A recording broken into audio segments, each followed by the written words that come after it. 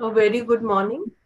On behalf of the Council of Architecture and its Training and Research Center, the academic unit, it gives me great pleasure to extend a very warm welcome to the chief guest of the program today, Dr. Rani Vedamuthu, former member of the Council of Architecture, a professor of architecture, and currently the head as the director of Mohammed Satak AJ Academy of Architecture. Eminent jury members, architect Akhtar Chauhan, architect Gayatri Khatau, and architect Harimohan Pillai. Professor Anirudh Paul, former principal of KRVIA Mumbai and a member of the Council of Architecture Awards Committee. Heads of schools of architecture, faculty, and students in schools of architecture, and most of all, our dear participants of the program and all the esteemed guests. A very warm welcome to all once again to the fourth jury in the 2022 cycle of the COA Awards for Excellence in Architectural Thesis program. In the cycle this year, we have completed 3 juries, and today we are on the fourth, and tomorrow is the last one, which is the Zone 5 jury. On completion of the jury today, the eminent panel of jurors will select the best participant in each category, and then these two would represent Zone 4 at the final jury. The final jury will be conducted in the offline mode in Chennai in the second fortnight of March, and we will be able to share more details about the same with all of you. One area of interest to everybody is that when would the results be declared? Please bear with us. Once all the 5 juries are done, we will be declaring the winners of each jury on the formal platform of the Council of Architecture website, and would also circulate on social media and write to all of you. The 2 winners from each zone would be invited to the Chennai jury to present their work and represent their zone. The jury today will be conducted by Professor Anirudh Paul, and I will now invite Professor Anirudh to please identify and announce the code number of the first presenter of the day. Anirudh, sir, over to you. Yeah. Good morning to all.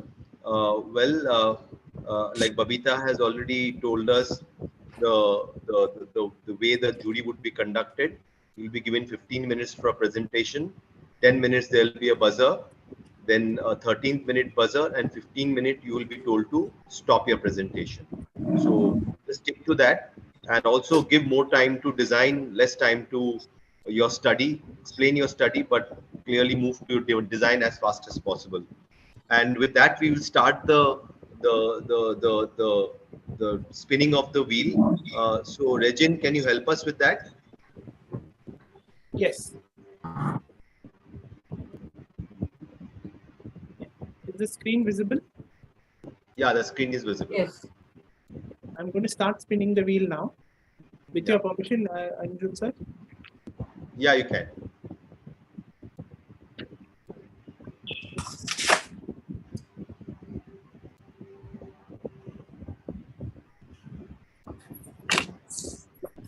Regin, it's 4. Is it 4? It's the number 4. It's the number 4. Okay.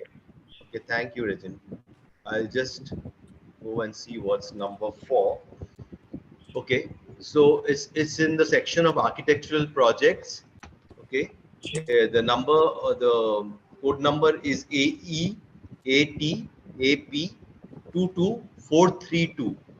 The title is Airport as Inhabitat Architecture.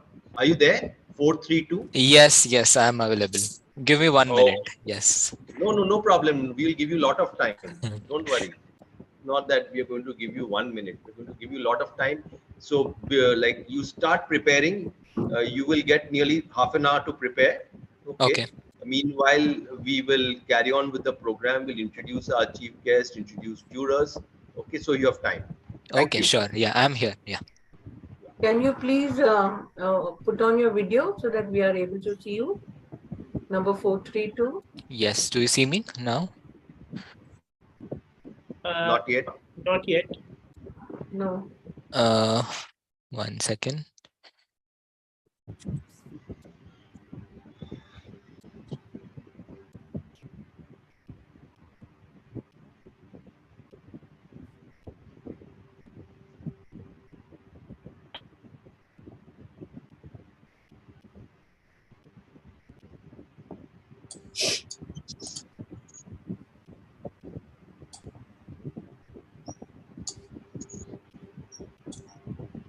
Now, No, really.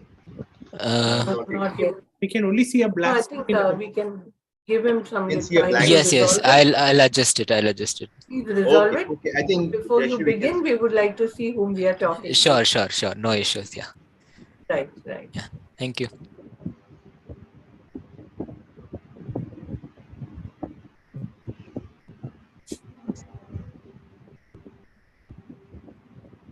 This picking up of the slip is a small formality that we generally complete in the beginning so that every participant who presents the work today will have approximately 30 minutes to prepare himself or herself before going online. Anirudh, would you like to take over? Okay, thank you. Okay, so what we do, we begin with the inviting the chief guest and also introducing the chief guest. Already Jayashree has given a brief introduction, but I'll give a detailed introduction. So we have Professor Rani Vedmattu with us. She heads the MD Sathak AJ Academy of Architecture, Chennai as director presently. She had formerly headed the School of Planning, Architecture and Planning in the Anna University as the Dean and headed Anna University as the Registrar. She was nominated by the state government of Tamil Nadu to the Council of Architecture, an executive committee member of the Council of Architecture, New Delhi from 2015 to 2021.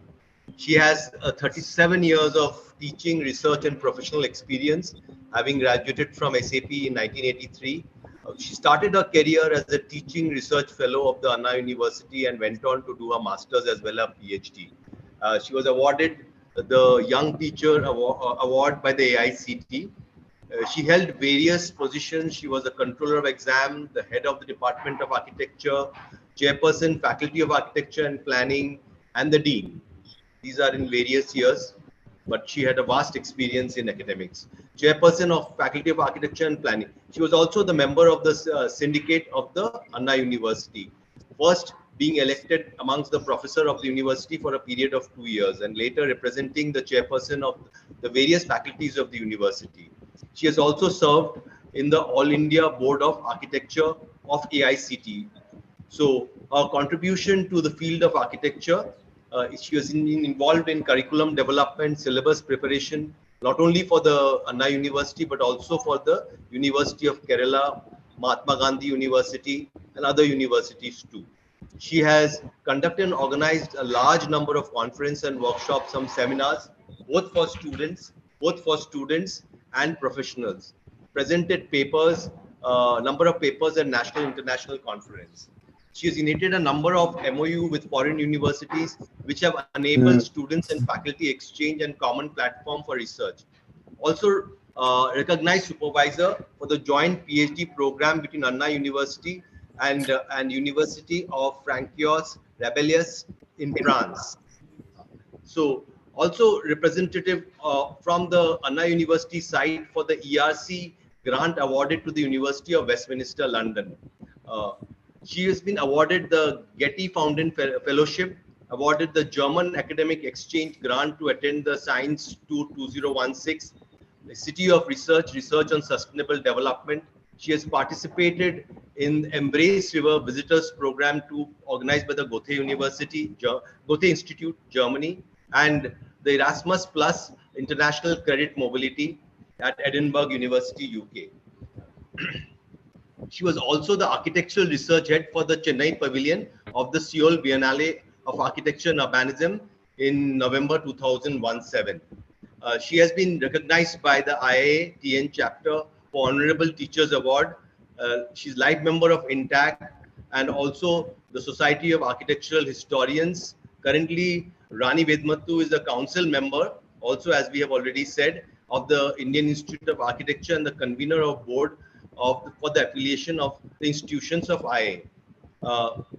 She has 12 scholars have attained PhD degrees under her, and 3 scholars are working under her supervision. She has also a number of consultancy projects to her credit. We welcome Rani Vedmattu. Also with that, we welcome Rani Vedmattu and also ask her to address the audience. Rani? Yeah, thank you, Aniruddha. Yeah. So very good morning to all of you, the esteemed members of the jury, as well as the young students, who are going, or rather young architects who are going to do their presentations today. So I'm very glad to be part of this occasion, the Zone 4 round for the Council for the COA National Awards for Excellence in Architectural Thesis and the JKIR Best Architecture Student of the Year 2022. My thanks to Architect Habib Khan, President, and the Council members of the COA, Registrar Shri R.K. Oberoi, and Architect Professor Jayashree Deshpande, Director, TRC Pune, for giving me this opportunity to preside and to be part of this zonal round. These awards are to recognize the outstanding graduate theses, which all you shortlisted young architects, I'm sure, have put forth the very best as a culmination of the learning that you have gone through the 5 years of training to be a young architect. The last couple of years for you indeed have been most challenging, and I'm sure you have pushed boundaries and moved out of your comfort zones to deliver a good thesis project.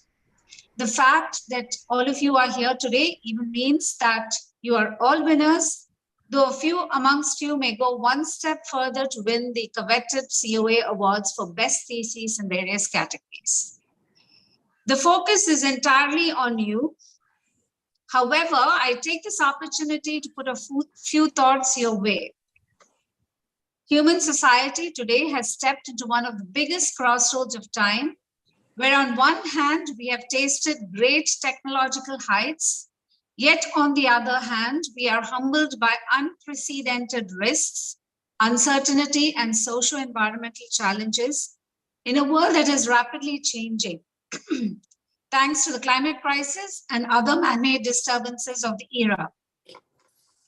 We have persevered through very trying times, and now we are at what we call a new normal, a world that is ridden with global warming, pandemics, natural disasters, and social unrest as well. It is time for us to reassess every part, every step of the human journey, to reimagine how we think and do things in this world. As the young citizens of the world, you have entered your professions with no clean sheets or handouts or prescribed formats. There are no ready-made solutions or answers because some of the questions or many of the questions are not even out yet. Yes, these are troubled but exciting times filled with new possibilities and challenges for all of you. This applies not just to you, but also to all other counterparts from various disciplines across the world.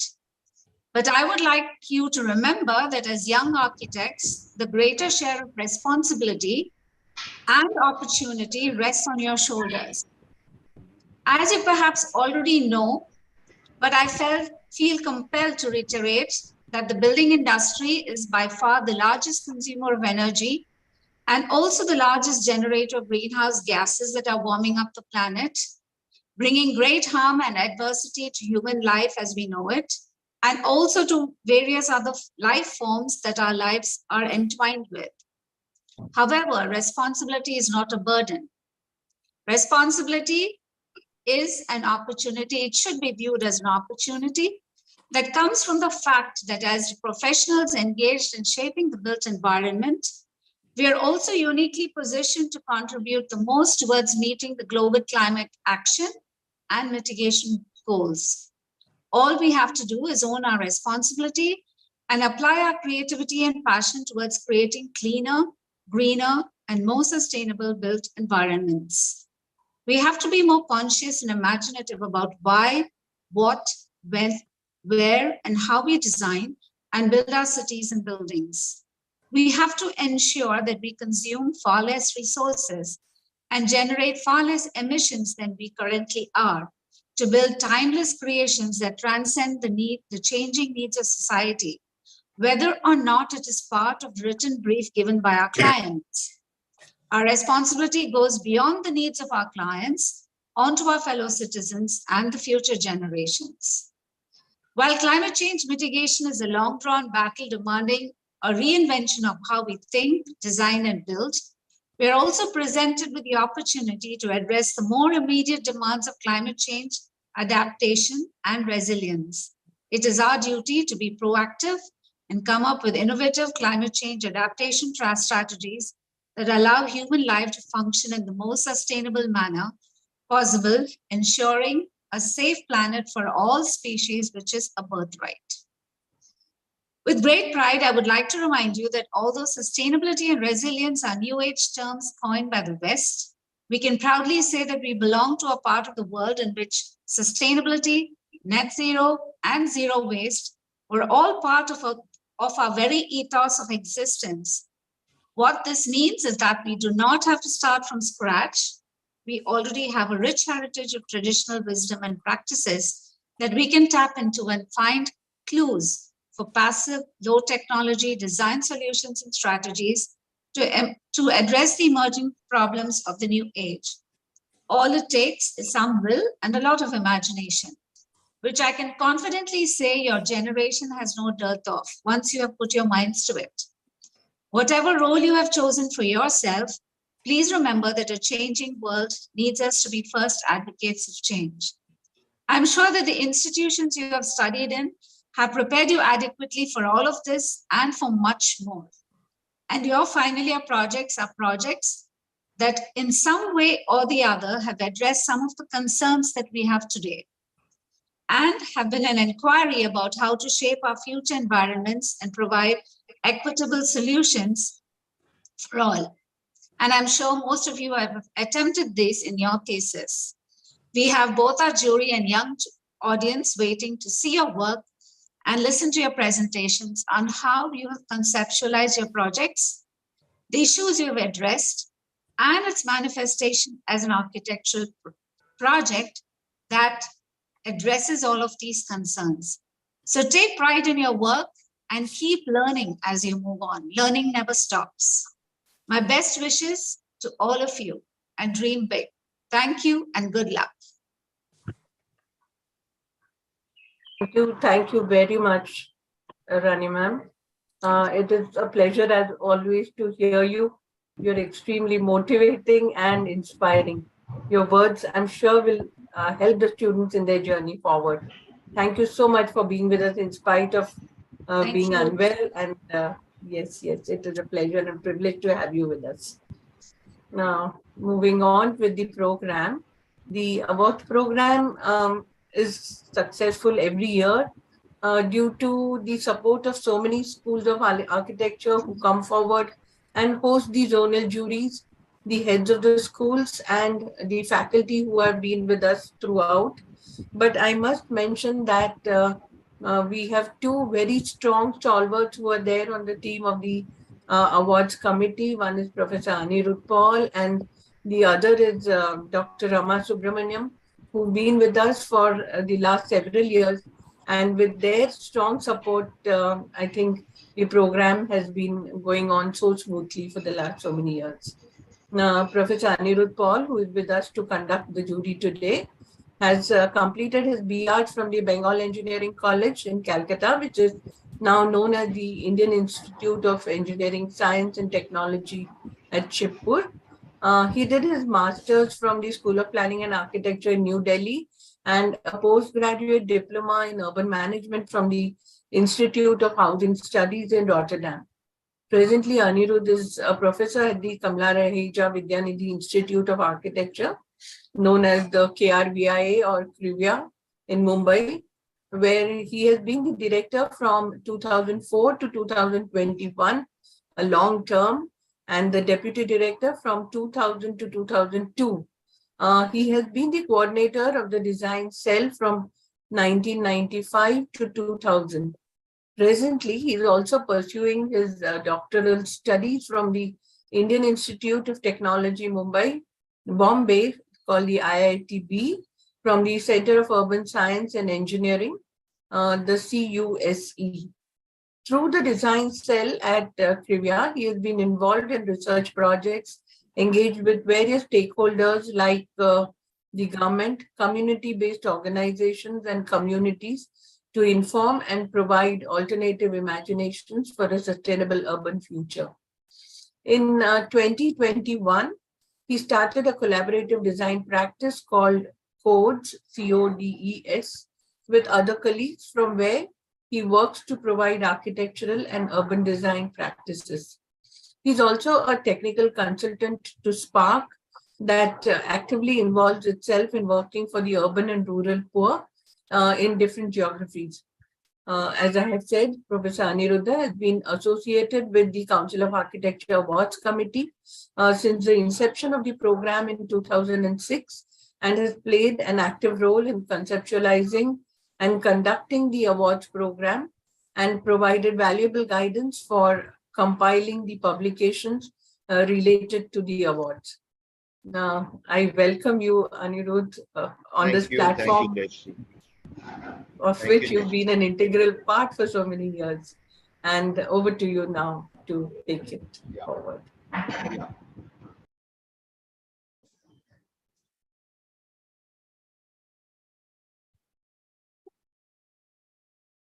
Okay, so again, some work going on in the office as well.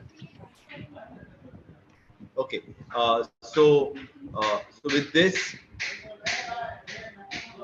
stop. They have to stop, and I said they have to stop. Okay, so for the introduction of the awards committee member, that has been done. So now the introduction also to the host college principal, which is a very important aspect. We thank the host college for actually hosting this event, and being with us.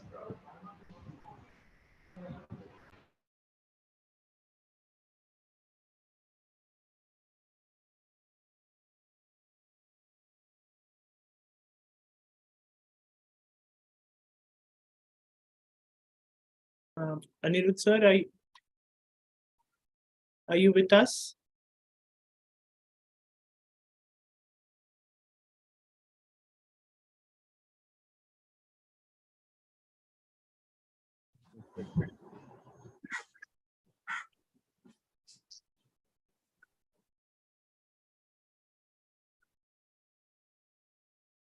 Anirudh sir is having some issue with the audio, so we can move ahead. He will join us in just a few minutes. I welcome and invite Dr. Shaila Bantanur, the director of the post-school BMS School of Architecture, Yelahanka, to please introduce the school and the team to all of us. Okay. First of all, I would like to thank President Council of Architecture Habib Khan for giving us an opportunity, and even thanks to Jayashree ma'am for giving this as an opportunity for the school to host this COA National Awards for Excellence in Architectural Thesis 2022. And this is the first time we are hosting this program. We are all excited to have this session, and then I wish all the students and then the team best of luck for the session for today. And also I would like to welcome chief guest of the program, Dr. Rani Vedmutta, and the jury members of the day, architect Akhtar Chauhan, architect Gayatri Katau, and architect Harimohan Pillai, and Anirudh Paul for all its support. And yes, it's a great opportunity for us to introduce our school at this platform. So basically, I'm Dr. Shaila Bantanur, Director, BMS School of Architecture, Yelahanka, Bangalore. This is a part of BMS Educational Trust, which is the first in the country to establish a private engineering college in 1946, and continued its legacy by establishing 10 more technical and non-technical institutions. The history of BMS institutions dates back to the year 1946, with the stated vision promoting prosperity of mankind by augmenting human resource capital through quality education and training. Late Sri B.M. Srinivasaya, philanthropist and visionary, realized the importance of technical education in the country and was conferred the title Dharma Prakashak Rajakarya Prashaksa by Maharaja of Mysore for his immense service in the education sector. The BMS Educational Trust made a lateral move in starting BMS School of Architecture, an independent school in architecture in 2010. BMSSA is the 8th institution under the BMS Educational Trust and affiliated to Visvesvaraya Technological University, Belgavi, and approved by Council of Architecture, New Delhi. The school offers graduate program, that is BArch, with a 120 intake, and postgraduate program, that is in urban design, with an intake of 20, which started in the year 2016. And we also have a PhD program, which is affiliated to VTU and started in the year 2014 as a PhD program. It is located in the amidst a green campus in Yelahanka, Bangalore. The school is distinguished by the unique learning environment with a dedicated faculty and staff members, state-of-art infrastructure, eminent and identified learning resources, industry tie-ups, study tours, and productive collaborations. We have a lot of collaborations which do focus on different themes. For example, Baha'i Academy, Karnataka Janapad Parishad, Disha Charitable Trust, who focuses on human values, sports, cultural enrichment, and the tours. With respect to sustainability, we had a collaboration with Center for Green Building Materials, that is CGBMT, Repair Cafe Bangalore Foundation, and Center for Environment Concern and ZAMEC Network, which is a Zero Energy Mass Custom Network at a global level. We have a software training sessions, which is again collaborated with Medini Autodesk and Indian Institute of Remote Sensing, IIRS, Dehradun. We have a lot of collaborations even with the schools, industries, and academics, and in terms of research. That is Isola Technique Superior de Architecture de Barcelona, that is ITSAP, and also Indian Institute of Architects. And recently we signed MOU with SPA Vijayawada and Unnat Bharat Abhiyan and INTAC as a part of academics and then the research collaborations.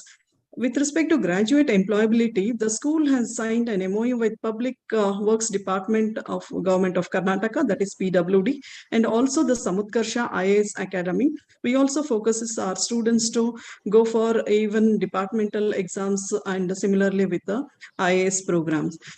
The faculty at BMS School of Architecture are well experienced and specialized in various streams of architecture courses such as landscape, urban design, housing, urban planning, interior design, and even product design. They lead the students and motivate them as per their skills and interest. A distinctive component of the school are its workshops and guest lectures through which the students are allowed to dabble the different parameters in design and update themselves on the current affairs in the world of architecture. Under the able guidance of esteemed members, the Board of Governance, the BMS School of Architecture has been established as one of the prestigious architecture schools of Karnataka in the short span of a time by incorporating strategies inspired by the vision of the school. BMS School of Architecture alumni are now part of established national and international architectural practices or running successful entrepreneurial practices of their own. Many BMSSA alumni are pursuing higher education degrees from the elite international educational institutions. By encouraging research through the separate budgetary allocation, many faculty members have engaged in professional development through participation in various faculty development programs, conferences, and workshops, and publishing papers in their respective streams. For the environment-friendly campus, various initiatives have been taken like reduction of the waste generation through Maru Rupa, that is the act of reuse. Generated waste is channelized through segregated for reuse.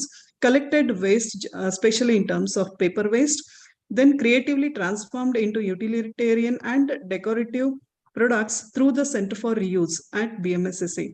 The students and staff faculty both practice and both promote sustainable measures through various events. I'm proud to inform that the institution is accredited by NAAC with B++ grade, scoring CGPA of 2.86 points on a 4-point scale.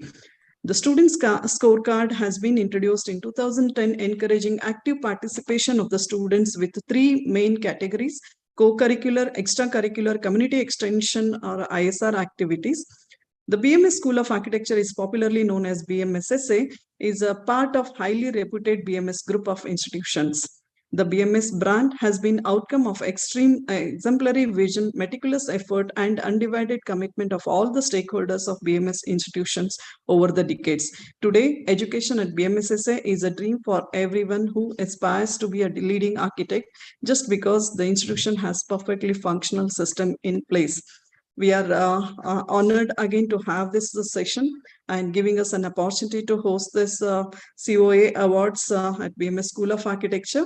And we have two team members, Professor Ranjan Cherian, who is will be coordinating this team along with architect Babita Mohammed. So they will be helping this entire event, and I wish all the students who will be showcasing their expertise, and almost they are going to be in market in another 6 months of time. I wish them all the best. Thank you.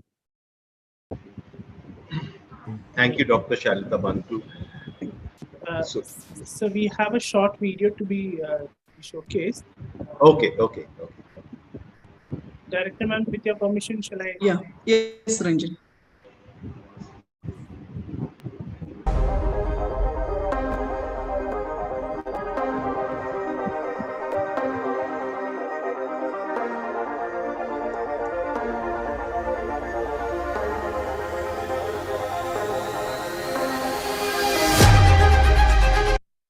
Is the video clear? Yes. Yeah. It is clear.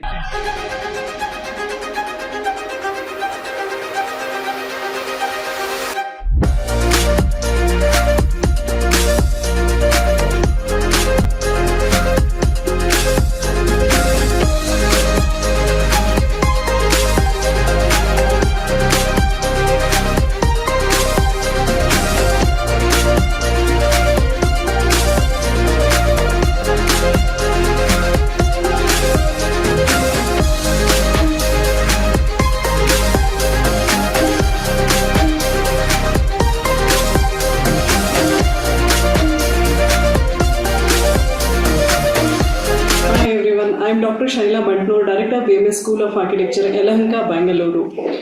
The campus is a lush green campus with an intake of 120 in UG program and MR program in urban design, and also we have a PhD program which is affiliated to VTU. The school is situated in Yelahanka and it is affiliated with COA, Council of Architecture, and VTU, Belgavi, and also the UGC, and all affiliation is as per the Government of Karnataka and Government of India. We do follow. If you see the faculty profile, we have faculties from various different expertise and different schools from the renowned institutions like IITs, SPAs, and even NITs. The students do get exposed to a lot of fields like curriculums, co-curricular and extracurricular activities. Especially the sports is also promoted, and even the culturals are also emphasized more here.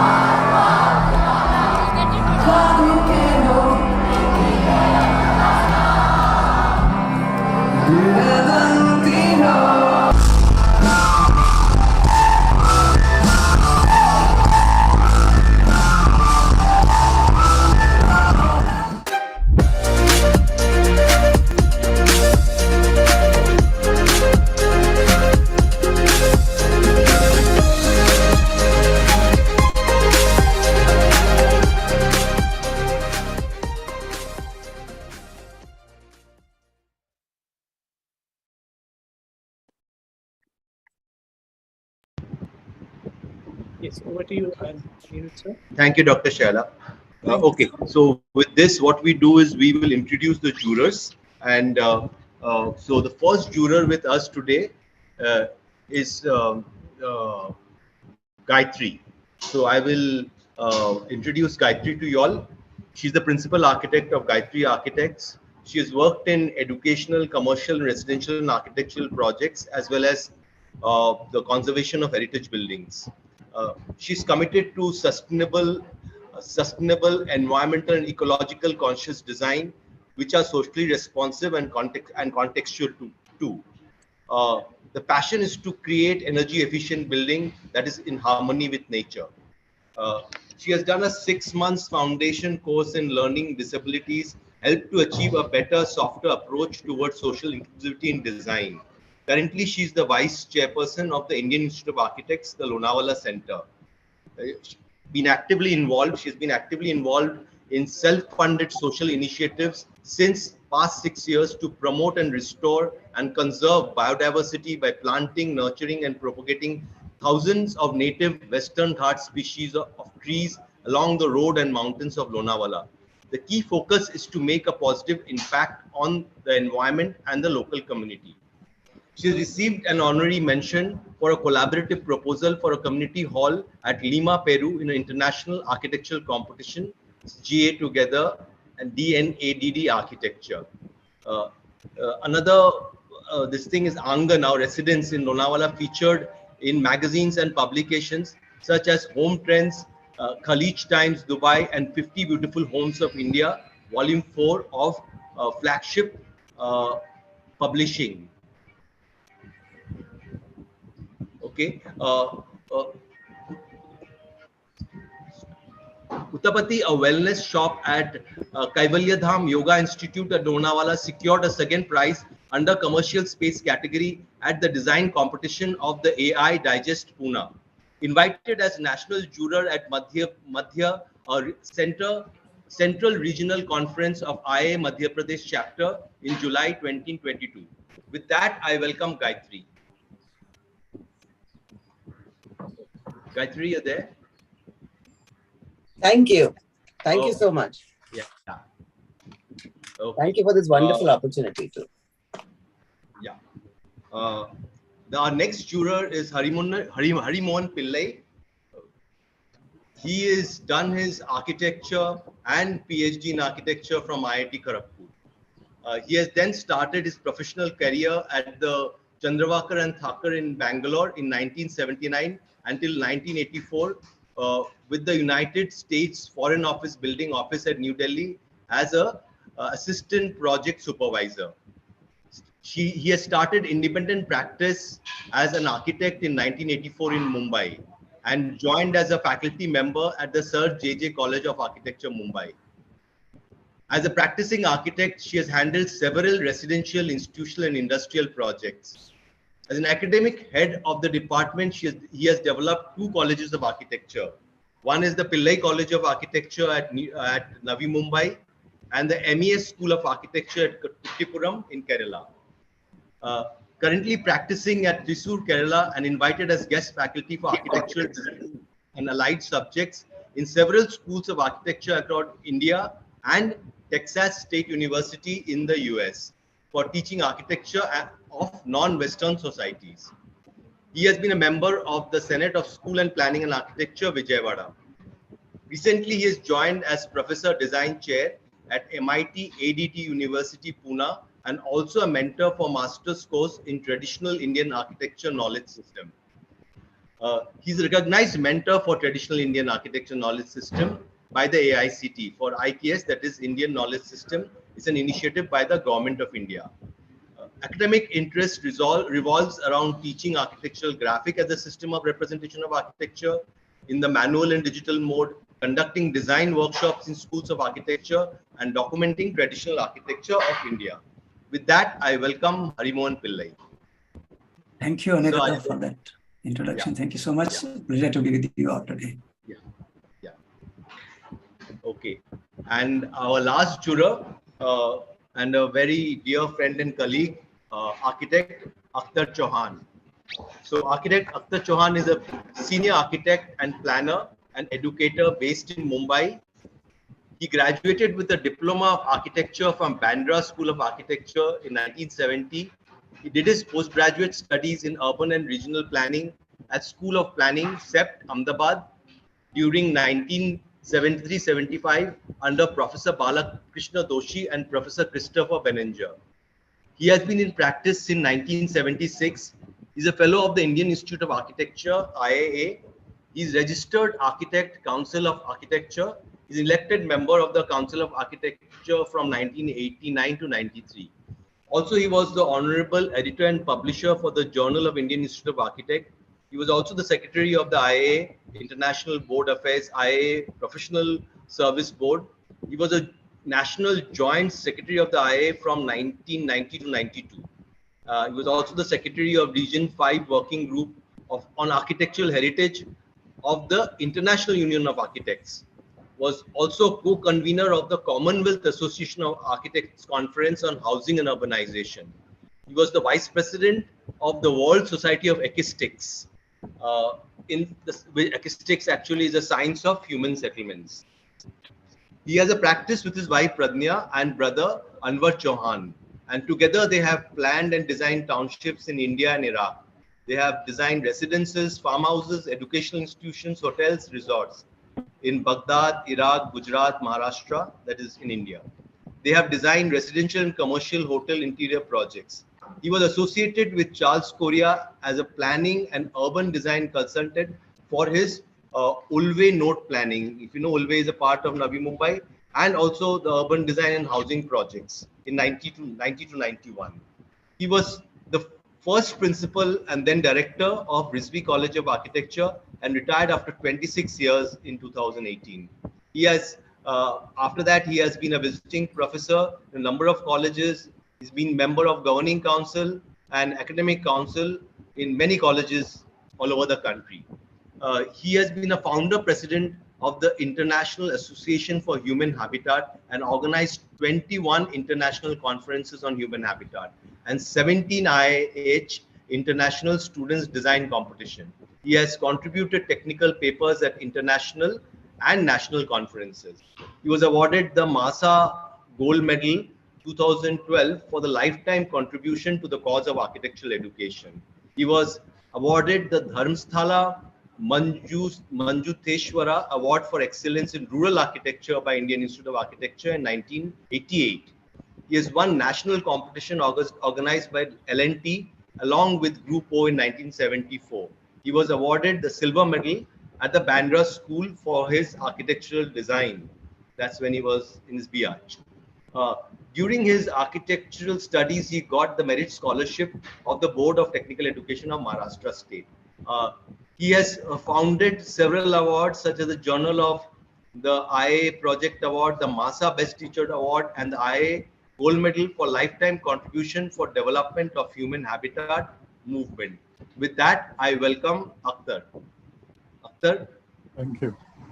Thank you so much. Yeah. Okay. With that, we will start the jury. But before we start the jury, we start also with we again spin the wheel to select the next participant. Regin? Yeah. Sir, can you see my screen? Can you see the Regin, there are 5 things. Now I think you have to remove 4 from that wheel. Because 4 is already selected. Right.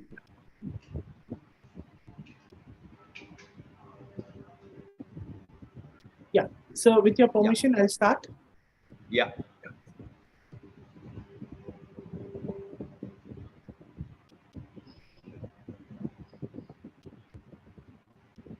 So the number is 2. Okay. I'll just announce the second. Okay. The second, again in architectural projects, is AEATA P22413. It's called Journey Through the Lost Glory. 413, are you there? Yes, I'm here. Okay. So 413, while you get ready, we will start with 432. Airport as in habitat architecture. 432. Yes, I'm here. Can you see me? Yeah, now we can see you. Yes, Yeah. yes. Okay, Regin, can you have the presentation? Yes. All the best to all the participants.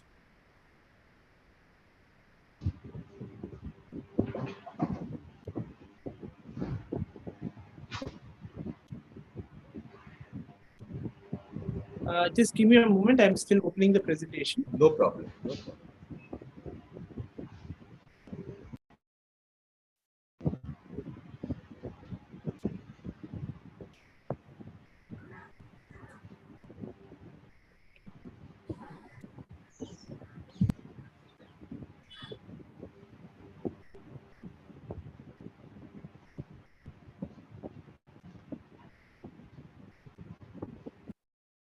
Yeah, Anirudh sir, can you confirm if Yeah, you we can see the please go to the presentation mode, Regin.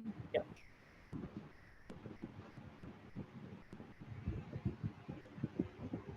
Is it visible? Yeah, it's visible. 432. You can start now. Yes. So Yeah. So just 1 second. Can you see Yeah. the timer at the lower left corner? yes, I can. Yeah. So as soon as we reach 10 minutes, we'll give you a warning over the voice. Okay. And then after 13 minutes and 15th minute, we'll stop. Okay. Sure. Yes. Okay. You can Yeah. start now. 432. Just start the Yes. time now. Start the time now. Regin, start Yes. the time now. Good morning, everybody. Good morning, panel. So my thesis was on an airport as inhabited architecture. So the name itself says that I was looking for design of an airport which is much more inhabited to the place where it belongs to.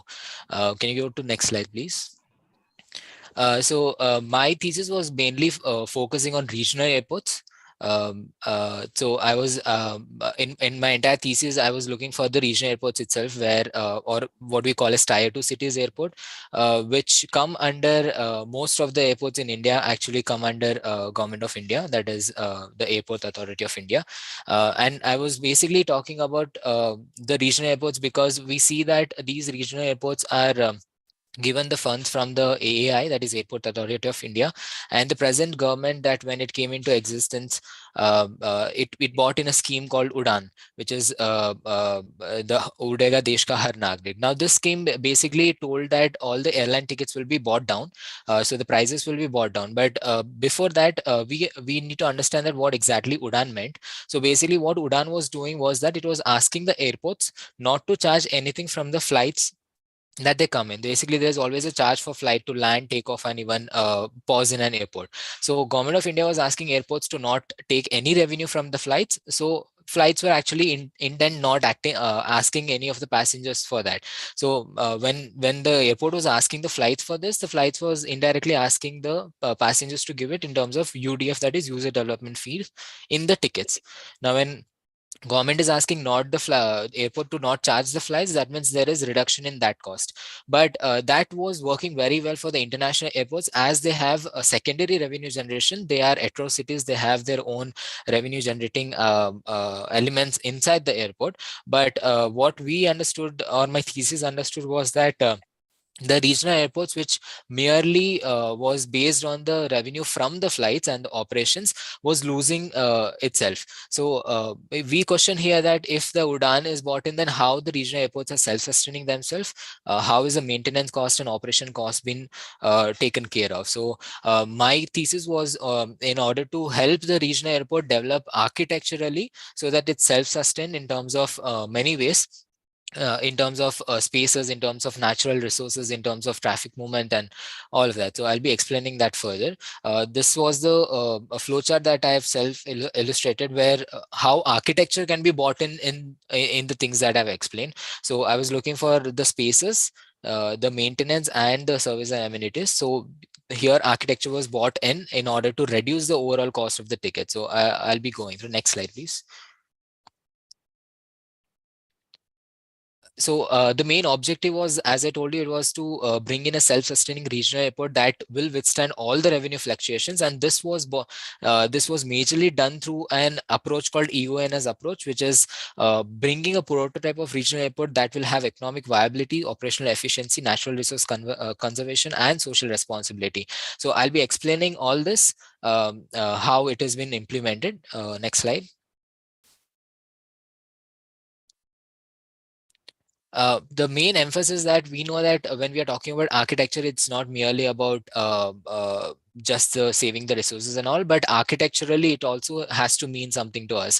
So the project emphasis was on creating an airport that also uses innovation in materials, daylighting, and natural resources. At the same time, it also had a cultural emphasis. Now, cultural emphasis came into picture because we know that most of the regional airports in India, they represent some of the other culture because they're belonging to a tier 2 city. For example, I was going to design for Mysore, but current Mysore airport, if you see, it has no connection to the culture or the rich tradition of the Mysore. So my question was that when we are designing regional airports, why don't we also bring in cultural influence? They have such a great cultural existence to the region, so why not the culture needs to be reflected in architecture? So the entire inhabited architecture came into picture when we are talking about an airport that belongs to that place only and it cannot be put anywhere else. So these were two emphasis, and of course aesthetics and other thing are inherited in that. Next slide, please. The theoretical premise revolves in two things. One is high-tech architecture and functionalism in architecture. So high-tech architecture is basically, you can go to the next slide. I'll explain that. Yes. So I'm using a high-tech architecture here. By using the high-tech architecture means I'm exposing the services and other things, which itself was giving me transparency in design. So we are reducing cost also there in order to hide them.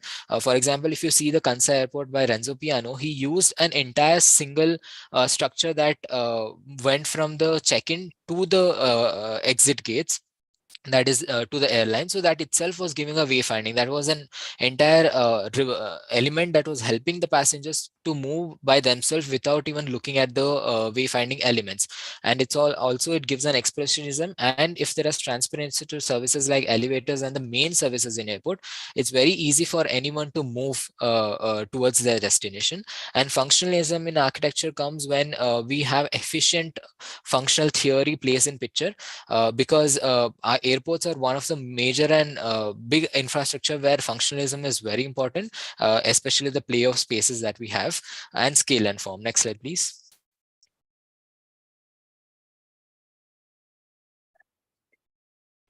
This is where my study starts. So the criteria study, as I told you, it revolves under, I wanted to bring the cost, culture, and climate. So how I did was that I brought in high-tech architecture, wayfinding, and sustainability. So high-tech architecture was giving the expressionism, that is, I told you, transparency to the entire airport, the elements and all. And this transparency was brought through the structural elements that were there. And in then, these structural elements had to reflect the culture. As we see in history, historically, we have a lot of structure that which bring in the context through the structure. So I wanted to bring in the contextual influence through the structural elements in the airport, and the same were helping me to do the wayfinding. So structure itself, I wanted the airport where structure itself helps the people to guide through the spaces. And the secondary wayfinding is always the signboards and other pavements. In terms of sustainability, if sorry, it was always about the innovation in materials, the generation of energy and other thing, and also how airports can use the shared spaces inside. So we see that there are a lot of space that goes wastage, because not every space of airport has the same occupancy rate at the same time. So my study was to reflect that how spaces can be optimally bought in only for that particular function. Can you go in next slide, please? So these were very preliminary design studies. I would just go in a brief where the Mysore airport right now, it is situated in Mandakali, which is a small settlement that you see in the northern side of the runway. And on the right hand side of the runway, we have the national highway going, and on the left hand side, we have the rail transfer, that is railway line. So the boundary of the airport has all the transportation that are going. So my site was already on a potential to bring in a multimodal transport, and that's what one of the major thing my master plan would have, that bringing the road, rail, and the airport air transport together for the entire city and grow it in a bigger space. And these were the initial observations that were made. Can you go in the next slide, please? So most of the standards were already given. So right now the Mysore airport is around 3,500 square meter of terminal area is there, but the DPR is ready for converting into a 10,000 square meter of area. And for the same, I did the study. So government has already set standards and norms that how much we are going to expand it. So this study was bought in using many of the standards of airport. One of them was International Council of Aviation. So using that, we bought in standards, and can you go to the next slide, please? For each function, there was standards given, and the entire usage of space came up to the same thing that government has proposed. So my entire area was, my terminal was focused to design 10,000 meter square of terminal. Next slide, please. So usually what we see in the program is that most of the terminals have multi-level, or everything lies on single level. So multi-level, what way happens is both the functions happen in different level, and we are generally lost in what exactly is going, and there are a lot of services that need to be there. And if it's in a single level, then of course both arrival and departure happen in same level. So of course there is a mix-up of other thing. So next slide. So my detailed program was into bought in a place where wayfinding is very easy. So I bought in a system of mezzanine floors, where even if I'm standing in my general concourse, visually I'm already connected to my aircraft and the gate lounge and through all the spaces. So basically mezzanine floors were helping me to visually connect from my first point to the last point, and that's why I bought in the concept of mezzanine floor, and the entire airport revolved around that. Next slide. Participant, you have Yes. 5 more minutes. Yeah, sure. Yeah, next.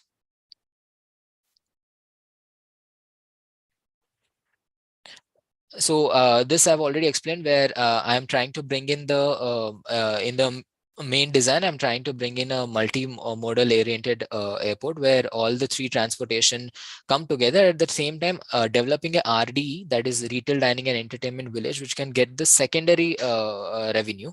But my main focus was on the airport terminal, which will be going now. Yes, next slide, please. So in the airport terminal, I was first of all looking at the play of scale. So what usually happens is that we have one single roof throughout the airport. So whether it's a regional airport or an international airport, we just see one single roof everywhere. But my contradictory was that we can have a varying scale for different functions of the airport, from concourse up till security and till the gates. So that's what the conceptual sketch reflects, that having varying scales for how much ever occupancy of that function is there. Next. And bringing the cultural influence, we know that Mysore is an culturally rich capital. So I bought in festival, textile and paintings, and wanted to get into the architecture. So festival, I took the path of the festival that takes through the Banimara and through the palace, and wanted to reflect that onto the airport structure, the wayfinding itself. And sericulture, we know that through textile, silk, we know that it's one of the important thing. So I was going to have an innovation in material with silk fabric plus glass sheet use, which is innovation in material, and paintings for wayfinding again. Next. From the local architecture, from Mysore Palace and Lalit Mahal Palace, we see that courtyards are used as pause spaces in both of them, and major long space or high spaces are divided using, they are scaled down using their facade. So even if you see in elevation and these sketches, we see how these palaces have been using courtyards for pause space and for movement circulation, and also for stack effect and ventilation. The same thing was to be put in the airport. Next. So these were some inferences from there. Next. So again, the same thing. One roof concept is something that, as I already told you, most airports have one roof concept, but I wanted something where different areas or spaces have different functions. Next, so that it's easy for wayfinding. Next, yeah, next. So this was preliminary design where, so this I already explained where mezzanine floors were coming, and this is how I was distributing the spaces. Next. So these were the conceptual sketches of starting of my plan, where you see that I didn't want, so generally what happens in airport is that when you enter, you're completely disconnected from the outside world. But I wanted an airport where one person can still correlate to the outside world. Yeah, sure. So if you see the airport plan for both the levels, departure and arrival, you see it's open out airport where everything, each and every function is has a correlation with the outside world, and it's not just a shell of roof. Next. At the same time, can you go to next slide? I'll be explaining that.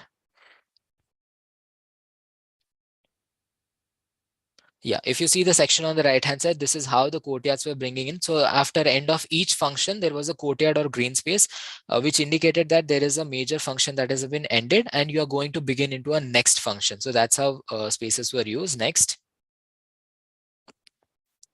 This is preliminary master plan. Next. Where I was looking for a central spine which will connect all the functions together. So I have National Highway on one hand and I have the railway on the other hand, and entire terminal activities happen along with the retail and dining. Next. This is a final master plan. So it was it fit in the nature, and the airport was slowly revealed through the space. Next.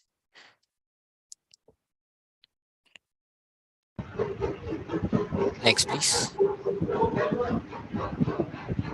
Next. Yeah, this was the final plan where outside nature was connected. Next. In the roof form, I wanted to bring in the elements from the palace itself. So we know that it is a combination of straight and curves. The same thing was reflected on the roof form. Next. So this was the roof form that was being produced. So this is the final elevational scale model that is there. This is how the airport was looking with all the courtyards and the ventilation.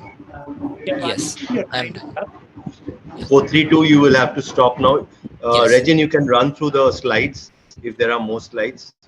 And 432, we can come back to this presentation. If the jurors ask questions, we will surely come back to your presentation. Otherwise, Regin, you can run through the slides if you want. Sure.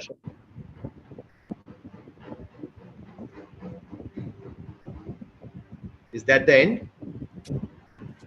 No, I'm yes, this is the end. Okay, thank you. So over to the jurors. So jurors have 15 minutes to respond. Okay, any one of you, Akhtar, Harimohan, or Gayatri, any one of you can start. We'll start with Gayatri ma'am. We'll start with Gayatri ma'am, followed by Harimohan sir, and then Akhtar sir. Is that okay? Okay, it's up to them. Anyone can start, so we will follow. We'll give them a chance to start first again next time. So doesn't matter. Whoever wants to start can start.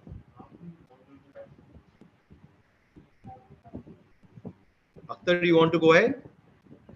My question about taking inspiration from the local architecture, which is in a traditional mode, using load-bearing constructions and a system of walls and domes. You have fused it with the other end of it, the high-end architecture with international references. And how do you feel confident that it is possible to be rooted and at the same time be innovative?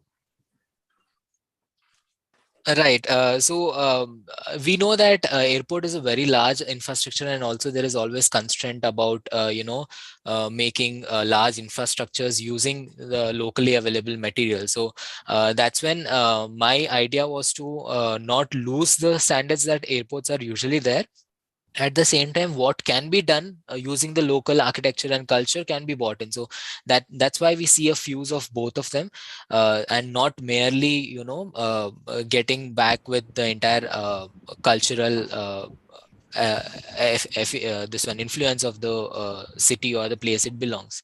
And that's why the fusion came in, and that was a whole point that I wanted to keep, that um, architecture can belong to the place, even in the structures like airport. We don't have to just create a mere shell and leave it off, for which can be put in anywhere, any part of the world. I found it interesting that fact that apart from your concern for the forms, you integrated with a strategy for managing use of natural light and relationship to the surrounding landscape through courtyards. So this was a very kind of a creative step in your process, which led to the final design. Sometimes in international airports we can't do this, but when we can do for regional airports, when it has lesser security concerns, I think we can always put forward this for the regional airports, and that's why I choose to do that. Well, to continue with this argument which Professor Dr. Chauhan raised, did you do any comparative analysis of how much you have saved by doing this kind of design compared to the conventional way of building? So because that will become a very deciding factor to think in terms of using your kind of method for designing regional airports, the cost factor. Right. Have you done any analysis? No, sir. I'm yet to do it. So my next step was to bringing all this into a platform of BIM and other thing, where we can actually calculate how much we are reducing on the mechanical loads or even the lighting loads and all that. So I haven't done as far as. Please do it. Then you will be able to promote yourself as a new generation designer. Yeah. Okay? In fact, I work for a BIM now, so I can do it easily. Thank you. Yeah. Yes, I agree. I mean, it's very interesting, the study and how you have tried to create a sense of belonging by bringing in the culture of the place, and your volumetric composition, which is a takeoff, your no frills method, obviously, with a conscious effort to bring down the cost, perhaps. I mean, that may have been the reason, is what I understand. Yes. But you could have probably highlighted a little more, and now you just said it, that you would. Of course, we need technology also, because technology will bring down the cost. Right. Now, in terms of time of building this airport, if you could have given a thought, have you given a thought of how this construction methodology would help you? Because that is also very critical. When you bring in the materials, if a little more attention was given to that, you could have, I think you simplified there, but some way of highlighting that, perhaps. Have you given it a thought? Not actually, no. I mean, I've given a thought on future expansions. That's why everything was left open, so that airport still it can culturally grow, how our palaces and other things grow. But the initial construction and all that, yes, I didn't think of it. Okay. You spoke about sustainability, but is there any mention of how you achieved that? I mean, in terms of generation, I think you talked about generation of energy module.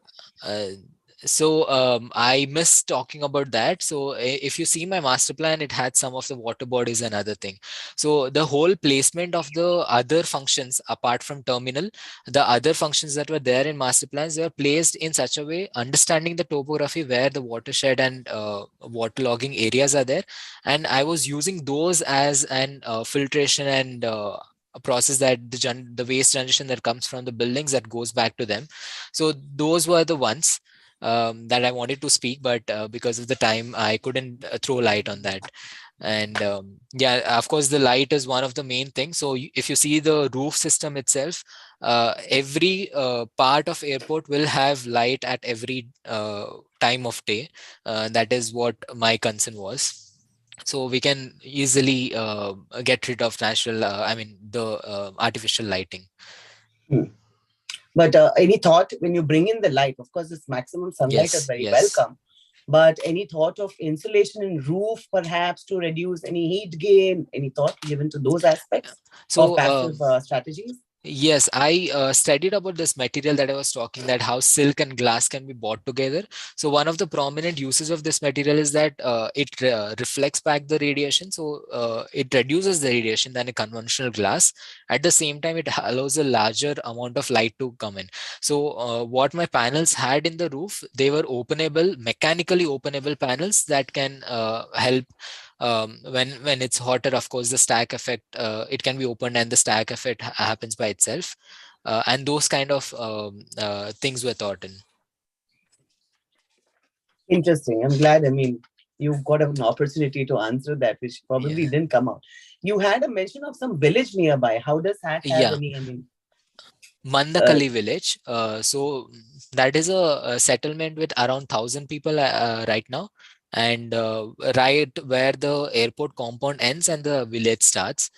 So usually people come there to, I mean, there's no direct contact with that village, but my whole plan was to create this as an atrocity so that even the revenue generation can happen for them as well. Most of them can get the jobs and other thing, because it's a very dislocated village from the city side. I mean, city is nearby, but still it is an independent on its own. So that was one thing, that developing a city will also help them. At the same time, not demolishing them. So everything was happening on the southern end to the terminal, and I didn't want to make any changes on the northern end. Interesting, very interesting. I like how you try to incorporate your study into few elements. Of course, one that could have been probably highlighted more would have been the use of material, perhaps. Right. But otherwise, overall, very interesting. Thank you. Thank you. Thank you, jurors. And thank you 432 for the presentation. Thank you so much. Okay.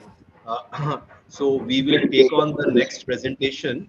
Okay. So, but before we start with 413, what we do is we again spin the wheel. Regin, you are ready with that wheel? Yeah. With your permission, sir, I'll start. Yeah, you can start.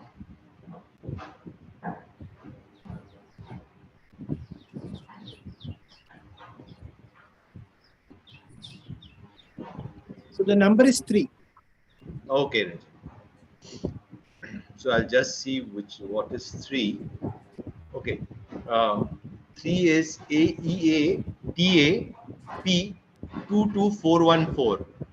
It's called Avarana. Are you there? 414? Yes, sir, I'm here. Oh, okay, just if you can,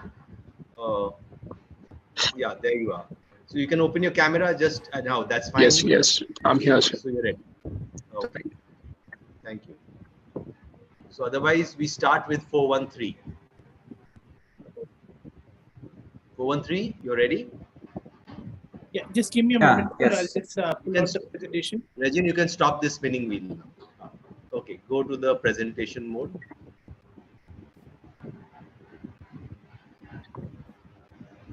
Are you there? Yeah, I'm here. Can you hear me? Okay. Yes, you're loud and clear. I'm going to start the timer. You can start. Yeah.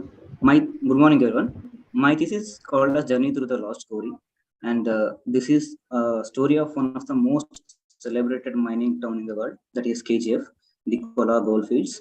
So KGF has an immense history on the gold production dated back to the 22nd century. And during the Britishers' rule at 1880, the gold extraction started, and it went till 2001, where the mining was closed due to the lack of available gold. So accountably, around 3,000 tons of gold has been extracted from this 8-kilometer patch of Kola goldfield. But right now, the entire Kola KGF is abandoned, and we can found the cyanide composed mound and cyanide composed rocks, just deposits around the KGF. And right now, they are like the shafts of the KGF are still existing, and right now it has a network of shafts which is spread across the KGF, around 25 of them, which is around 500 meters apart, which is shown in the red patch. And the gray one is the cyanide rock deposit, and also the orange one is the mounds. So next slide. So my site is in Champion Reef now, where it has 2 shafts, which is around 5 meters apart. So one of the shaft is called Gifford shaft, which is around the second deepest shaft after the Africa one, which is goes to around 10,000 feet. And the other one is Terran shaft, which go till around 3,000 feet. And in the northern side, the cyanide rock dumps are there. And also there are like few workshops and warehouses in the existing site. So next slide.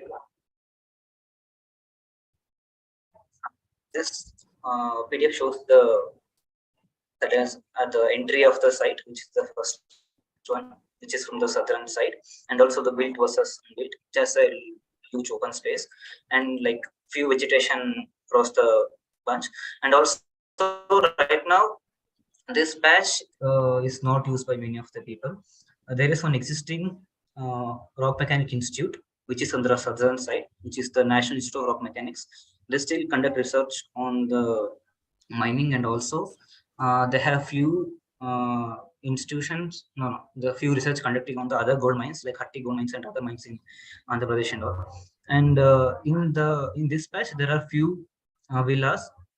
Few of them are occupied and few of them just abandoned, and there are few warehouse, workshops, and the storage units. And in the gray one is the cyanide rock deposit. So the next slide. So the main proposition of the thesis is to explore the tonic spaces and also questioning the possibility of the specializing the abandoned KGF mine zone. So this thesis celebrates the subterranean architecture and the idea of specializing the mining zone and making it usable again, so that the history of the KGF won't get sealed within the shaft. It can be also get to know to other people. So in this thesis, explore the solid and void, the volume and scale, and the underground spaces. So my main program will be the Mining Research Institute and museum. So this Mining Research Institute will be working with the existing NIRM for the research purpose, and museum will have the mining artifacts, few machineries, and the history of how the KGF got so popular around the world due to its mining extraction and also the gold production. And the main idea of the thesis is to interpret the identity of the KGF and everything. So the next slide. So coming to ideation, the main idea is to connect the story between these 2 shafts in an axis manner, and having the KGF interpretation of KGF at the center. So, and also having idea of going under the ground like a step well, and this having the light vertical shafts, which is shown in bottom diagrams. So these light vertical shafts will be there, and which creates the relationship within the sky. And also the KGF means in the underground mines, there'll be like a little less amount of light and also be more darkness. So the whole thesis will capture these kind of idea from the which is taken from the context, and then exploring here. So in this master plan, and also one more thing, the whole there is like existing mounts, and also one more approach is to create an enclosure within the site, having this landscape mounts, which is done by grass mounts, and also that will form an enclosure and gives narrow within the site. And this in this master plan, there are 2 entries. One is on the southern side, other one is on the right hand side. So one will give those 2 artifacts or the mining shafts, those headgate structures are like a marker for this whole site. So that will direct the users to the necessary place.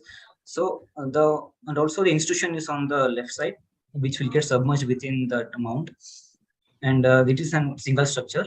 And in middle there will be a museum, and then the right side will be an entry for the experiential component.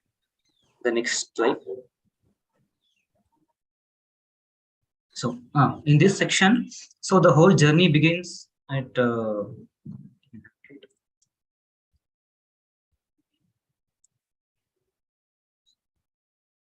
the whole journey begins at this point, where users will be entered from here, and they will go underground during the step well, and then there will be a series of light wells which will come, and they will enter to the center part, which is the museum, and there they will get dropped down, and then they'll spread across to other two shafts where they can go into. So one more thing is, in KGF there are like tunnels connecting the two shafts at every 30-meter level. So this is the 30-meter level where they'll get dropped, and then they'll spread it on towards both the shafts, and they'll be giving deck near that shafts. And these are the other two sections where below will be tunnel and upper, and above there will be the whole architectural space will be sitting. These are few views and installations. The next slide. Plan A is at the institution level. So for institution also, I'm using the same idea of having that light well and doing some tessellation so that you get porous of light towards the common spaces. And the institution will be made of two blocks, which means and the institution also this vertical shaft kind of thing, which is in spiral shape, which will go till down. And institution and above that, it will like a floating structure where people will just create some community spaces. And yeah. And plan B shows the underground plan where there will be, as soon as they enter from left side, there will be like gallery and few cafes, and at middle will be the museum part. So in the museum part, there is some vertical core which will run from top to bottom, which have all the services. So on either side, there will be two light wells, and there will be tessellation on all the sand walls. There will be having porous of light coming into the space. And in the institution, it is facing towards southern side. So having horizontal louvers on all three sides, and just to make for the passive lighting. So the next slide. This is the plan D, shows the plan at the 30-meter level, just underground. At 30-meter level, so once they get dropped at the center, they can move on both the sides. And there are few pockets of spaces which are carved within that tunnel. So it's like a dark spaces where people can have some small pavilion and all those things. So in plans, C shows again few part of the museum and few part of the expression component. And there are sections showing the section and elevation showing about the existing institution. Slide. In this one, it will show you visualization of the whole object and also section. So the whole in sectional axonometry, you can see the whole idea is to play with the volume and the void, solid and void and volume, so that it will be completely carved within the underground and having few vertical shafts, and also it will give a user an experience how it will be inside the mines, like few part will be darkness completely and few will be bright.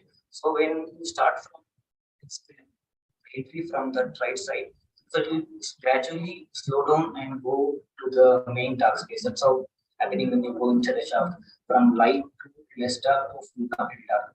That's how this will be carved.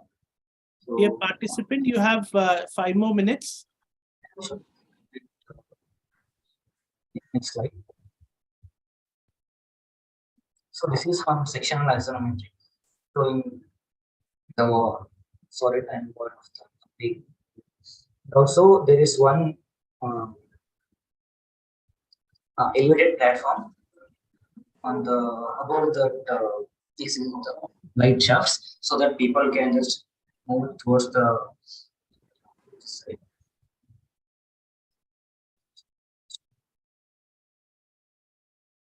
Yeah, this part, so that this will be like ascending towards.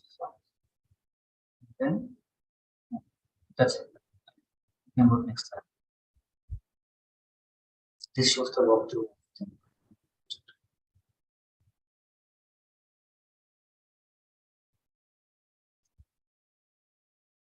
Yeah, it's not. It's not playing.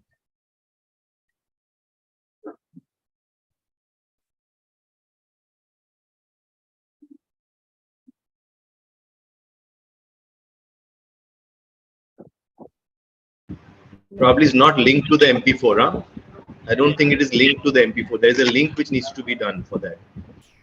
Is it getting the website? Just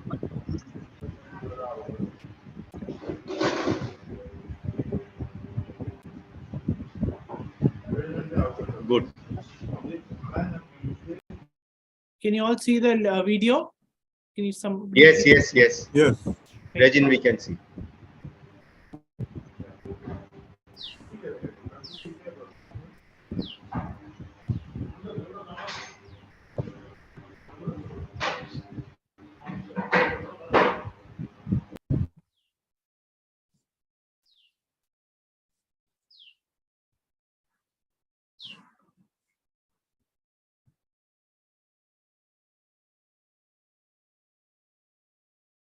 this is with it.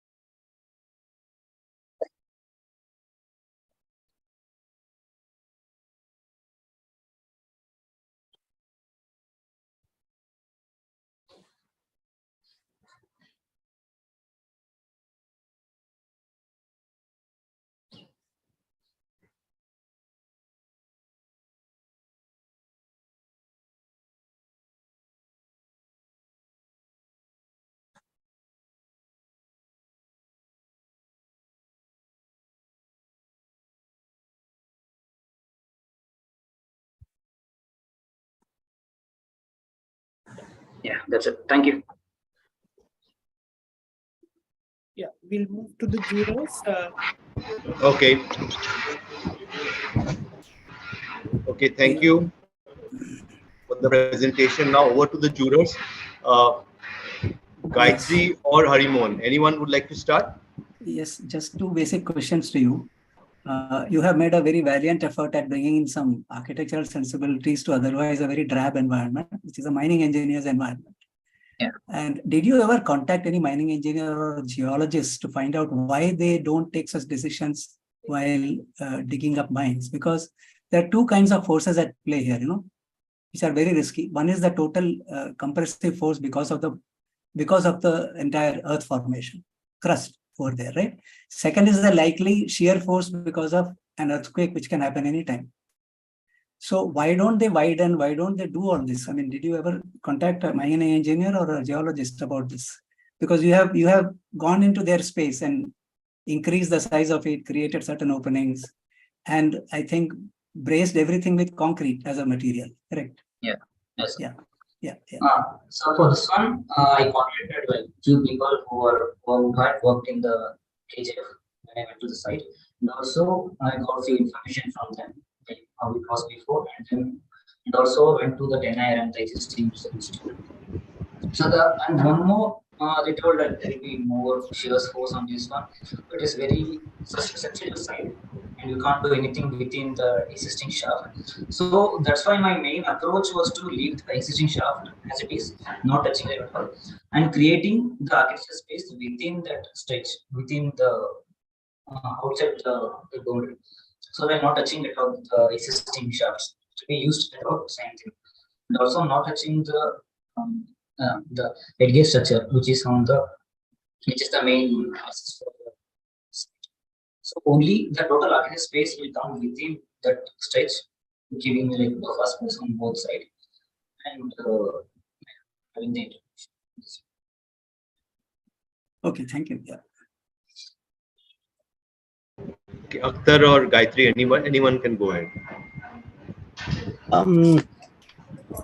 It's interesting that you try to take on this challenging project with opening out to the public to create a experience of our golden past.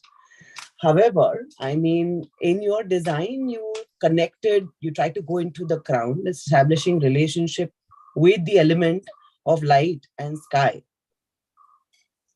But some thought where you think that along with your journey of trying to get balance with the lost glory, some element of trying to achieve a balance with the nature and the surrounding context. Did you try to highlight or work upon it? Because as I see it, if there is any mining remediation, which we are assuming that there have been scientific methods to remediate cyanide, which is highly toxic, we're not getting into that. But yes, I think the attempt should have been to understand the users. Perhaps, in my opinion, would have been, say, tourists or, say, environmentalists, or they could be like nature lovers, where you try to bring in and restore the flora and fauna as well. So did you give it some thought? Yes, ma'am. Right now, in the northern side, there are like few cyanide dumps, which is existing over there. So in my thesis, I'm proposing like continuing the existing mode, but having my own, doing some landscape. So which will form an enclosure within the site. So you can see in the master plan, there are like few mounds which is around the site. So that which is taken, it's like an extension from the existing cyanide mount. And also coming to cyanide mount, the research institute which will be working with the NIRM. So that basically do some research on these the hazardous which is lying on the site, and then trying to develop how we can reduce the cost of those things like that. So this institution will be working, making research on how to stop this contaminating of all this. Yeah, but a conscious effort in the design, rejuvenating these systems, perhaps because it's a natural pit which is already created through open mining. I mean, you have tried to create a built form inside, but an element of perhaps water or something, or, to revive an ecosystem.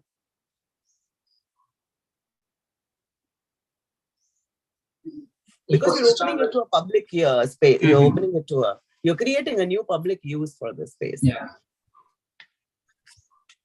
think the first only approach is to make those landscape mounts and painting. All right.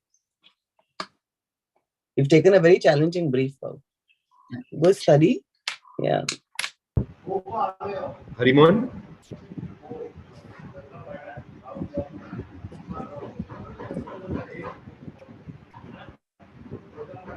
Akhtar, I think you will have to come in.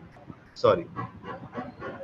Well, you've done wonderful drawings, but you could have also added a few sketches or views of the interior spaces, highlighting what display you are going to make and categorizing different spaces, interior spaces.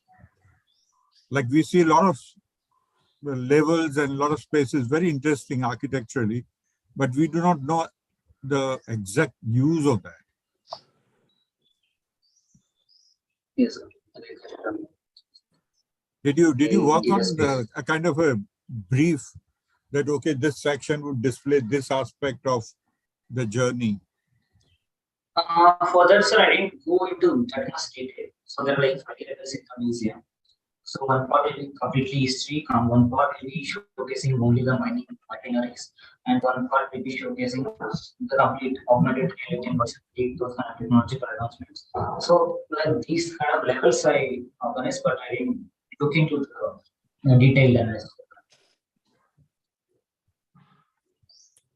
I think your audio is a little problematic. We are not able to hear properly. So right now? Yeah, it's better. Yeah. Like there are 5 levels in the museum right now.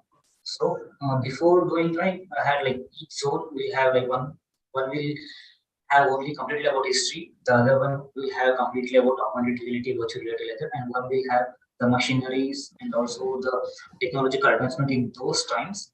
And few things like I just made a zoning kind of that, but I didn't go in detail of having how those can be incorporated in the interior design part. Thank you. you. Hari Mohan sir. No, I think yes, he has done.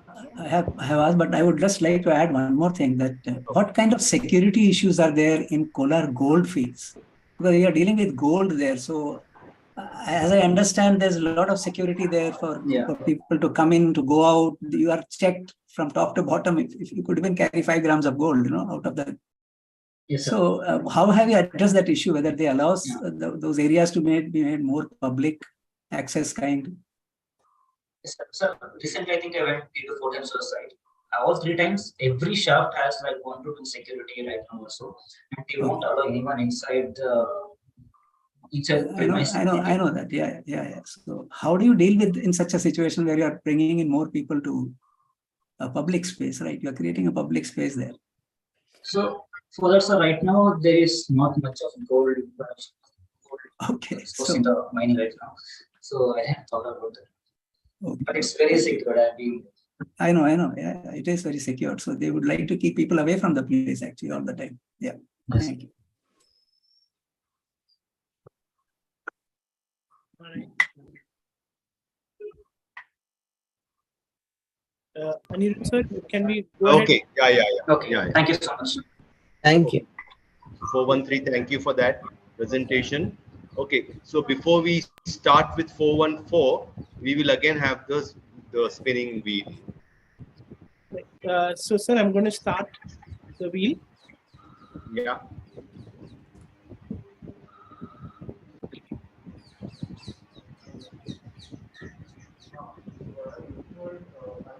So the number is 1. Okay, I'll just see what is the entry. Okay, so AEATA P22401. It's called the Cradle Startup Incubation Center Circular Economy in the Goan Urban Built Environment. Are you there? Yes, sir. Okay, that's good. So just get ready for your presentation. Okay, meanwhile, yes, sir. Thank you for the camera, keeping the camera on. So what we do is we start with 414. Okay, and that's called Avarana. Are you? Yeah. Yes, sir. Yes, sir. You're yes, sir. Fine. Yeah. Super. So Regin, would you have the presentation? Yeah.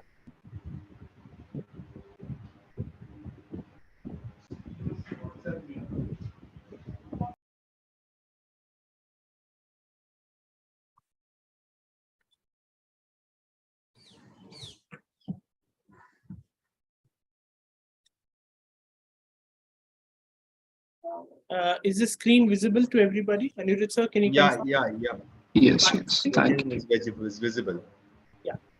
Yes, you have 15 minutes. I'll give a verbal warning at 10, 13, and we'll stop the presentation at 15 seconds. Okay, sir. Thank you. So good morning all, and good morning all, and hello everyone. So the project title is called Avarana. It's a Kannada term, means enclosure. So the basic, the whole theoretical and the program, everything is based on a term called Avarana. So the thesis explores how the modulating spaces works in a traditional architecture, or more of a space negotiation. I would say it's not modularity or how modular elements take place. It's more of modular spaces that has been used in traditional architecture that has been explored in the thesis that has been done. Next slide. So these are the few examples or the case studies that were done to understand how modulating spaces work in traditional architecture. One was a Srirangam temple, and how you see those 7 prakaras, or you call an enclosure, and how the threshold spaces act between that, and how you increase, how the power of the prakara enhances as you get closer to the gopura or the gudi in between. Next slide.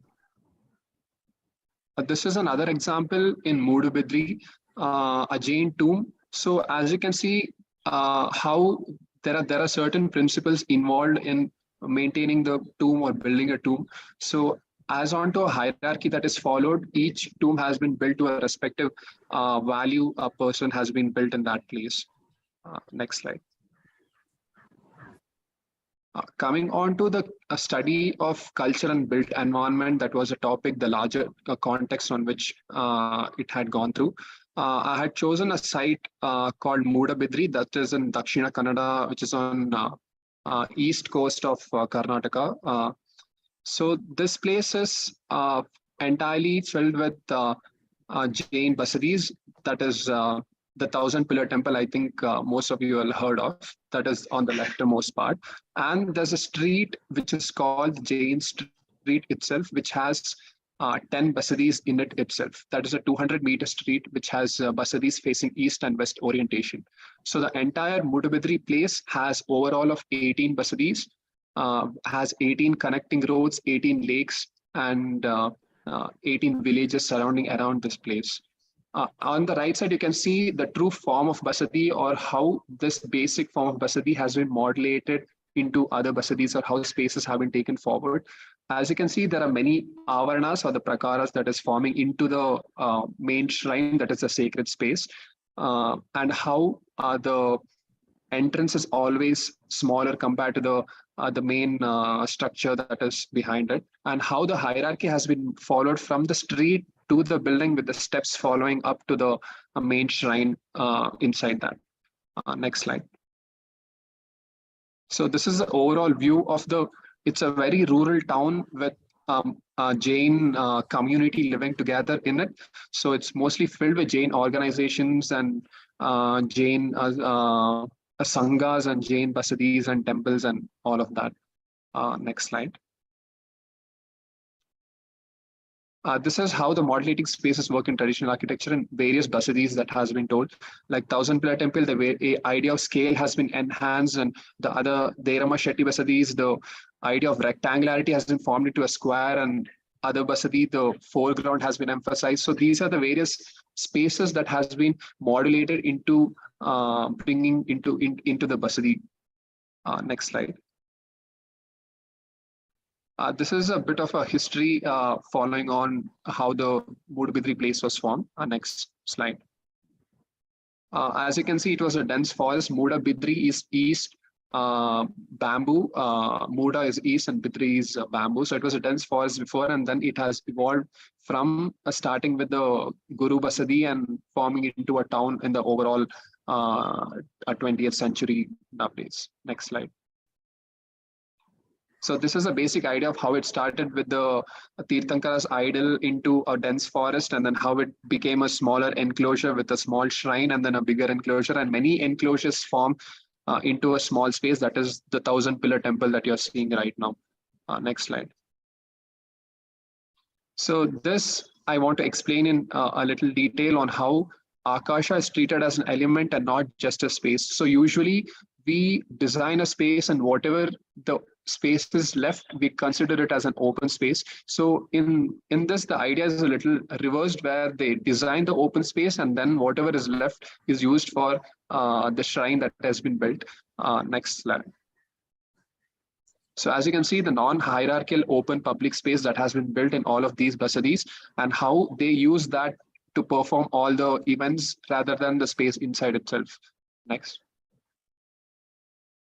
So this is the placemaking of Mudabidri that has been slightly understood to see how 4 gateways to the town itself. One is the bridge, that is the number 8, and number 1 would be the another basadi. 4 would be the elephant entrance to Thousand Pillar Temple, and a pond on the western side. So that is the 4 borders that was created.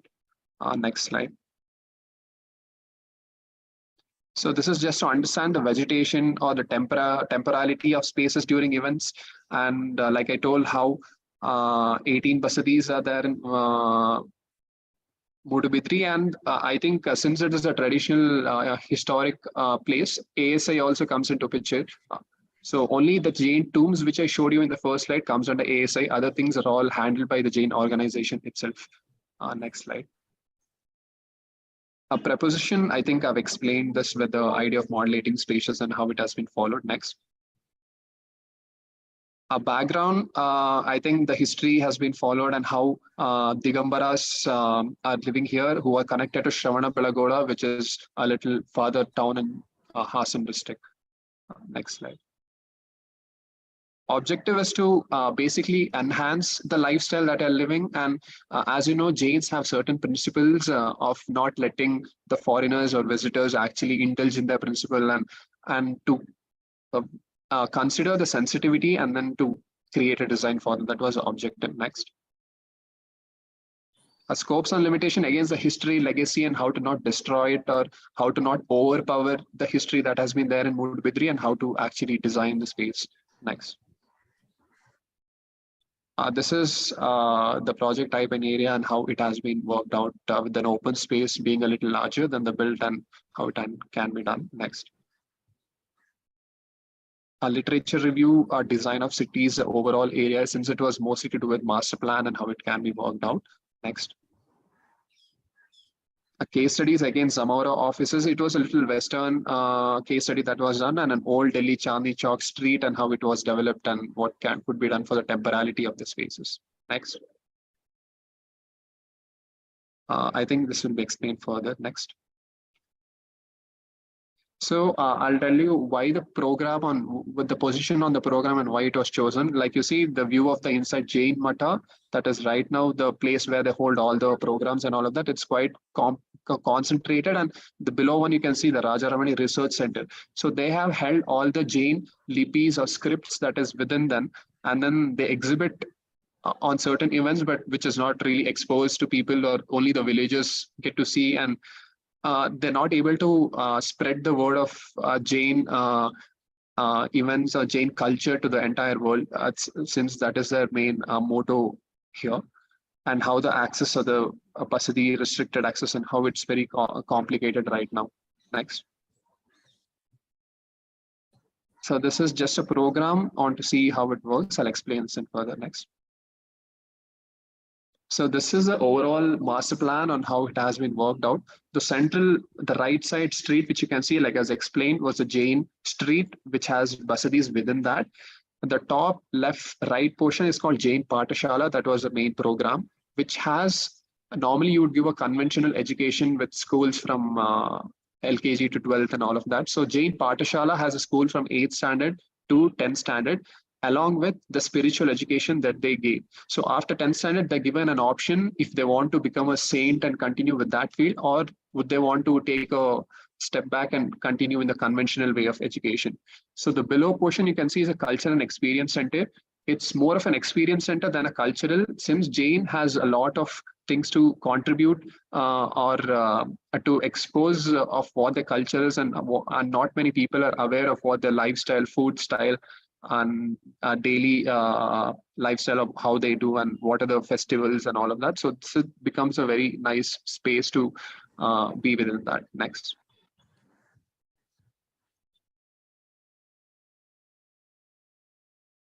So this is a street elevation that I wanted to show, which I was talking about. So these are all the basadis that are kept. As you can see, there is certain Nepal style of architecture as well in between, called Guru Basadi, which is Jain Street East elevation on the left side. So since there was a lot of... You have another 5 more minutes. Okay, since there was a lot of trade happening all over the a place in Mudbidri, so Nepal, and since the businessmen were actually involved in this, that is why the name Derama Shetty Basadi or Vikrama Shetty Basadi, it's named after a businessman who contributed the money to build the Basadi. So the Guru Basadi, the facade is a Nepali style of architecture. Since the trade was happening, they influenced a little bit onto the architecture. Next.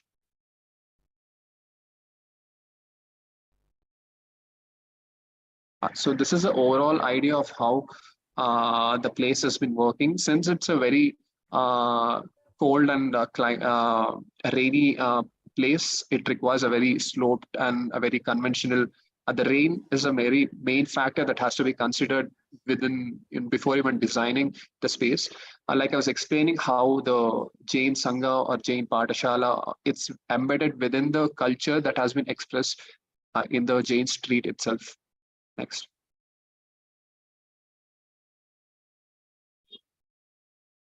So here, the idea is to, so on the top, you can see a cross section between the Basadi on the left and the cultural center on the right. So as you can see, there's a small mezzanine floor over it. It's not very enhanced, but the mezzanine floor was created on an idea that the performance and Jain activities would happen on the mezzanine floor and people would be watching it from below. So that would create like a virtual barrier, not more of a physical barrier, so that we don't really indulge into Jain principles of how they want to live and not want foreigners to really indulge into their daily lifestyle. So the idea of mezzanine has been followed throughout the design, throughout the culture and experience center, and how it can be followed. Next slide. So this is the overall plan or the idea of how it usually works with the, I think it got blurred. So anyways, entrance with a small workshop and a very minor things that has been touched into the place because it's a very sensitive place and you don't want to really indulge into the existing heritage within itself. And it has been connected to the college, which is behind, that is the Davala Degree College, and how the outer boundary can be worked out with the street and with the Basadi next to it and with the college next to it and all of that. Next. And this is a mezzanine floor I was talking about, how it would create a virtual barrier instead of a physical barrier for people to look at the Jain lifestyle. Next. Participant, you have 2 more minutes. After that, Yes. we'll stop. Yes, next. So this is a Jain Patashala, which I was saying. It is not for tourists, it is for the people who are there, for the kids who are studying there to get a spiritual education. That is the main concept of a Jain Patashala that was worked through. And the detail that you can see, I have taken the principle of the slope through for whatever they're following, the spaces, and how the rain is a very big factor there and how it can be worked through. I designed a very profile section with a gutter and how a skylight and how a mezzanine floor, all of that can be worked out with using the minimal material and more of contemporary sort of a thing. Next slide.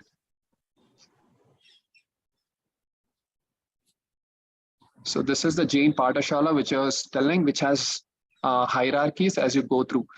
Initially, you have the commercial space that is selling of the local articrafts or the local aracanut trees or aracanut they grow there, and a small meeting room and all of that. Then it goes to the school and how it has a barricade over there and how it becomes a very private area.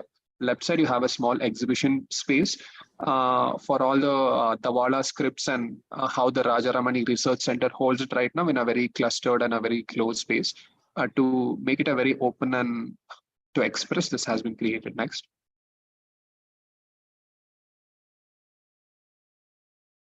This is a mezzanine floor again. Next. This is old versus new and how modulating spaces, coming back to the things I explored, how Basadi meant a place to relaxation, relaxation space. That was the original sense into why it was built, and how it follows the same principle into the actual design that was done. I think you have one more slide. Your time is up. I think we'll stop here. Yeah. Can you go through that one slide? But you cannot talk, right? So sorry. Yeah, sure. That's it.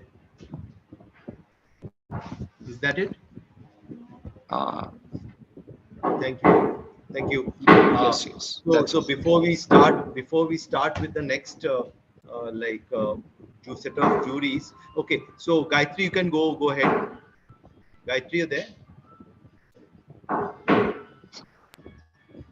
Yeah. Thank you so much for this presentation. As we can see that it is trying to enhance the existing cultural aspect of the town, and you have done comprehensive, your preliminary studies of vernacular and temple architecture is kind of adequate. It takes you very well through the whole scheme of things. But I think towards the end, your design aspect of how you have concluded it, and that aspect I think was a bit of a challenge because you may have run out of time, I guess. I kind of get that feel.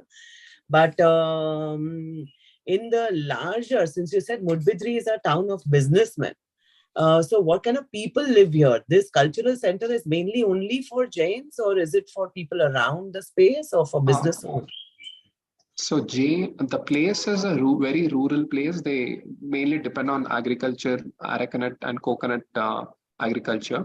So the people who live there is the Jain community people. So Jains have various types of Jain Inder, so who do pujas for these basadis.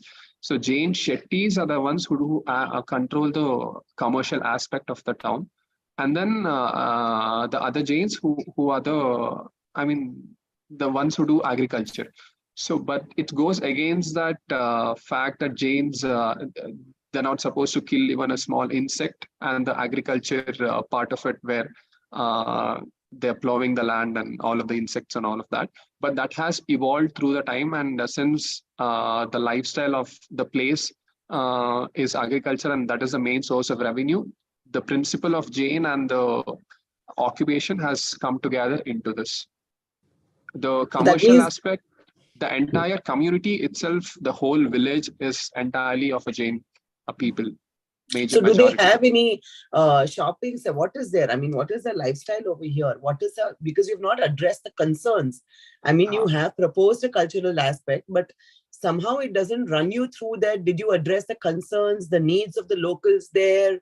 Was it mainly because you're wanting to exclude the local public and the public and the foreigners? Then I think it is mainly like a community, a very strong sense of living where they do not want. It's like they're excluding. So what is it that what was the need for this center? So one, like I told, the Jain Mata, the inside of that. So every week they hold a certain program to tell the world that this is what is happening with the Jain community, and this is the script that we have, and this is like how we have a script in every language, but this is a little it's a very it's kept within them, but they're not able to expose it to the world because of the space or because of the principles, like I told, how they have within them. So is this open to public? Yes, the Culture and Experience Center is open to public, and the one they hold it right now, it's also for public, where all the villagers from neighboring town, they come and gather into these events every week. But since the space and right now, I think 50 people would come every week or so. They involve in all these functions and events, and even they do these teachings of Lipi, of Dawala script, and all of these singing, dancing of the Jain and all of that. Yeah, I know. But you had an opportunity over here, which you could have developed further on a macro aspect of how you looked at people winding through these streets, what is engaging while they are going through this journey towards the center. A lot of those intangible elements could have been addressed at a larger level as well as what I felt, though your initial internal composition of spaces, and you have given a lot of emphasis on that. But since I will add a small point here, since the street itself, the town itself is called a heritage town, and I personally didn't want to disturb majority of the part, since I think if you walk through the street, which I was telling, it's a very calm and a very soothing space. It's a heritage within itself. So where do the tourists, where do they park? Yeah, that's so when the temporality of spaces, and when I create a lot of OAT spaces or anything, it's like spilling all over the space. So I personally didn't want to create those kind of spaces. So I had to put them in one spot, sort of a thing. So, and the element that do they still use bamboo? Is it a bamboo forest nearby? How did you bring in local materials to build this? What are the aspects that you consider? Did you study the whole lifestyle and living and, availability of resources to be able to do that? I mean, those aspects were kind of missed out. Yeah, right now, I mean, initially they started with the bamboo forest sort of a thing, and it was basically built with wooden rafters and a Mangalore tile construction from a very long time. Before that, it was stone construction that was done. Right now, as the stage is passing through, they're going to the contemporary, that is RCC structures and all of that. And it's become a nuclear family from a joint family, and it's going off. The community is going, and everyone's splitting it off. So the whole idea of the exploration or to thing is to get back or to hold some sort of culture that is existing right there, to take it a little more longer, since many people are moving out, and since they're all dividing, and many people are the Jain Street, the residences on that, it was allocated for people who do pujas to these basadis. Since the evolution has taken place, people are selling these houses to a non-Jain community or someone, and then they're moving into cities, bigger cities. So when they do that, people from other communities kind of indulge into the principle that has been following there. So I was trying to hold that cultural aspect within the space itself by doing that. That was the overall point of the thing. Okay. I just wanted to. Yes, sir. Yeah, Akhtar, go ahead. I just wanted to point this out to you. It's very interesting intervention in a center for pilgrimage. I also come from a place called Palitana, which is also a Jain pilgrimage center. So I was quite curious about this particular project. But I found some problems. One of that is working out the sections to resolve your design. It seems that you have relied more on your cross sections, and you have not explored the other axis, the longitudinal section, for example. So as a technique, we spend so much of time evolving the plan, and then we rush through completing by just doing some sections here and there. The result is the exploration of the space within these structures is not addressed adequately. It becomes so monotonous because all the time you are seeing one constant cross section, which is extruded horizontally. So if you draw the other section and you try to evolve your design to enhance the experience by varying the scales or varying the proportions or varying different conditions of light and sound, that pilgrimage becomes more. Yes, sir. Yes, to continue with you show me any longitudinal section from your study, and then we can discuss that. I think I had put them. Do you have any longitudinal section? Yes. There is. So kindly just explain to how. Yeah, just 1 second. I'll pull out the presentation. Yeah.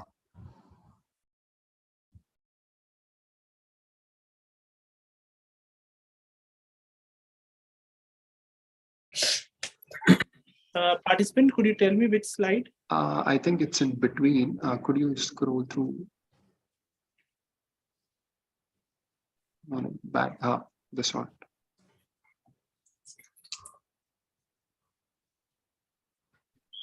So before I begin, one thing I had in my mind was not to make a copy of what is right there. Then it would basically lose. That is fine. That is fine. Yeah. But you see only two cross sections, but in between we don't see. You take any building, you take Pathshala and show me a longitudinal section. Or you take any other building and show me the longitudinal section. In the section wise, I think since it was a sloped roof, I would not say it's a limitation, but the question is to evolve. You have taken this certain forms and certain structures. Yeah. Now you go within that and you evolve it, no? Yes. By some variation. I understand. Otherwise, it would become so monotonous. Yes. and that you can see from your bird's eye view. Yeah. Like how would you identify the place of entrance? Like traditional architecture would always identify the entrance by highlighting that space. Yes. The same section is taken a little above to show a little height over there, and it becomes a kind of a celebration on that, and you can orient yourself. Understood. What are the things in terms of recreation provided in the cultural center? You mean the spaces that's been Yeah, provided? within the spaces within. So there are workshops. There's a resting space. There are these art rooms and dance, the basic cultural aspects on how they want to do it on the ground floor. On above mezzanine floor, it's completely open only for the Jains and how they want to practice art and dance within themselves, and not Are for there any eateries nearby? Is there a town which has any eateries? Eateries as such. It's a very rural town, so a very small shops and all of that. But have provided one in the cultural center as well, a smaller one. See, as I understand, all the light brown colors representation are traditional, and in gray you have shown the intervention that you have done, right? Yes. See, I fully agree with what the other jurors have asked, and just want to extend that. See, there is no God in details here. Everything is just, conceptual sections, that too similar section repeating in so many places. So, see, at a BR level, whatever studies you do, when you finally come down to the presentation, it is the architecture that you are creating which should be explained in full detail. That is one thing which is missing here. The other thing is, where are the infrastructure? What is the impact on the infrastructure when you do infrastructure? I mean, the roads, is the place fully pedestrian or vehicles come there? One of the jurors asked about parking. I mean, so there's a big disconnect between use of infrastructure and the build form that you are creating. So these are the issues which you may spend time solving this to bring, do some kind of corrections in your approach. Detailing is missing, as Professor Chauhan asked also. Detailing is missing in explaining the built form that you have designed. You have put it into that context. Okay. Thank you. Thank you, sir. Thank you. Anirudh sir, we'll move to are you going to declare the fifth participant? Okay, yeah. I'm going to declare the fifth participant. Just number 5. Okay. Thank you to 414. Okay. Thank you. So before we start with 401, we will announce the fifth participant. Okay. It is Aeat P22454.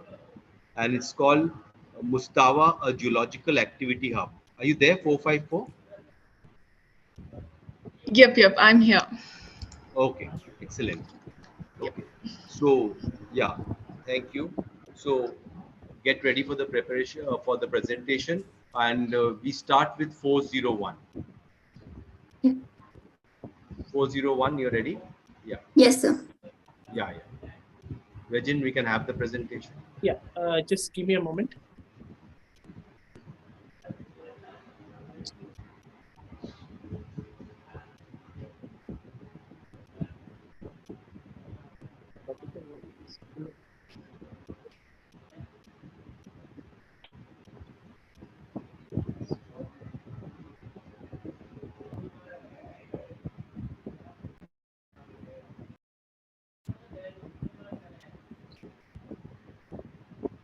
Am I audible?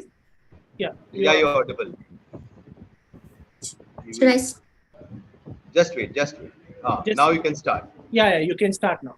Thank you. Okay.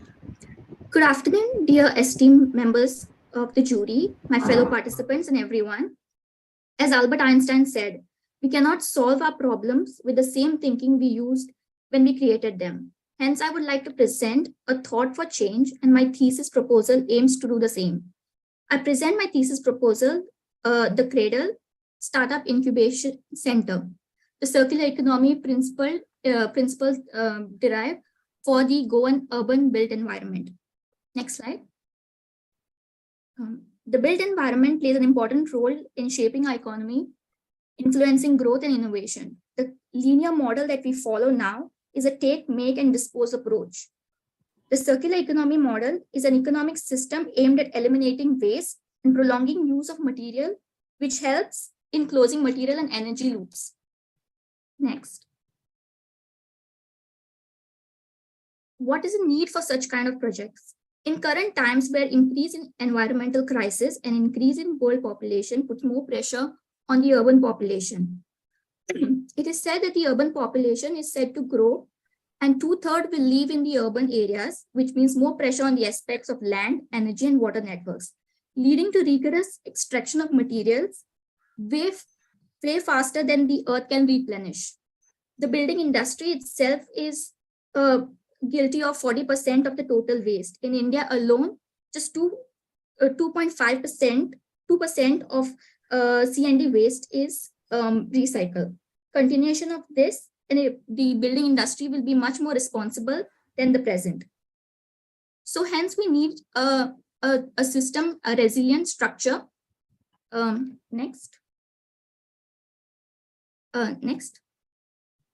As stated in the book, Cradle to Cradle, authors discuss, and I quote, to eliminate the concept of waste means one has to design the products, packaging, and system from the very beginning on understanding that waste does not exist. This gets me thinking, next. Can keeping in mind that there cannot be waste of any kind, while designing really help to design a structure of zero waste? Can modular, flexible, closed-loop structures be the key to our modern-day crisis of waste, energy, lack of resources, and climate change? Next. Hence, the aim is to design a business startup incubator building in the heart of the Goan capital city of Panjim based on circular economy principles. An incubation center houses small startup ideas and helps in supporting and growing the idea.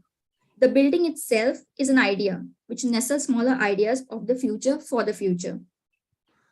Next, hence the aim is to have a multifunctional, flexible, a structure for disassembly, and a minimum waste material structure. Next. The building concepts are based on 5 categories: spatial, technique, material, market, and service. As we know, the material life cycle begins way before a building life cycle begins. Yet when a building reaches its end of life, so does the material. A study prior to this was found that 60% of materials go to waste in current days. Hence, the attempt is to continue the material cycle through means of design. And I believe design has a key role. So the space will be multifunctional and flexible. Technique is modular and designed for disassembly. Continuous use of material, supporting startups, and the last is renewable energy. Next. The site is located in Panjim city fabric so as to provide for economic exposure and growth for being in the commercial area. Next. The proximity to the public transport and other dependent facilities add to the value of the space. Next. The site is in the commercial zone with a 250 FAR. Next. As you can see, the site is located between low density high-rise area, and on the other side is a low-rise high-density heritage area. Next.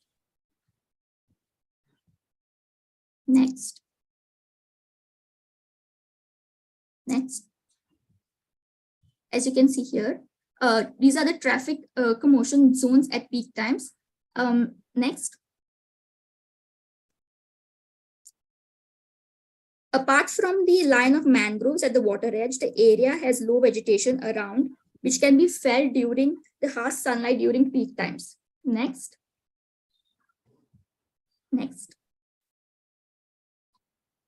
Next. As you can see, the brief is majorly incubator spaces, recreational and services, and administrative to facilitate all the other. So the building is divided into 2 phases. Phase 1, which is on the current regulations, and phase 2 when you need when the need increases. So the phase 2, instead of demolishing a structure, it's extension of the whole structure. Next. Next. As you can see, we have road access from 3 sides, which I have made use of. And you can, next, and you can see the growth of the structure in the 2 phases. Next. Next. So the space is designed on the 4x4 module, which is derived from the case studies.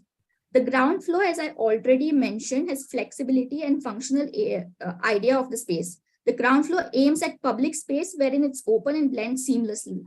There are 3 vehicular access points from the main, which is entry from the west side, and 2 exits from the north and the south side.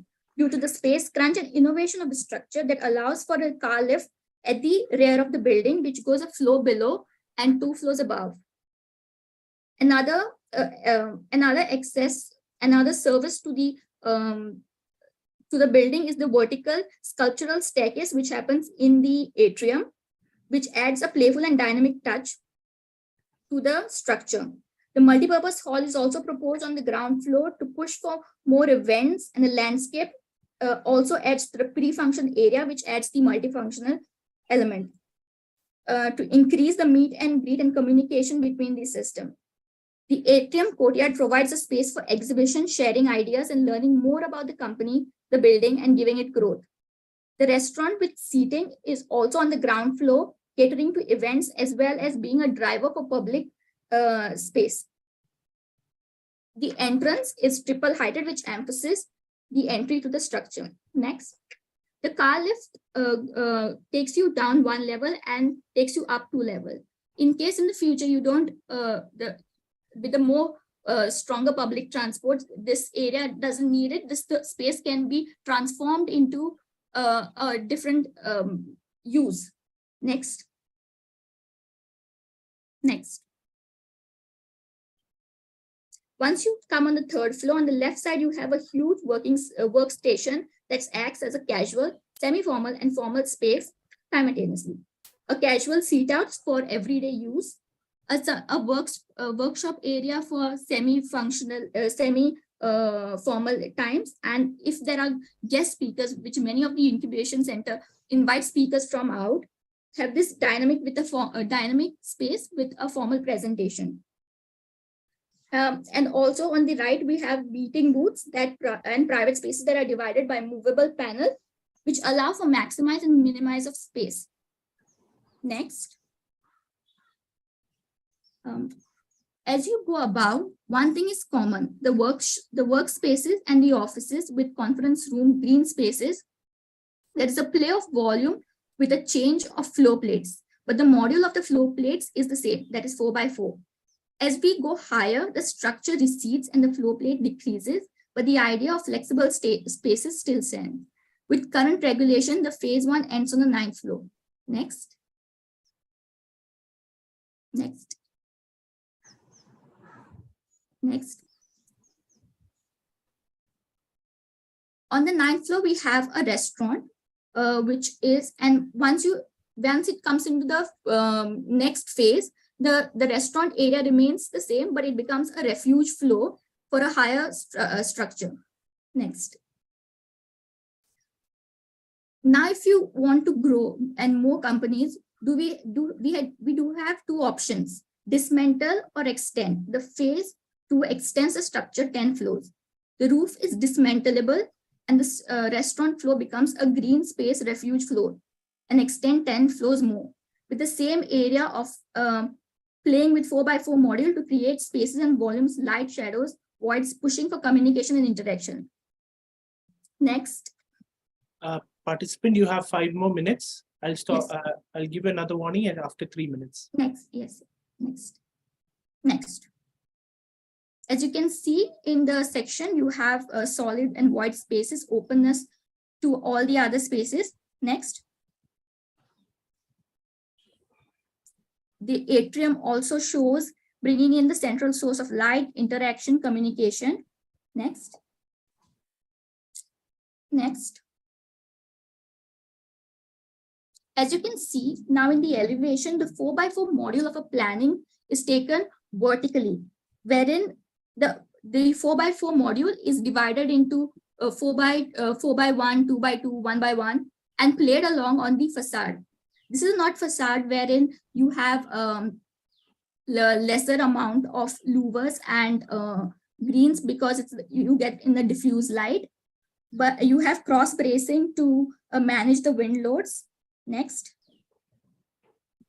The south side, which has the entry over here, has a denser amount of louvers and greens to shade the building, and the offset of the building that it provides shades itself. Next. Next, this is east side with a little bit more opaqueness. Next. This is the workstation that I was talking about. Next. And you can see the use of movable panels when you can maximize and minimize space. Next. The breathing atrium wall, which is the heart of the study, wherein you can test materials on this atrium wall, wherein it's in the channel section, which allows for different materials to be part of this atrium wall. Next. A sculptural staircase in between, which adds the playful and drives in interaction. Next.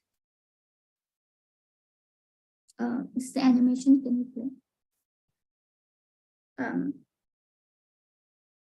You can see here the skeletal of the building. Each panel is divided by 4x4 planning module taken vertically from the wall. The module is divided into sizes 1x1, 2x1, 4x1, 2x2, and this helps in reusing. Suppose a curtain wall component has to be reused. It can be used as a railing. If suppose a 4x1 component of the wall needs to be reused, it can be used as a wall somewhere else. So these components are sandwiched between a channel section, and which are reusable in the future in the structure or in another structure. Next. These are the flooring details which are in the 4x4 module. Next. You have only 2 more minutes. At 15 minutes, we'll stop. Yeah. Next. Yeah, I'm on it. These are few of the details for the curtain walling. Next. Next. Yeah. As you can see, aluminum and steel, due to its reusability, is mostly used in the structure. Next. You can quickly run through this. These are the materials that I have chosen and given a life cycle analysis.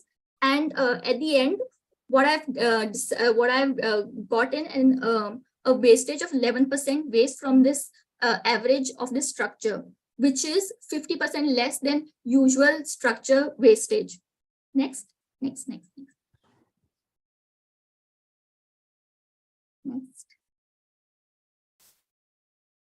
To sum up, the materials cycle starts way before the building cycle.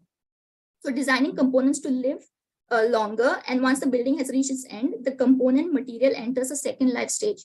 Instead of current building live, demolish, wastage, there is a way of transforming waste into materials, dismantling, and instead of demolition, continuing the loops. Next. These are the energy and water things which I have incorporated in my design. Next. These are few of the views inside the structure. Next.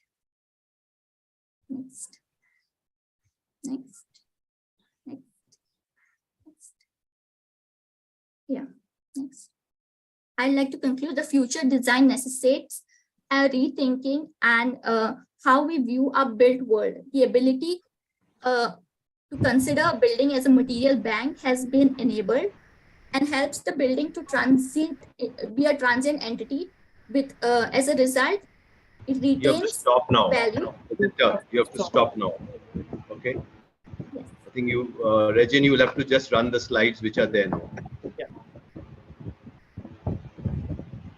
Is that the last slide? Yes, sir. Thank you. Thank you. Thank you for the presentation.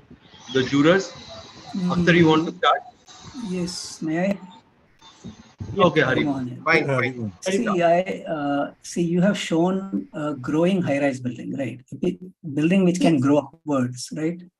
Yes. Nowhere you have spoken anything about the foundations required for the first building and what kind of basements are required there, whether the basements are usable space, because you can't design a high-rise without appropriate foundation in the first place. So you have totally skipped that that most important part of built form, which is a foundation. So how do we accept your design as a workable design? Cradle to cradle, I think you are suggesting by reusing the material and adding more material to go upwards, right? But what about the role of the foundation and the basements that you have not spoken at all? How do we do this? What happens to all the soil that is removed to, what is the nature of the soil there? This is Goa, right? Yeah. How deep can you, so there has to be some effort to first start the foundation, then talk about building upwards, right? Foundations you cannot remove, you cannot redo, correct? They have to be there permanently. And how tall you can go on the foundation which is created. That's also important. You are doing initially, what is the number of floors initially? 9. 9. And then it can grow up to? 20. 20. So for the 9, what is the foundation you created? If you want it to grow up to 20, then the foundation has to be created for 20 floors, right? In the beginning. Right. Number of basements will be required to do that. So where is that information? That is, unfortunately, that is missing totally. Yeah. So in the area, it's a marshy area. So they have pile foundations. So the structures aside also have a high rise. So those foundations are also, which can be designed for that 20 floor structure. No, but you can't say can be designed. You have to be very clear about your project. Correct? Yeah. Understood, sir. Thank you. Thank you, sir.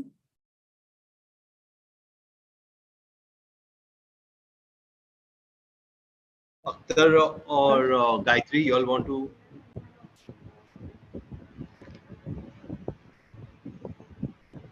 Akhtar, sir, would you? Well, I quite appreciate the complexity of the program that you have generated.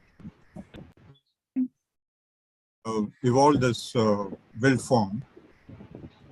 Basically, it is addressing this current situation of rapid urbanization and very high densities in our metropolitan cities. But Panjim is a different kind of urban context. Yeah. So did it occur to you that we need to rethink the urban form itself? Yes, sir. So that's why it starts off smaller. But as we know, with current updation of the plans and all, they go on increasing in height. So I said, if suppose there is a provision like that, why not be a sustainable provision? But at the moment, nothing like that. At the moment, it's just what regulation is. You have given a lot of details about calculations of spaces and ground coverage, etc. Can you tell us in a nutshell, what is the ground coverage of the built form as compared to the open space on the ground? Sir, at the moment, it's 40% of the ground coverage. Built form. Yes. So in a traditional urban form, say in Panjim, what was the ground coverage as compared to this? And what was the FAR they were talking about? It's similar, sir, 40% and then 250 FAR. Is it? Yes, sir. Then how do you generate this tall structure? So this is an experimental imagine. No, what my question is, if the FAR is constant, if the build form and open space ratio is constant, then you will get a similar form, no? Yeah, but sometimes there are few spaces which then the structures get demolished, and then the FAR, if suppose the updation of FAR happens, then it goes increases in the height of it. So that's why I had like imaginative way of looking at what is there.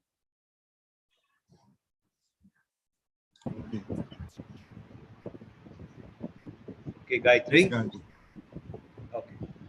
It's a kind of a very interesting presentation, very comprehensive overview of the topic. It is well studied, analyzed. You have good drawings. You've created wonderful, what you call it, you've given a thought process to how you've been mindful of the south side, how you could shade it just not by a facade treatment, but giving a block in front. I mean, as a design intervention. But the playfulness of the staircase, I mean, all those elements, your flexible use of the components, which is very interesting. But could you tell me about how is it accessible to differently abled? Was there a thought given to those aspects? Yes, ma'am. So there is a ramp from the front to the level, and remaining all the levels have lifts to go to the top, highest level. So you can go around. So okay, when you look at this whole building as a material bank, as you call it, so your flexible use of the components, how often will you keep changing it? I mean, what is the purpose of these components? Is it to engage in some passive strategies or just facade treatment? So, ma'am, it's a mix of strategies of what local materials are available. So right now I have used a laterite piece in the framework which is there. So it has all the ideas of local, of passive energy. So there are green screens. So those are also in the same frame. There is glazing also with the same frame. So next time when you have to, if suppose you don't need it and you need to put in a new one, so you can use the same frame for something else. That's what the idea was. Something else as in somewhere within the structure?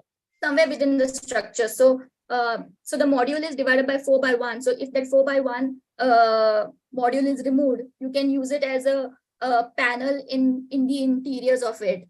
Or if you have a 1x1 panel of the curtain wall, you can use it as a railing of 1x1 in the interiors. Yeah, I like the idea that you have given. I mean, you've been thought of giving green spaces on every floor, and especially because it's for young startups. Probably this is a hub. This is a space used in the just for a time gap, right? Till they find their till you grow, till you let them build the idea and let them grow. So is there any thought of how you will congregate? Is it a working space between different startups, or have you thought of assigning a kind of integration, or what is it? So at the moment is as per space.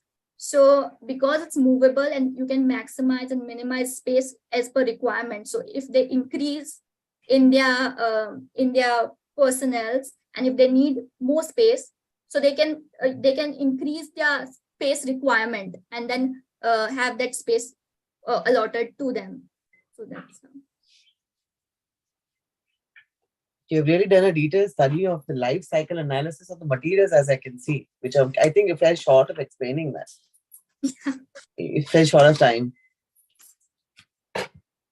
But yeah, it's a good attempt. It's a wonderful attempt to try to bring in everything in terms of modular design, reuse of materials, flexibility.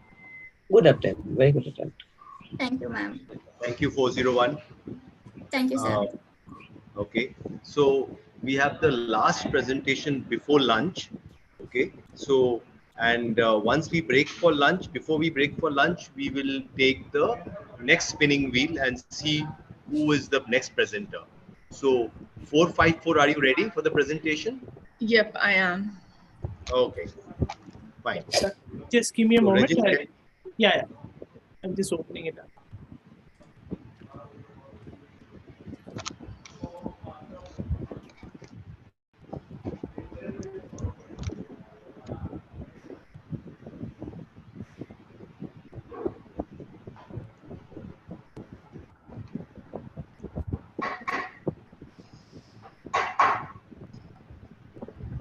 Is the screen?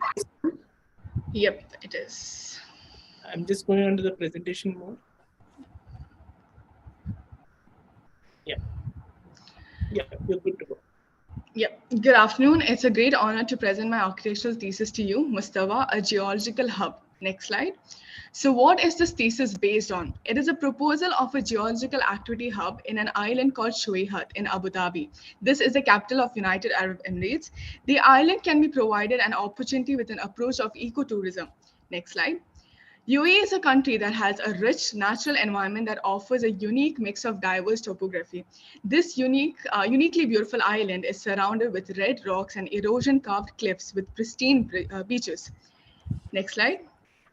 There is a narrow strip of road connecting the mainland of Abu Dhabi to the island, and the area of the island is approximately 2.5 kilometers square.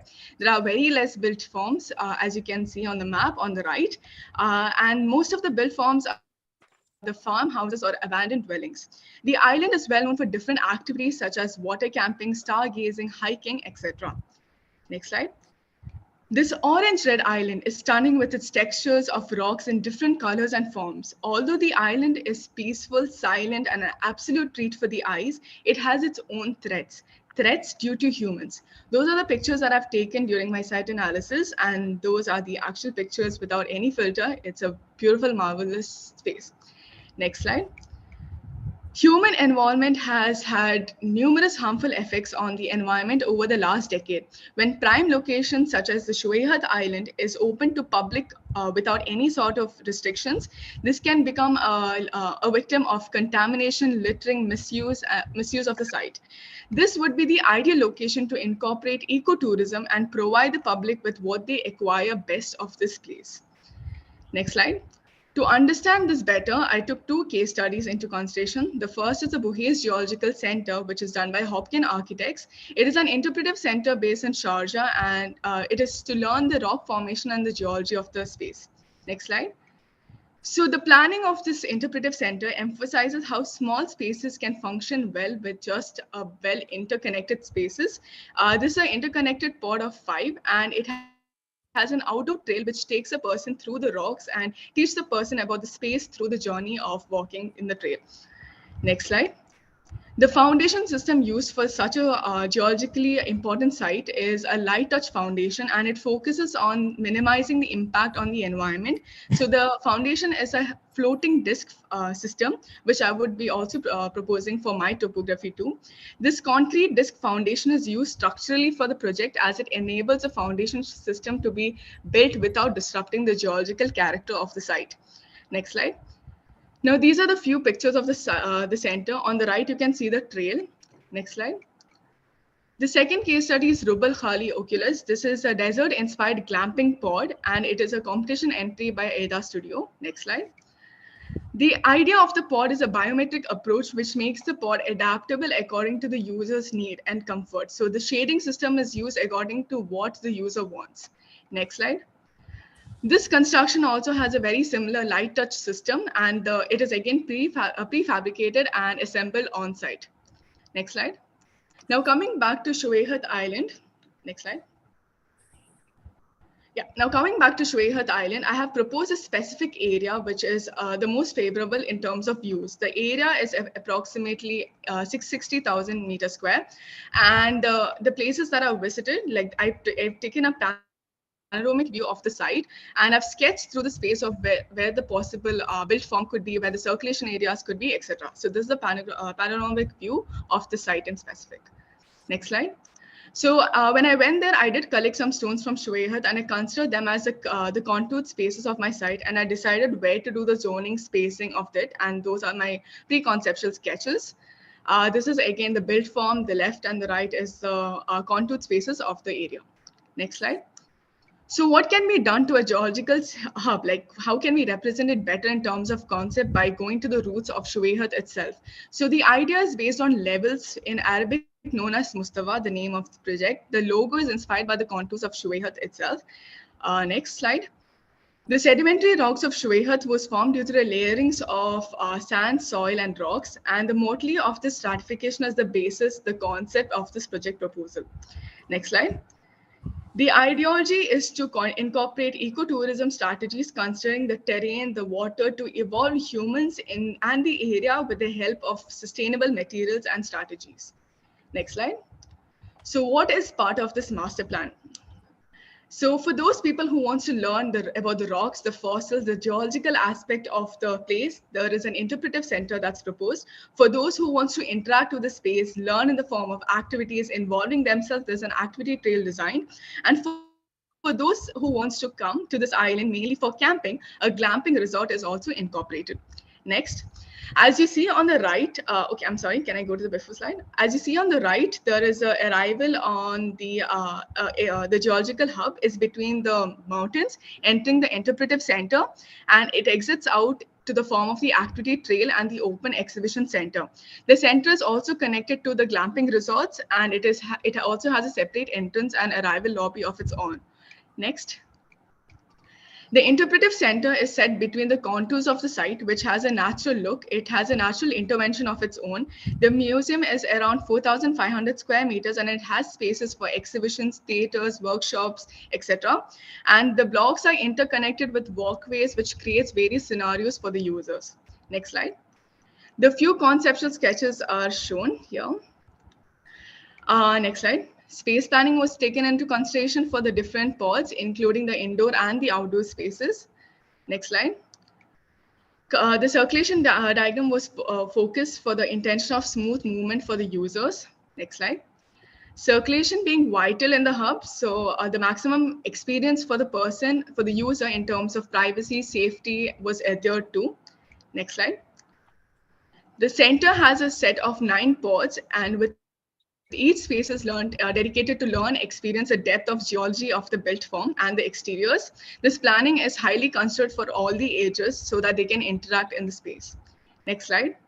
A light touch system, again, the foundation system is ensuring the geological importance of the space is preserved. There are no deep excavation for this system, and the system is done by a 3D printing form. So how can one make this in site? So the answer to that is prefabrication, of course. It would be ideal since the place is a bit away from the city and transportation, on-site construction, time, labor is considered. So the material used is sand, which will mix with active passive low tech system, and this will create a better space to withstand the desert heat. So the thickness is around 55 centimeters, and it is done using a binder jetting system. This technology is actually seen nowadays in Dubai, United Arab Emirates. So the same technology is incorporated in here for the prefabrication of the modules. Next. The Geological Interpretive Center has taken the whole exhibition of history and culture into consideration, and this is one of the interior views of the exhibition spaces. Next slide. So when one walks through the interior space, they will feel as if they are walking between the rocks, walking between the cave spaces. Next slide. For an activity trail, this will connect the various spots of the island for the person, for the user to stay entertained and active throughout their stay. So this is a picture of the hiking space in the island. Next slide. The island is potential for various activities such as hiking, water sports, water camping, stargazing, etc. And it is a rich spot with a perfect blend of all the different types of topography. Next slide. So these are a few shots of the activity spaces proposed. Next slide. So the main aspect to this project is why would people come other than to learn about the geology is probably for camping. So I've incorporated a glamping resort, which is basically glamorous camping. This is for people who wants to stay in a camping space in a with amenities. The pod offers simplicity, adventure, discovery, privacy, etc. Next. So it is placed amidst the landscape, and it is placed such that there is a traditional camping experience as well as immersive glamping experience. These are few conceptual sketches planned. Next slide. As you see in these renders, the donut shape pod in the center, there's a camping space, a private camping space, and it will give a breathtaking night sky views too because it's known for stargazing. Next slide. For those who want to unwind their city life, they can relax between the space. Next slide. And this is the render of the pod. Next slide. So amidst this landscape, imagine being landing upon several artistic experience in terms of installations. So I want to add something which can connect with the culture, something that can incorporate with the theme of the environment. Next slide. So these installations aims to amplify the desert landscapes while creating a space for culture and time. And this is a center spot for all the areas of the hub. Next slide.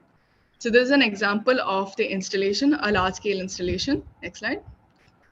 So what does one do if they want to get a complete ultimate camping experience? Like if they want to set up their own tents, things like that. So there is a space designated area for that. So this will also follow a strict guideline in terms of materials that's used, regulations for littering, things like that. Next slide.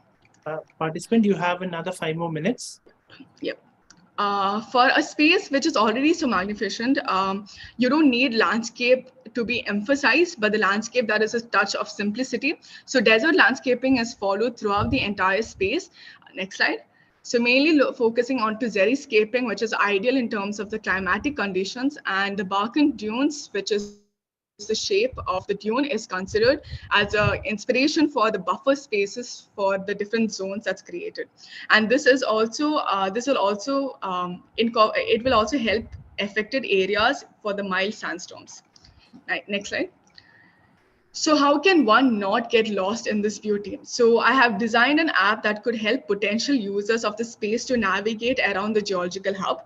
This app would help create an option to book your slots, camping spaces, etc. Next slide.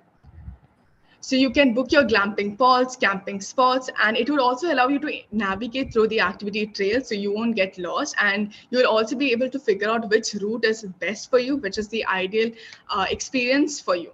Next slide.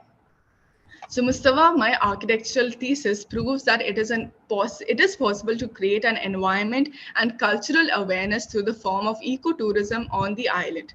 So yep, that sums it. Thank you so much. Thank you.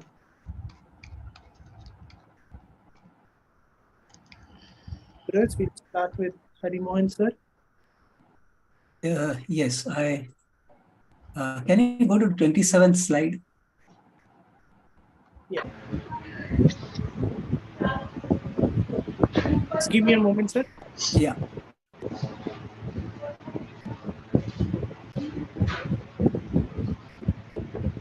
See, you have spoken about binder jetting technology for creating the form. Am I right? Yep. And that you'll be using sand. And you have Yep. also said that the thickness achieved will be 55 centimeters. Yep. Of the wall itself. Yep. Now, the walls are curving in nature in 2 directions. Yep. Isn't it? And it curves in the other, as it becomes a shell or a roof, there also it's curving, right? Yep. So yep. why do you need to have 55 centimeters as a thickness throughout? So this is ideal for the, when I looked into it in detail, this is ideal for the desert heat as such. So it said that the solidification of the desert sand will help provide a 3D system of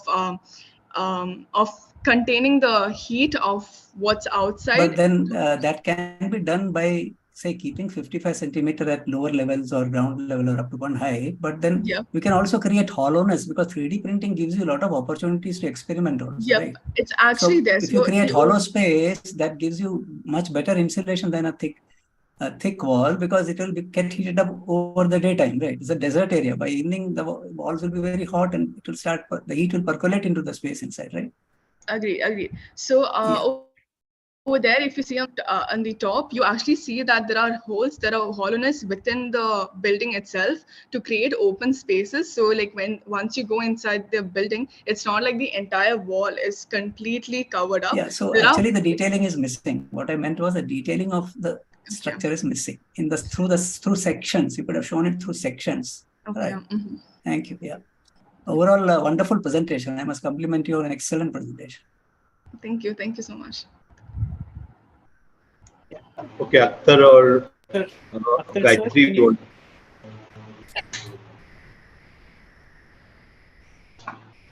We need to manage the technology in a very innovative way.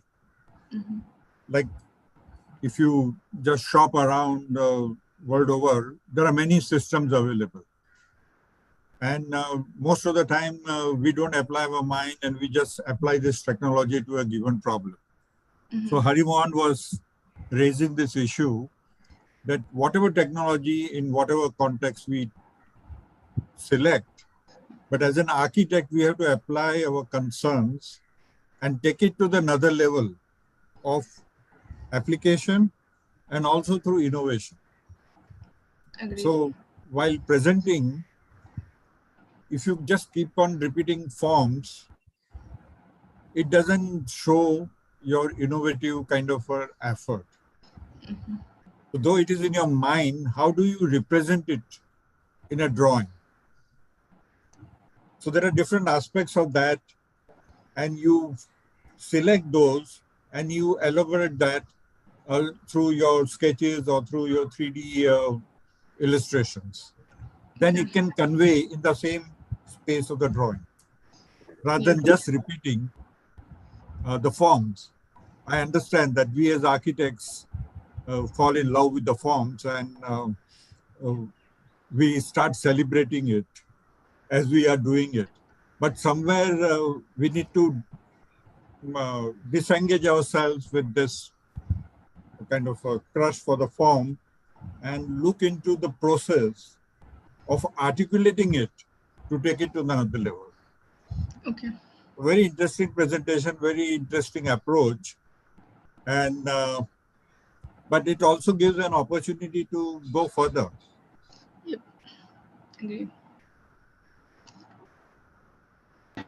Okay, Gayatri. Even in the in the landscape,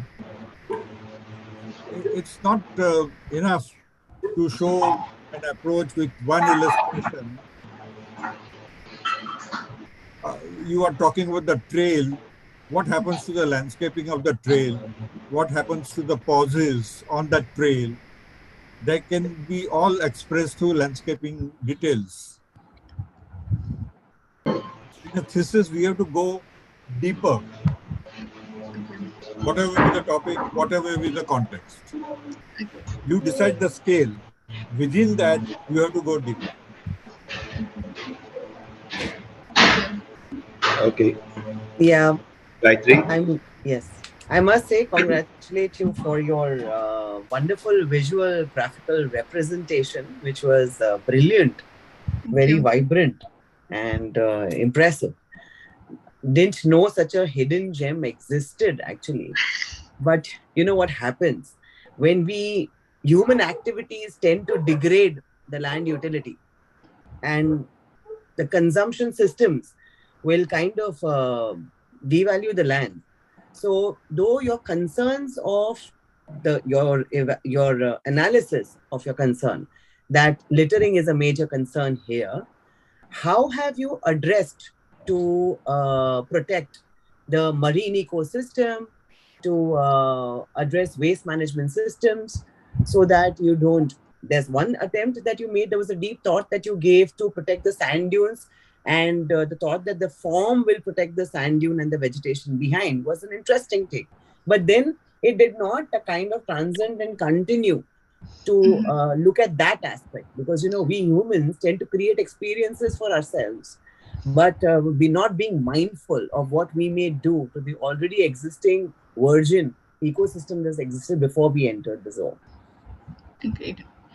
So for this, actually, the island itself is closed off right now because of this littering issue. So during COVID, they had closed off the island. It's a more army-based island, so they closed off once they saw the littering condition of the space. So the ideal system would be a proper waste management thing in case of in case of human involvement that's onto the scale. But again, like it has to go in way more detail, which as you mentioned, agree. But this place seems to be like it's an island, so it's an isolation. So whatever waste gets dumped there, is there any thought that what is it? Is it going to be stashed till it's taken away? Those are, of course, those are principally issues that will arise when you give this kind of a complex system around this, right? And you may have many more footfalls.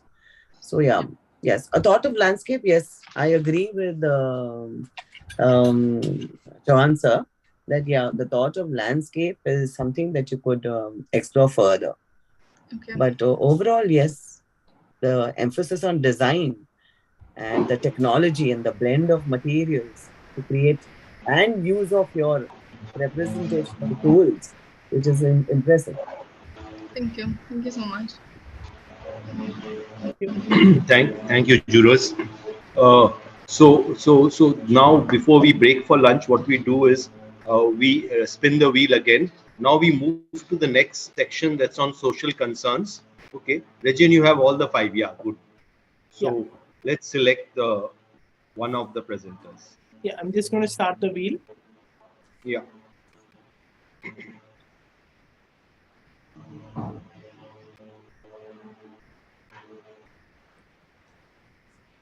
The number is 3. Okay, let's see what's the third number. Okay, so it's AEA 80SC 22412. It's called Palimpest. Are you there? Palimpsest? I'm here. Yeah, I'm here. Okay. Okay, so we will have your jury just after lunch. Okay. Now we break for lunch. Uh, is it okay with the jurors? 45 minutes lunch? Okay. Yes, that will be fine. That's Yeah. fine. 45 minutes. Yeah, So we that'll be meet at fine. Thank you. yeah. So we meet at 2:15. Okay, Regin? Yes, that will be great. That would be great. Okay. Yeah. Babita will be. Babita would be. Babita will be taking over the No second problem. set. No problem. No problem. We'll all Okay, meet at Babita, we 2:15. meet at 2:15. Okay, sir. Yeah.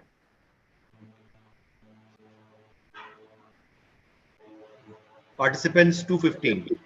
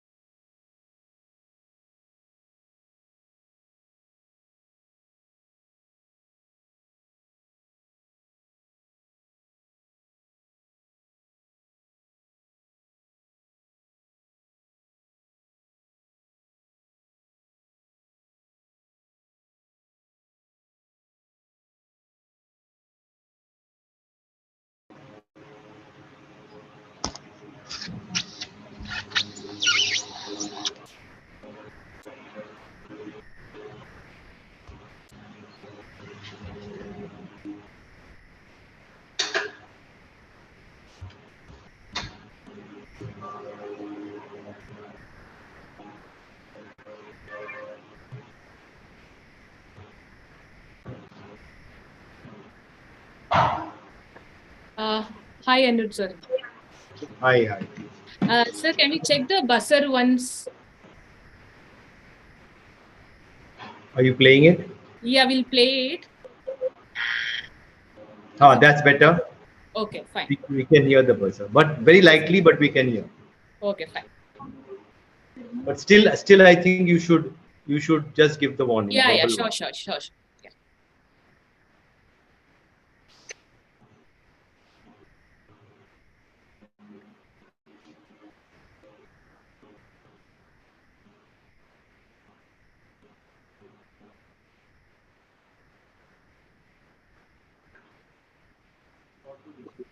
All the participants who have joined late, please change your name to your code number.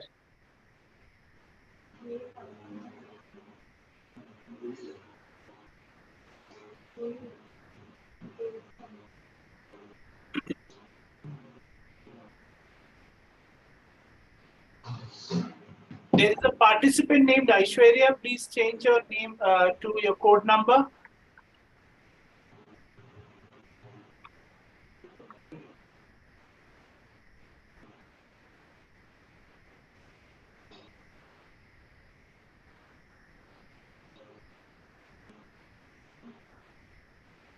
There is a participant named Padma Shri. Please change your name. Also, Gayatri is a participant, as I understand. The Padma Shri. Gayatri Kataushi is a... No, Gayatri is the jury member. Jury member. Gayatri. Sorry. This Gayatri is Padma Shri. Padma Shri. Padma Shri. Oh, sorry, Gayatri. You're coming so down in my thing list, so those are coming up. It's all right. I think all the three jurors are here now. No, we are all done. We are all set. Yeah. Okay. So shall we do the spin the wheel, sir? Yeah, you can spin the wheel now. First one is already there, right? 412. No, the first Just one a is already second, there. sir. Yeah.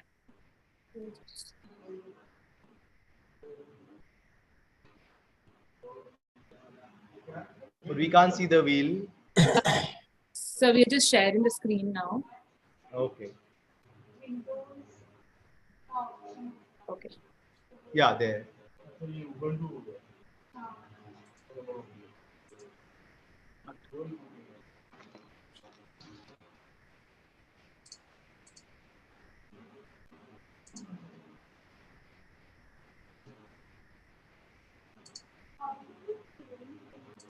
Sir, the number which has come is 2. 2. Okay. Okay. So 2. So 2 is AEA TSC 22411. It's called the colonies of Anthropocene. 411, are you there? Yes, sir, I'm there. Okay, very good. And so we start with otherwise 412, correct? Yes, sir. Yeah. Alan Are we says. looking at SC category now? Yeah, we are looking at SC category. Okay. We are starting with the SC category just now. Right. That is the time.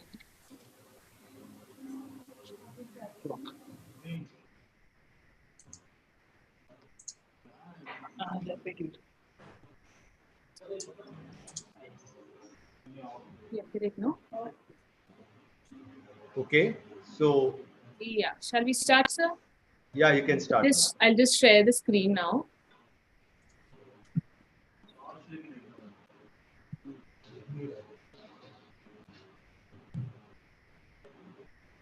Over to you ready?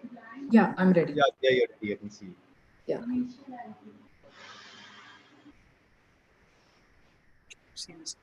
Can you see the screen, sir?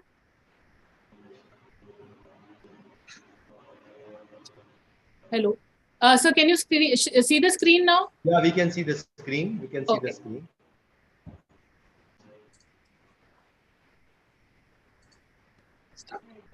Okay. I hope the participant is ready. Yeah. Can I start? Yeah, we are starting the timer now. Yeah. Okay, so I'm going to present to you my thesis, which was called as Palimpsest. And this entire thesis sort of started off with the idea of questioning what is change in architecture and what are the cycles of change. And looking especially at infrastructure projects, and in my case, a dam, we see that a lot of these constructions happen in such a way where they are monofunctional. And after their life cycle, they become sort of standalone objects with no human interaction. So, but in the stage of their construction, they would have caused a lot of these issues of displacement, which you can see in almost all infrastructure projects. So my question was, can we sort of re-engage and reconnect with these objects as haptic objects? Yeah, next slide.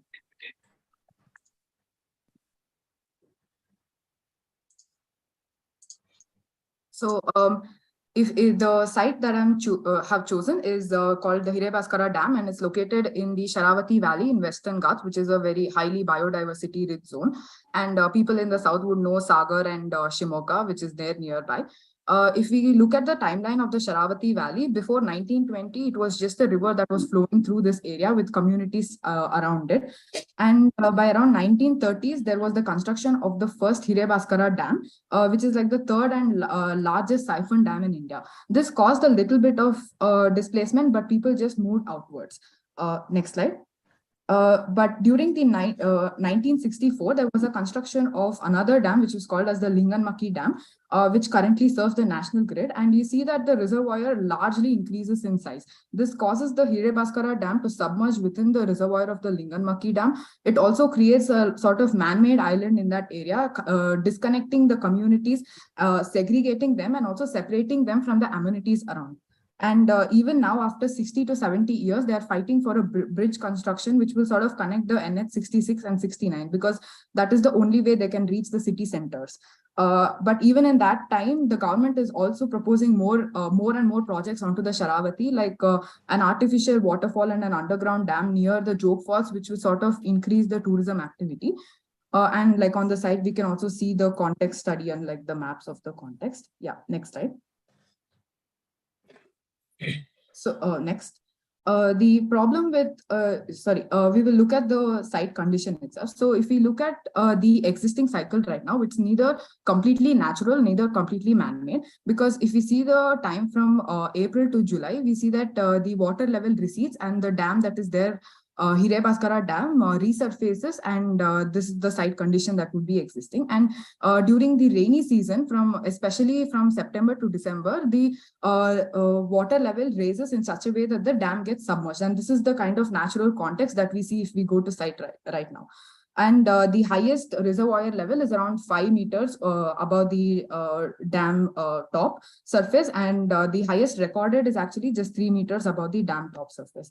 And the Hirebhaskara itself is not like a normal gravity dam. So if you see the picture also, it's a 1.2 kilometer long dam, but the main area is like a siphon. So it works on the idea of siphonage, which we see in the WCs today. And it also has these volutes inside, which will further help in the sort of suction action. But currently it's not functioning because it gets submerged. So all the sluice gates are open and the dam is not in use anymore. Yeah, next slide. So the major problem with like constructing this is not just the dam gets submerged, but also the sort of communities that were living in that area also get submerged. They lose not only their land, but also their culture. This area was called as the Kalenadu, but right now people are being forced out of this area because they do not have land, they do not have amenities, and the kind of crops that they're trying to grow in this land does not suit the weather conditions that exist over there. Also, there was a lot of Jain culture in this particular area, but even those basadis got submerged within. So a lot of these idols are also lost within the reservoir. And this also has ecological repercussions in the sense that a large reservoir like this would fragment the land habitat of the endemic species in that area. So a lot of the evergreen forest that was in that particular region was fragmented because of the construction of the dam itself. And the further proposals of the underground dam and the artificial lake would endanger the lion-tailed macaques, which are the endemic species in that particular region near the Joke Falls. So looking at all of this, like at a larger level of the reservoir itself, the program had like 3 aspects. One was like a culture center, which would put this community forward to the world and would sort of raise awareness of their existence in that particular area. Then there was the research part of the design, which would, because it's a biodiversity rich area, a lot of research is ongoing. And even my thesis, a lot of the research papers that I've read come from IISc, where they're doing research in this particular region. And this would also help them to sort of educate the locals about the plant species, which would be more suitable to the weather condition in that area that they can start growing. And the main part again was the hospitality or the tourism, because if we are looking at this like larger landscape, instead of letting the tourism density increase near the Joke Fall region, it would be better if we can sort of split that particular density and bring it into this like central zone. So people have to pass through this area in order to get to the Joke Fall. So by doing this divide, it would be more balanced out in the entire landscape. So the region that I actually chose to sort of detail out in this like large master plan for the thesis is the one near the dam. So I would deal directly with the Hirebaskara Dam, as well as I was able to give all the 3 aspects, that is hospitality, culture center, and research. And this design itself sort of happened in like 2 parts. One was the part on the land, which was solid, and there was a part that was floating near the siphons in the water, which would act like a ghost and a marker of the existing dam. And the entire design is based around the idea that it will complement the cycle that is existing there. So when the water level is high, it would allow you to experience the landscape and the context that is there around. When the water level is low and the man-made entity resurfaces, then the attention shift to the culture and the land. So it will allow you to have these workshops, have the performances, which will put the culture of the people in the community for the people outside to see. So next slide. Yeah. If you see the master plan near the site itself, there are 3 parts. The one on the left is like the larger hospitality part. Then we have the part of the culture center, which is tethered along the dam near the siphon. And to end this particular line, we have the research that is there on this like sort of small island, which ends at the dam bridge. So when the water level is low, the existing dam bridge itself sort of becomes the connect between the 3 parts of the structure. And when the water level raises, there is a ferry system that sort of connects the 3 surfaces. So even in the larger sort of master plan scale, there would be transportation points from the existing ferry point to the design, and that would continue to serve the 3 parts of the design as well. Coming to the sort of concept sections, there would be 4 conditions that would happen on site. So condition 1 with the lowest water level would be when all of the platforms that will be revealed and on the surface. So where these would start acting as like OATs and places where communities can gather. And on the water part of the design, the entire platform would be near the surface of the siphon platform. So people start using the galleries of the dam also to sort of display the art. So even the dam becomes part of the design. The second condition, there's like a mistake with the text, but it's the highest water level condition, where you have this in the entire context, there's like heavy rain happening. So people are like inside the design. The rain is not just, the roof is not just shading you from the rain, but it's making rain part of the design. So the roof is designed in such a way that the parts where there are no walls, the sheet of water that falls from the roof itself sort of becomes like the wall. So you sit inside and you enjoy the context. Similarly, when you go to the part which is near the water, only the donut which is there outside sort of raises up beyond the top level of the dam. So the entire center part becomes like a pool where people can swim and they can sort of enjoy the context around. Yeah, next. The similar conditions would happen when the water level is rising and falling. But the most important thing to see over here is that the part that is floating near the siphon, it actually raises and falls down with the level of the water itself. So wherever the water level is, that's where the platform will also stay on the water side. Yeah, next. So I would explain all of the concepts as an axonometry in layers. So we start from the plinth. The plinth is of the entire design is raised so that the context can sort of flow underneath it. So what happens is the plinth becomes the datum, and under it, all the vegetation, the context animals would use it, and above it, the humans are using it. And this design sort of plugs into the forest edge for two reasons. One, the forest is basically the line that determines the highest water level. So we wouldn't have any sort of like problems of flooding with the design itself. And then this sort of allows people to sort of, go from the back and enter into the forest. So they can have these activity trails within the forest. You have 5 minutes left. Yeah. So this is like the extension of the context. Then coming to the extension of the memory, I studied the sort of like Malanad housing and like, my ancestral house. And the zoning of the design is done in such a way where you first enter into the basadi or the sacred zone, then you move into a courtyard, and on the side you have the reception, which is like the public space of the house. And from the back, from the side you can enter outside. So you go outside and you go towards the dam side, and on the other side we have the meditation center. But if you choose to continue further from the courtyard, we have the kitchen or like the basically restaurant and the spa area. And then if we move further ahead, we have the private spaces, which is the rooms, and the backyard, which is just the forest itself. So you just step out from the rooms into the trail outside. Yeah, next.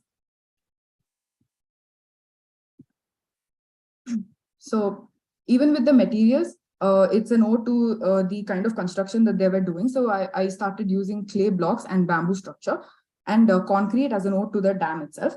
Now we see that the use of bamboo itself creates like this slope where the roof becomes extended enough to shade the building during the day, and during the night only a sort of like faint diffuse light comes out, so it appears as if the entire design would be glowing at night.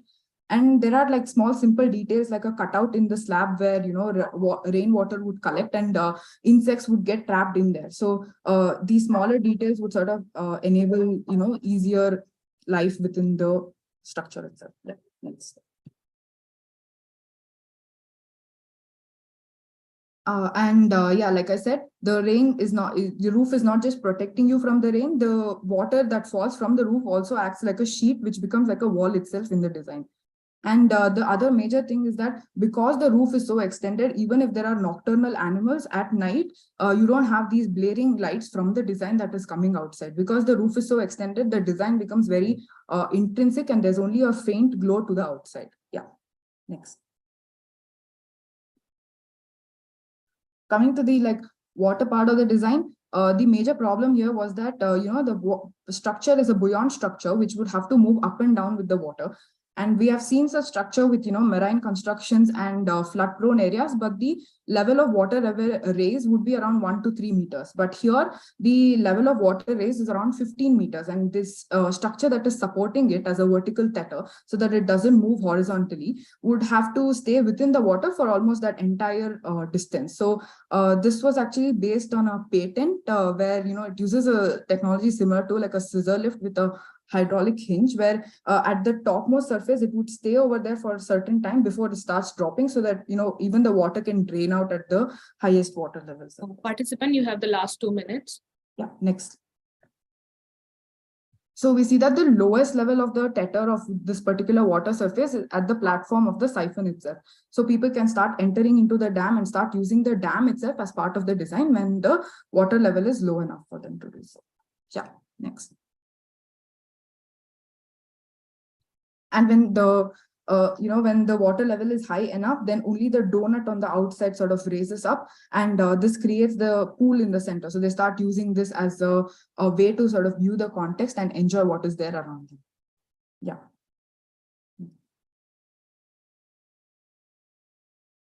So we see this as the planning of the land part, and what is important that I was also trying over here is that this entire thing is done as like 3 zones, and I've not shaded this entire area, because if we are going to a space like this, we would also want to experience the context in a way. So you would move from zone 1 to zone 2, and in that particular middle part, you would still experience the context, but it's not shaded. Yeah. And I was trying to play with the roof idea. So for example, near the basadi, the sheet of water would just fall on the idol. So it almost acts like an abhisheka. But near the restaurant, it would almost fall as like stepped waterfalls where you would just sit and experience that sort of like, rain falling. Yeah. Next.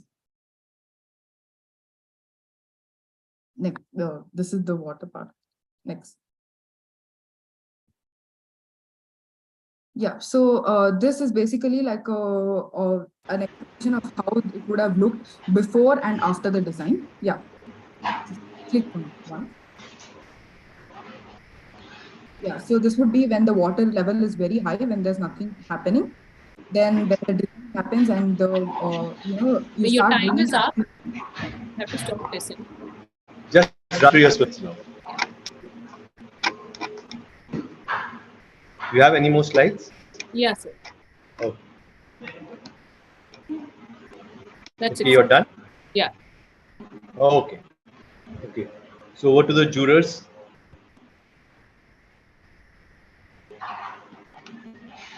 Akhtar, you want to start?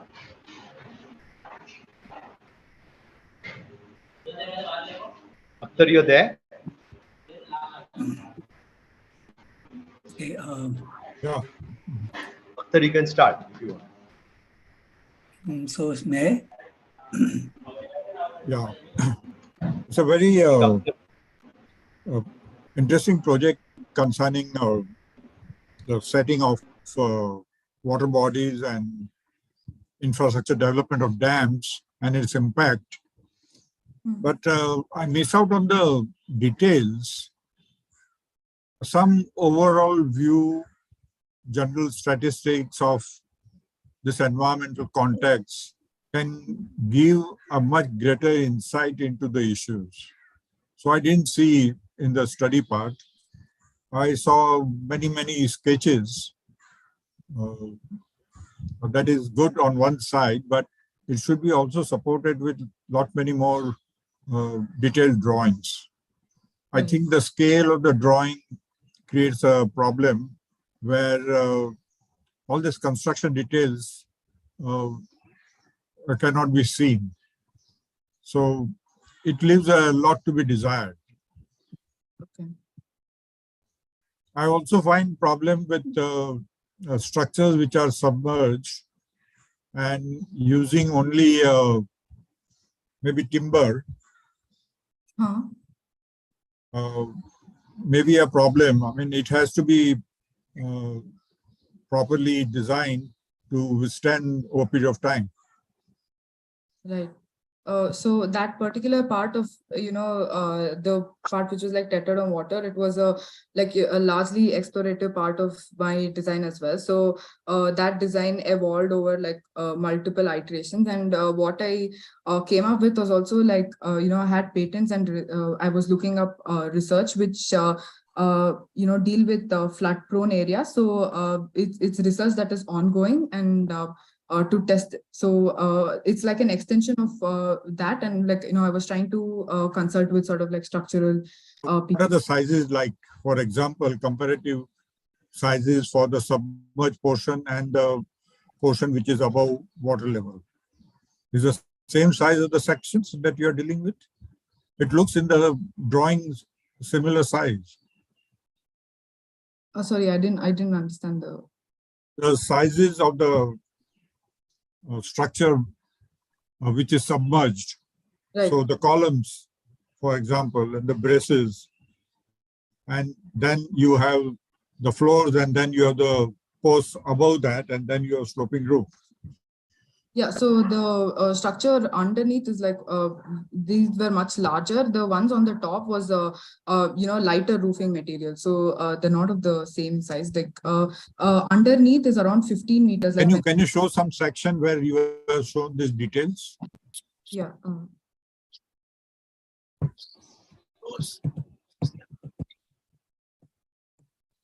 It's on. Can we go to slide 14?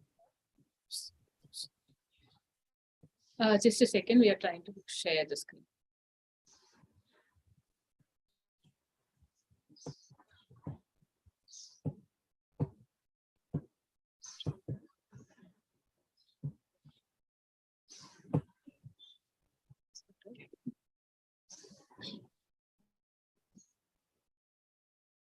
Which slide?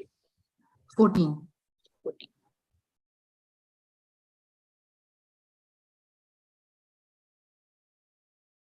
Right. So if we see in this section, the part where the pile starts is actually the part that completely remains submerged under the water throughout the entire year, because the water level doesn't go lower than that.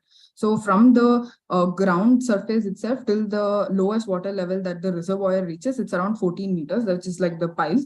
And then from above that, we have the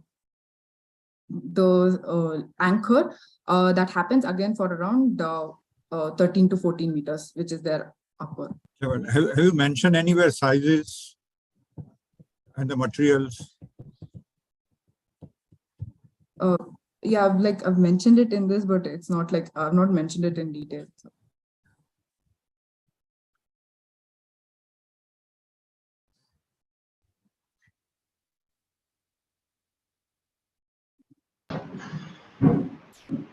So actually, the detailing is missing in the structural frame. One question I have is that what is the duration of submergence of various structures and plinths? What is the duration when it is remained submerged? 1 month, 2 months, 3 months? What is the duration? 3 to 4 months. 3 to 4 months, certain structures, certain plinths, etc., remain submerged, right? Yeah. So what kind of deterioration may happen? And when the water recedes and when they get exposed, what kind of maintenance is required? It's not merely mud or water, but there are lots of creatures, crawly creatures also, who will be, moving into these crevices of the structural system. So what precautions have you taken to ensure that there will be no deterioration because of being submerged for 3-4 months? And then they suddenly appear when the water level changes. And then a lot of maintenance is required to clean them up and come back to the reality, for visits by tourists. And so that is a big issue, actually. Maintenance would be definitely a big issue if the plinth and structural system remains submerged for 4 months and then they suddenly appear. The parts of the plinths that are like, getting submerged, they are like either courtyards which would have like agreed, or there would be parts of the OAT. And with respect to the one on the water, it wouldn't get submerged, so it would remain above the water level. Because see, you have developed the whole layout assuming many things, because nature doesn't behave the way you want nature to behave, Yeah. So we have to take all kinds of precaution for the structures. See, that is one reason perhaps all the locals who used to live in that place had to leave, because they don't have the wherewithal or the kind of support required to keep their structures strong and safe, right? So people simply leave. All the flood affected areas are like that. So with new technology, if you create a solution, you should go into all details. So this is more, your sketches are good, ideas look interesting, but there is a lack of sufficient detailing to support your arguments, Right. Yeah. Otherwise, the overall presentation looks very interesting, but then see, come on, you are a designer, you are designing and leaving it to the people to manage. So if they can't manage, they will all leave this place also, correct? One flood, and then when flood goes down after 4 months, suddenly you just can't clean up the whole area. There's no support to clean up the whole area. Again, next year, again, it will happen, right? In another 5-6 months. So it doesn't become a kind of a sustainable lifestyle, for even the tourists, right? Yeah. So research into those aspects are missing here. That's all. Thank you. Gayatri? Yes, I agree with that point. The thought of maintaining the idea, the dam as a human intervention, you're wanting to, the whole dynamism of design, where it adds kind of a value and life to the design. You have taken the strength of these fixed elements and wanted to create dynamism to have an experience in your center. Also, I can understand it's a revenue. You want the locals to generate a revenue by having addressing ecotourism as a standpoint, since it's already vacant. But yes, a lot of thought needs to go just in terms of design. I think a lot of thought has gone into looking at materiality, into construction techniques. But what if there is some say suppose there's since the place is diverse with animals, and of course there's a conflict, but what if there is an entry and a re-entry? Will that lead to a conflict between the two when the water rises? So, those aspects, are you creating problems also once you station something over there? And if you have this kind of fluctuating model, which you hope that it will add to the dynamism, but also could present other problems as well. In terms of life of the structure, in terms of conflict, in terms of accessibility for services, will it become too difficult to sustain? I agree that when I started the project, and by the time I was finishing up with the thesis, I had this idea of the design, and we had all of the study, but then to go into the detail, there was a lot of a lot more detail that needed to be done in order to realize a structure, or an idea that I'm exploring. Interesting take though. I mean, it's a very bold topic and a bold, you've chosen the right place, you know the concerns, you want to address it in a way, your target, you're going in a very systematic approach from the study, analysis, and evolution and conceptual design. And even your representation of work is also very brilliant. It's brilliant. Thank you. But yeah, there is something still missing in the whole scheme of things, the overall aspect of design. Yeah, I understand. Yeah. Thank you so much. Thank you, Gayatri. Thank you, presenter. Okay. So we are going to move to 411. Next presentation we're going to take, but before that, again, we're going to spin the wheel. Babita, you're there? You would help us? Yes, sir. I'm just sharing the screen.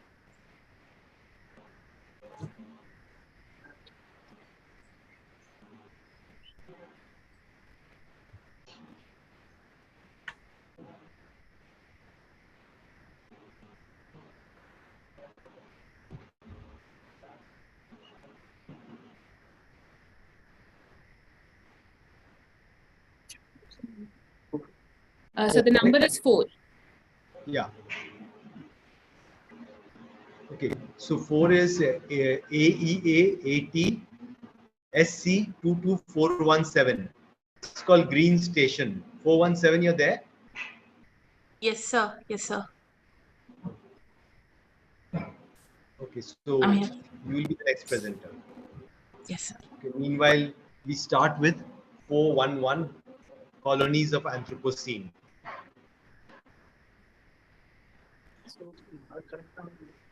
Hello. Babita, you can start the presentation. Yes, sir. Yeah, we are sharing the screen.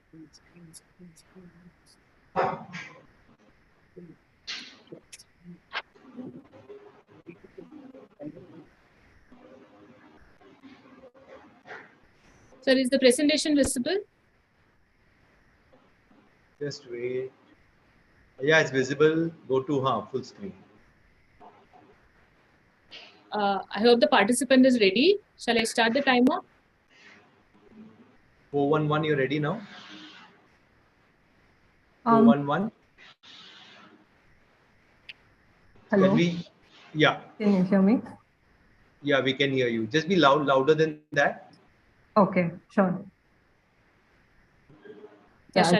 Shall I start the timer? But just let her talk, because I think her voice is cracking. Just try talking. Full sentence. Hello, can you hear me? Yeah, that's better. Okay. Yeah. You can start now. Start the timer. Yeah, we are starting the timer. You can start now. Okay. Hello, everyone.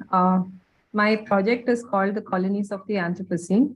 The Anthropocene, can you go to the next slide?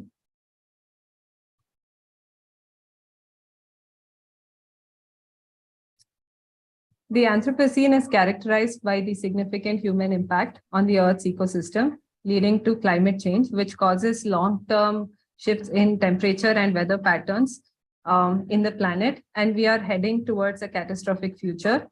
So climate change disproportionately affects developing countries like India, especially the marginalized communities who tend to be affected the most. This thesis explores redesigning a coastal community in the Sundarbans region that is resistant and adaptable to the devastating effects of climate change. The context is in the Sundarbans Delta in West Bengal. So the Sundarbans Delta spans across India and Bangladesh. And in the last 40 years, 12% of the land has been lost due to sea level rise.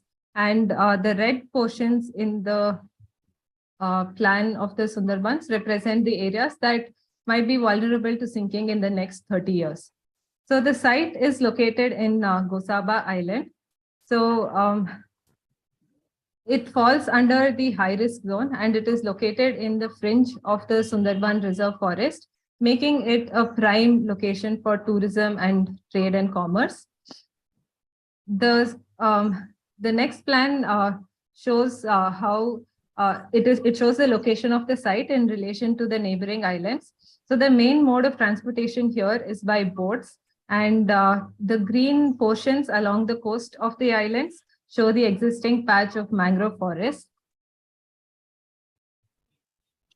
Yeah, so coming to the view, so as I said, the site is located in the Gosaba Island. So the landscape of Gosaba Island is protected by an embankment along the coast where there are existing patches of mangrove trees. You can see boats near the dock areas that are, there are patches of agricultural land around the site, and the roads and buildings are usually constructed at a higher level to avoid floods. So the plan shows the location of the site next to the Gosaba market. The predominant wind and cyclone direction is from the south and the southwest direction. The Gosaba market is the densest part of the site, and the houses are sparsely spread across the landscape. Next slide. So the sketch shows that the houses in the area are normally have a pond, which is used for fishing, and it is a source of fresh water. And they have cattle sheds and agricultural plots next to the houses. They also have gardens near the houses to grow produce for food.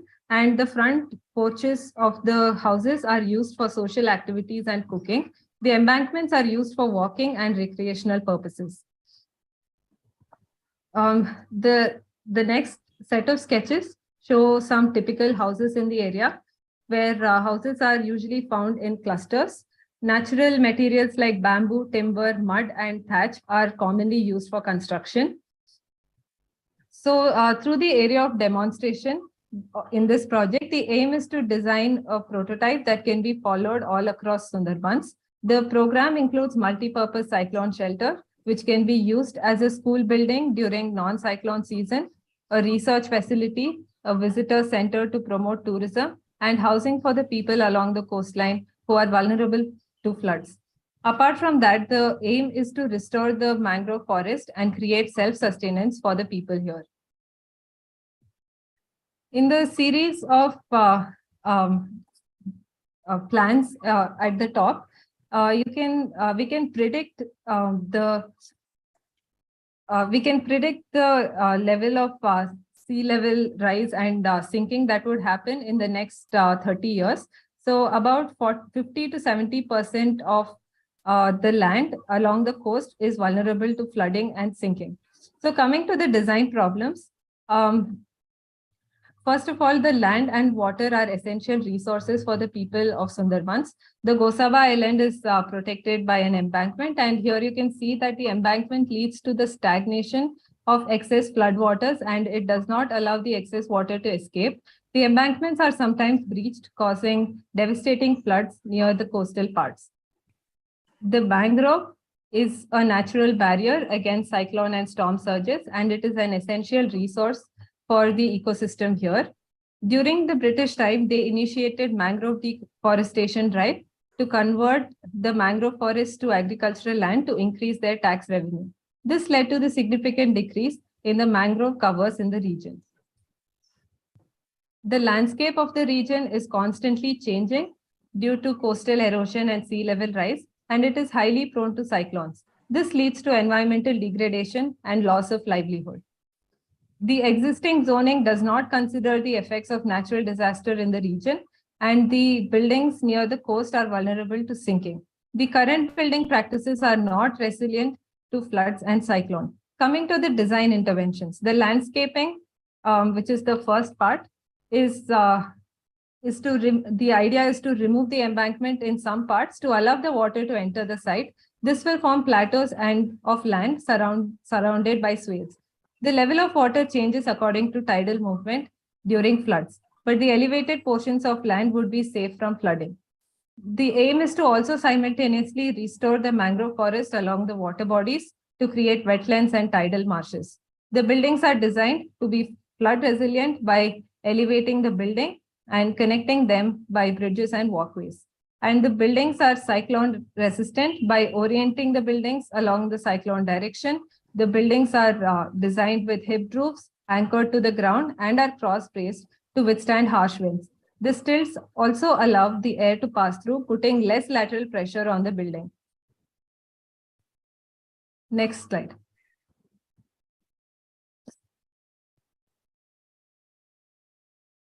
Yeah. So in the series of the master planning diagrams, you can see that first of all, the site is currently protected by the embankment. The first phase of the design is to allow the water into the site in a controlled manner by using sluice gates along the embankment. A blue-green network is created connecting the main water bodies. This allows the water to flow from the main river across the site. The islands hence formed that are connected by bridges. The mangrove forest is restored along the coast to protect the area from cyclones. The buildings are also constructed in the elevated areas in a phased manner. So in the final phase of the completed blue-green network, some water bodies are allotted for freshwater storage. The master plan is divided into different zones. The area along the coast is mainly for mangrove restoration and tourism purposes. The housing zone and the cyclone shelter are placed inwards in areas that are safe from floods. There are bridges connecting all the main areas and buildings, and the water level in the site can be controlled using sluice gates. The first section is perpendicular to the main river. So the public buildings like viewing pavilions and the bridges are placed along the coast. The housing and the cyclone shelter are placed inwards at higher elevation. The bridges span across the swales and are connecting various buildings. Next slide. The building structures are inspired by the local architecture, but it is redesigned to be resistant against disasters. Next slide. The buildings, the grid is followed to keep the structure modular in nature, and the construction process is designed to be easily executed on site by the people of Sundarbans. The structural components can be used to make multiple different types of buildings by using the same construction details. Bamboo is used as the primary building material as it is locally available, sustainable, and it can survive the stress that is caused by harsh winds. The concrete footing is used to anchor the columns to the ground and protect the bamboo from water. A bundle of 6 columns, 6 bamboo members are used to make one column for higher strength. Spacers are used to maintain the structure of the column. The walls are cross-braced to overcome lateral forces due to harsh winds. A typical house structure is shared between 2 to 3 families or joint families to reduce the cost of construction. There are, can we go to the next slide? Yeah. So there are common circulation spaces, cooking spaces, and bathroom. The floor and the walls are made of bamboo structure and stabilized mud plaster. Split bamboo mats are used for the flooring structure, and wattle and daub construction is used for the walls. The bathroom 5 minutes left. Okay. The bathroom and toilet core are made of bricks to accommodate plumbing and waterproofing. The roof is supported by bamboo trusses, which are anchored to the columns by perpendicular struts. The bamboo roof is covered by thatch and GI sheet to protect the building from rain. The different housing structures and other buildings come together along the landscape with ponds, swales, trees, and gardens, which is inspired by the livelihood practices of the people in the Sundarbans. The bridges become the primary connecting pathways and also the social spaces.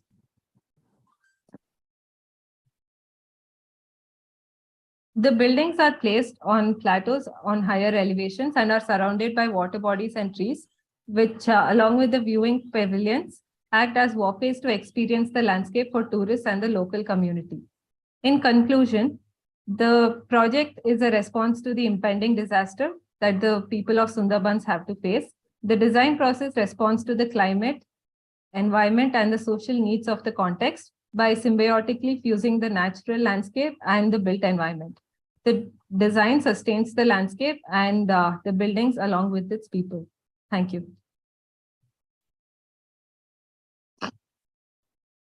Okay, thanks 411.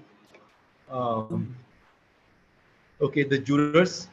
Yes, could you go to the last slide? You have to use the minimum number of slides. That is wonderful. So let's see the last slide again, 7.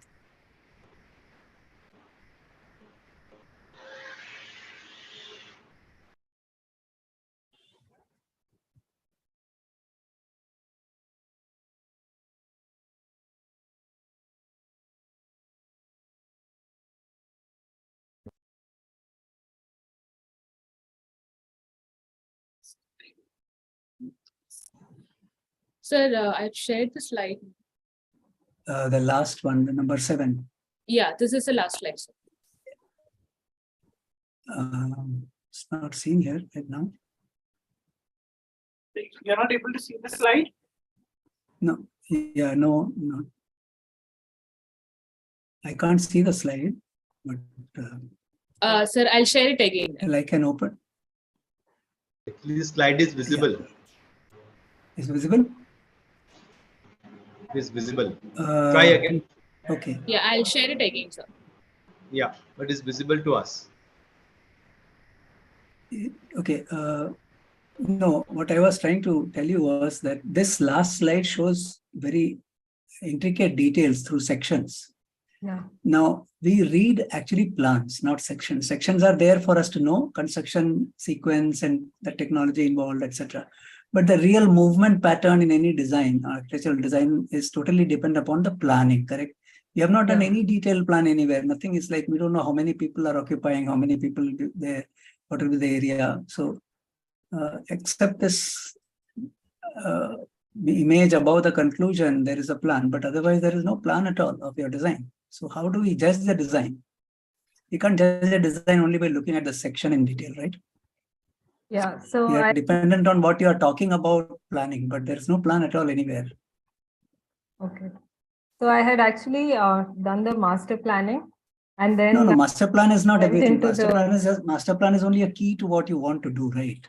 Yeah. So I had but architectural plans of all the spaces, ground floor, first floor. You see, without that, it is impossible to judge the planning ideas, the occupancy of spaces, the circulation, especially the circulation, if there is a clash anywhere. I mean, you understand that. Yes. Section looks very good. It gives fairly good idea about the structure, how it will be created. That's fine. That's all I have to say. Yeah, thank you. Okay, thank you, sir.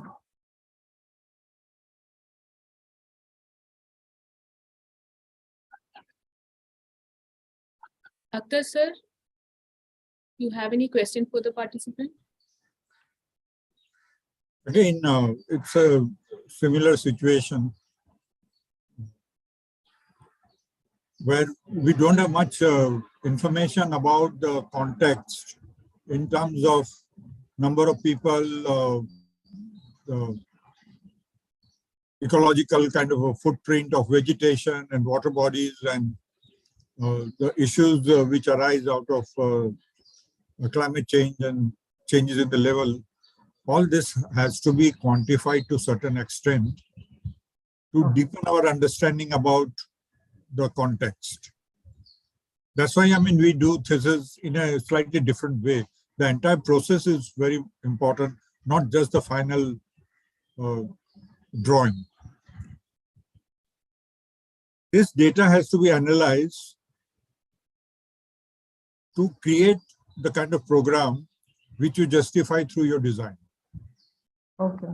So this aspect, even though you gave a very long kind of a narrative, on the first 2 slides, I think you spent nearly 5 minutes, 1/3 of the time. Yeah. But those details didn't come forward. It was like a general talk. So you might have done the studies, and you can respond to this question. You can highlight these issues. Okay. Can we present the first slide? Sure, sure. Yeah, I'll share the first slide. So actually, my analysis started with the data itself.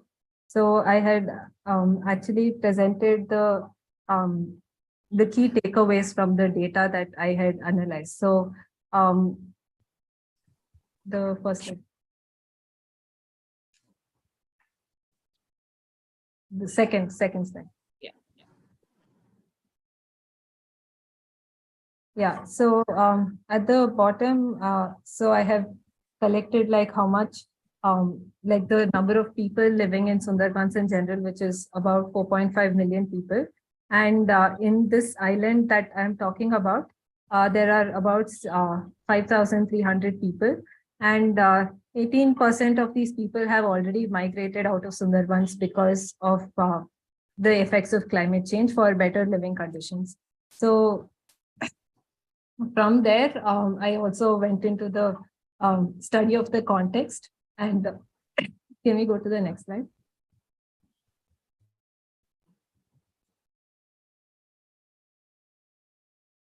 Yeah, so yeah, here I have basically condensed all of the issues that I had seen in this area into the 4 categories, that is water and land, mangrove, and the built environment and fragile landscape.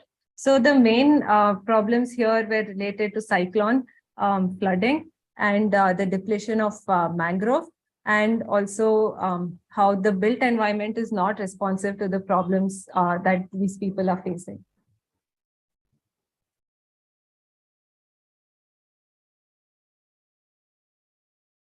So how many people you are catering to now? And what is the area that you are designing in terms of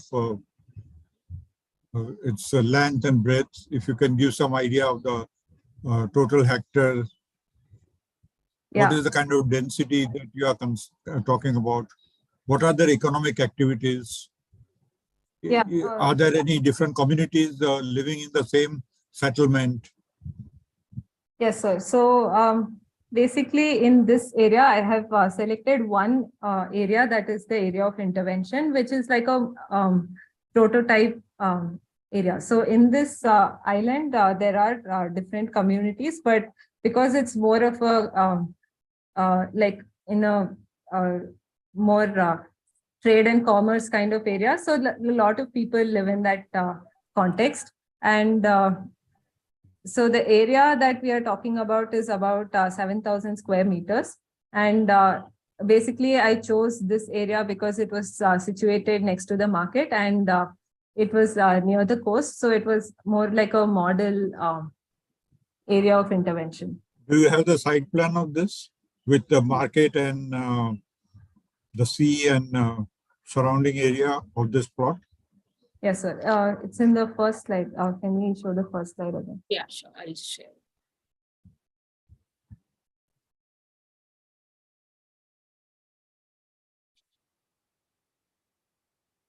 Before this.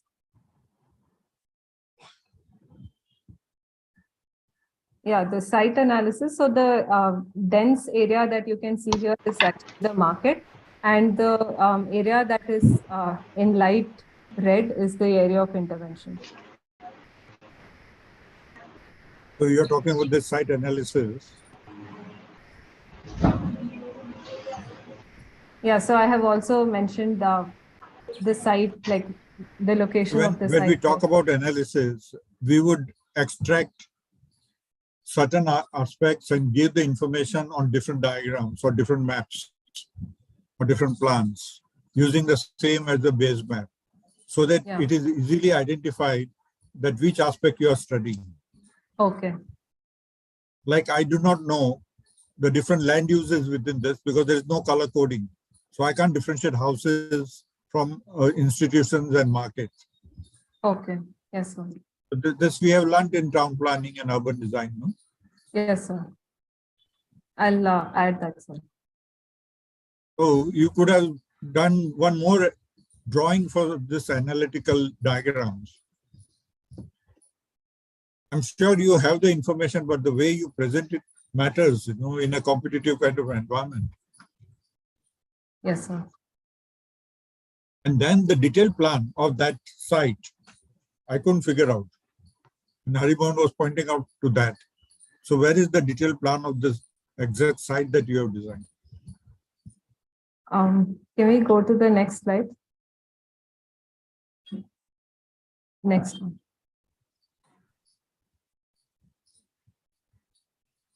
So this is the plan at the master planning level. So I have actually focused on the overall planning aspect of the design. And then I actually went into the construction detail, like designing a module specifically. So I don't have like a detail. The two sections look very interesting down below in this drawing. Yeah.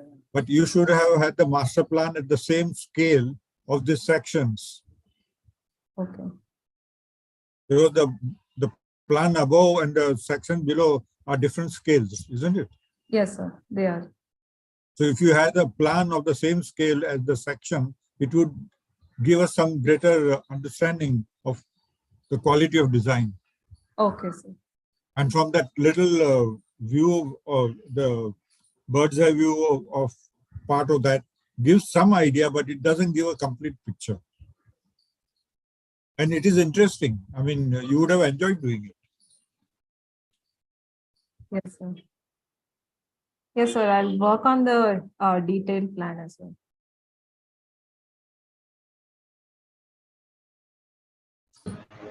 Okay. Okay. I just wanted to ask you one thing. You removed the embankment and made way for seawater to enter. Did you say that fresh water was available to them, is available to them? So they have made certain ponds near their houses where they collect rainwater, and that's their source of fresh water. So in the planning, I have basically retained some portions for some of those ponds for fresh water, and the rest is sort of mixed with the seawater, so it becomes like the blackish water. So that kind of basically with the numbers and figures would have been nice, because what happens is once you've made way for water to come in and it's going to be like the backwaters, then you're making room for, of course, giving a good nurturing environment for the mangroves. But at the same time, this community, how many people are you sustaining on the limited land that is now available to you? Though your study shows that you were mindful of the direction of the cyclone and you directed your structures towards that, and you made all that effort. Nevertheless, cyclone being cyclone, when it carries everything with it. So yeah. So what is we can't see any thought given to rainwater harvesting systems, though it was all about plantation and things like that. Since anyways, you're making room for more water to come in, thinking that removal of embankment is going to cause less obstruction. Yeah. Right. So yeah.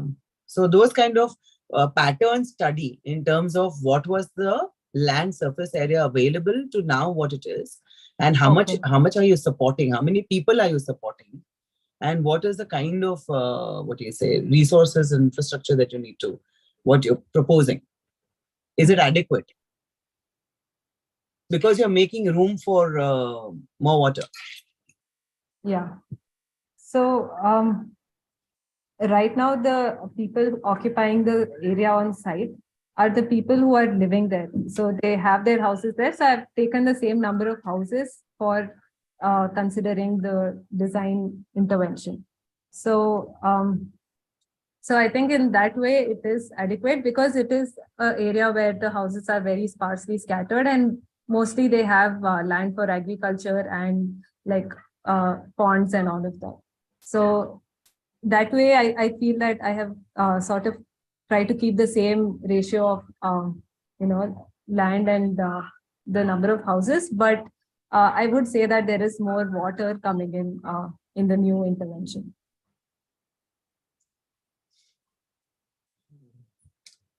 And any integrated coastal management practices, probably some thought that you could have given to that. Have you given it any thought? So in terms of what, ma'am? In terms of the embankments, what you're going to do, because you are making room for, I mean, of course, you are being given a thought in terms of materiality and construction techniques. Yeah. But I'm saying coastal management techniques along the banks. Yeah, so basically most of the embankment would be retained, but some of it would be removed to allow the water inside.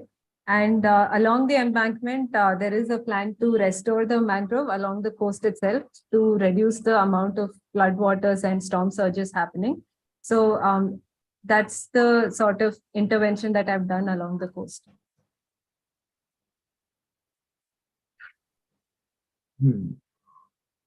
Okay, thank you. Thank you. Okay, thank you.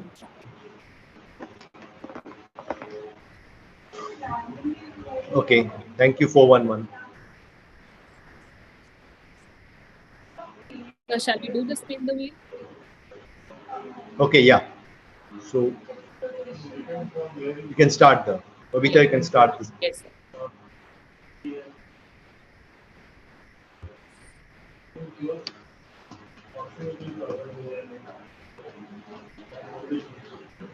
Shall I start it, sir? Yeah, yeah.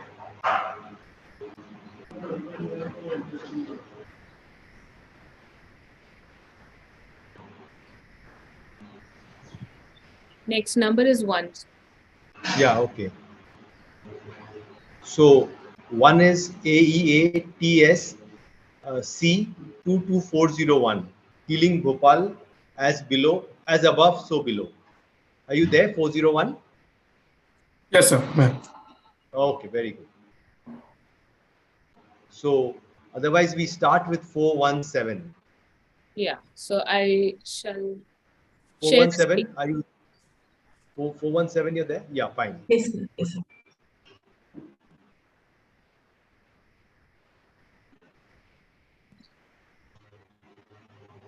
Is the screen visible? Yes, ma'am. Yes, ma'am.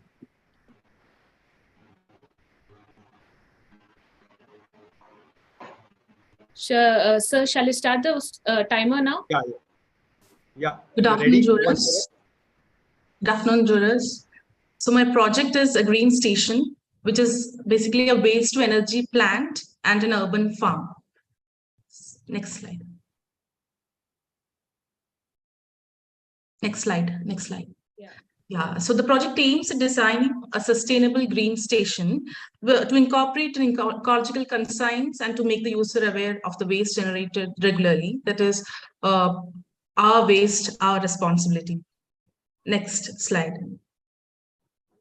So the main objectives of the project is to cultivate the culture and habit of recycling by creating an interactive, informative, and easily accessible platform, and to design a sustainable building that applies to the LEED certificates requirements, and to create a public sphere of recreation and learning. So site chosen is in Calicut, Nallalam, Calicut. There's an existing waste plant there, and site area is almost 16.8 acres.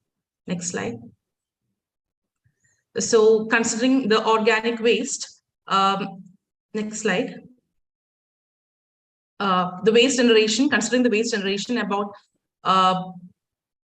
considering the biodegradable, non-biodegradable and inert gases, there is 80%, about 80% of the waste is biodegradable. So our waste plant will be dealing with municipal solid waste, which is organic solid waste. Next slide. So the total amount of waste generated in the corporation area is 176 metric ton, and our plant capacity is 200 metric ton. Next slide. And the system, the recycling system which we use is ERS system, that is environmental recycling system, in which there is a byproduct of water, manure, and heat energy. So this heat energy is converted into electrical energy through micro CHP unit rooms and grid rooms. And this water, which is a byproduct, which is again used in the hydroponics in the farm, and the manure, which is again utilized in the soil-based farming. Yeah. And the waste from the farm again goes to the plant. So that is the cycle. And next slide. The vertical farming technique used is NFT system, that is nutrient film technique, and then soil-based, it's grow back cultivation system. Next slide.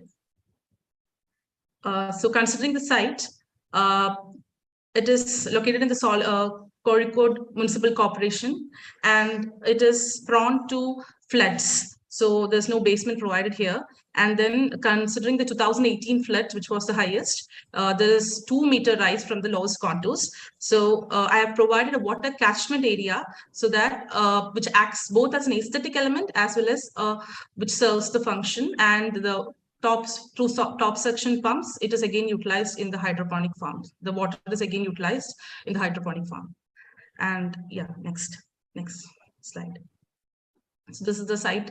You can see towards the north, there is an existing OWC plant, which is in a very bad condition, and there is improper waste disposal observed. And the setback area is not maintained. The setback of minimum 10 meter from within the site and 30 meter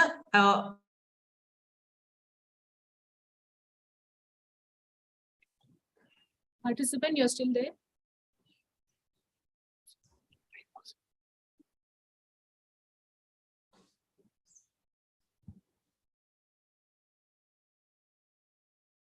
Hello, the participant is there.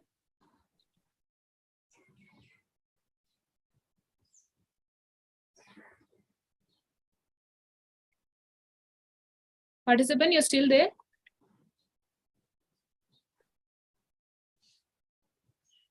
Anirudh sir, I think she is disconnected. I think you continue. Shall I continue, sir? Yeah, because honestly, she is losing time. Yes. Are we able to? So I think she is not there. Okay, just we'll wait for her, but. Please pause that timing, please. Yes, we have already done that. Yes, okay. I'm sorry, I lost my connection. Sorry. So yeah. Just a minute. Shall we team, restart? please give her that time that she lost when she got logged out. Yeah. Add those whatever half a minute or whatever to her total time, please. Okay, ma'am. Yeah, we shall. We'll do it manually here. Is that okay?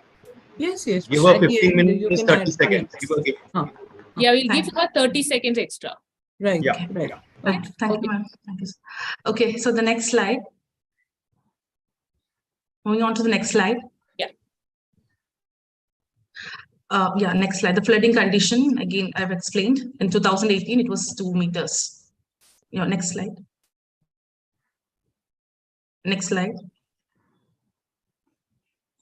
Yeah, this was I created a design response according to the site. So as I said, in the first one, considering the neighborhood, I've shifted the landfill area towards the north, and the drainage, trees, and flooding condition. So another thing which I have to maintain is that the water which is contaminated should not block. So I have to actually provide a barrier which prevents the contamination. Next slide. Considering the smell and wind direction, again, it's shifted behind, so that solves the problem. Next slide. Yeah, and the initial idea was a sustainable planning, and then an extended vision, like creating a barrier-free environment, so that there's more public access. Usually in a waste-to-energy plant and all, there's no much public access, and it is actually a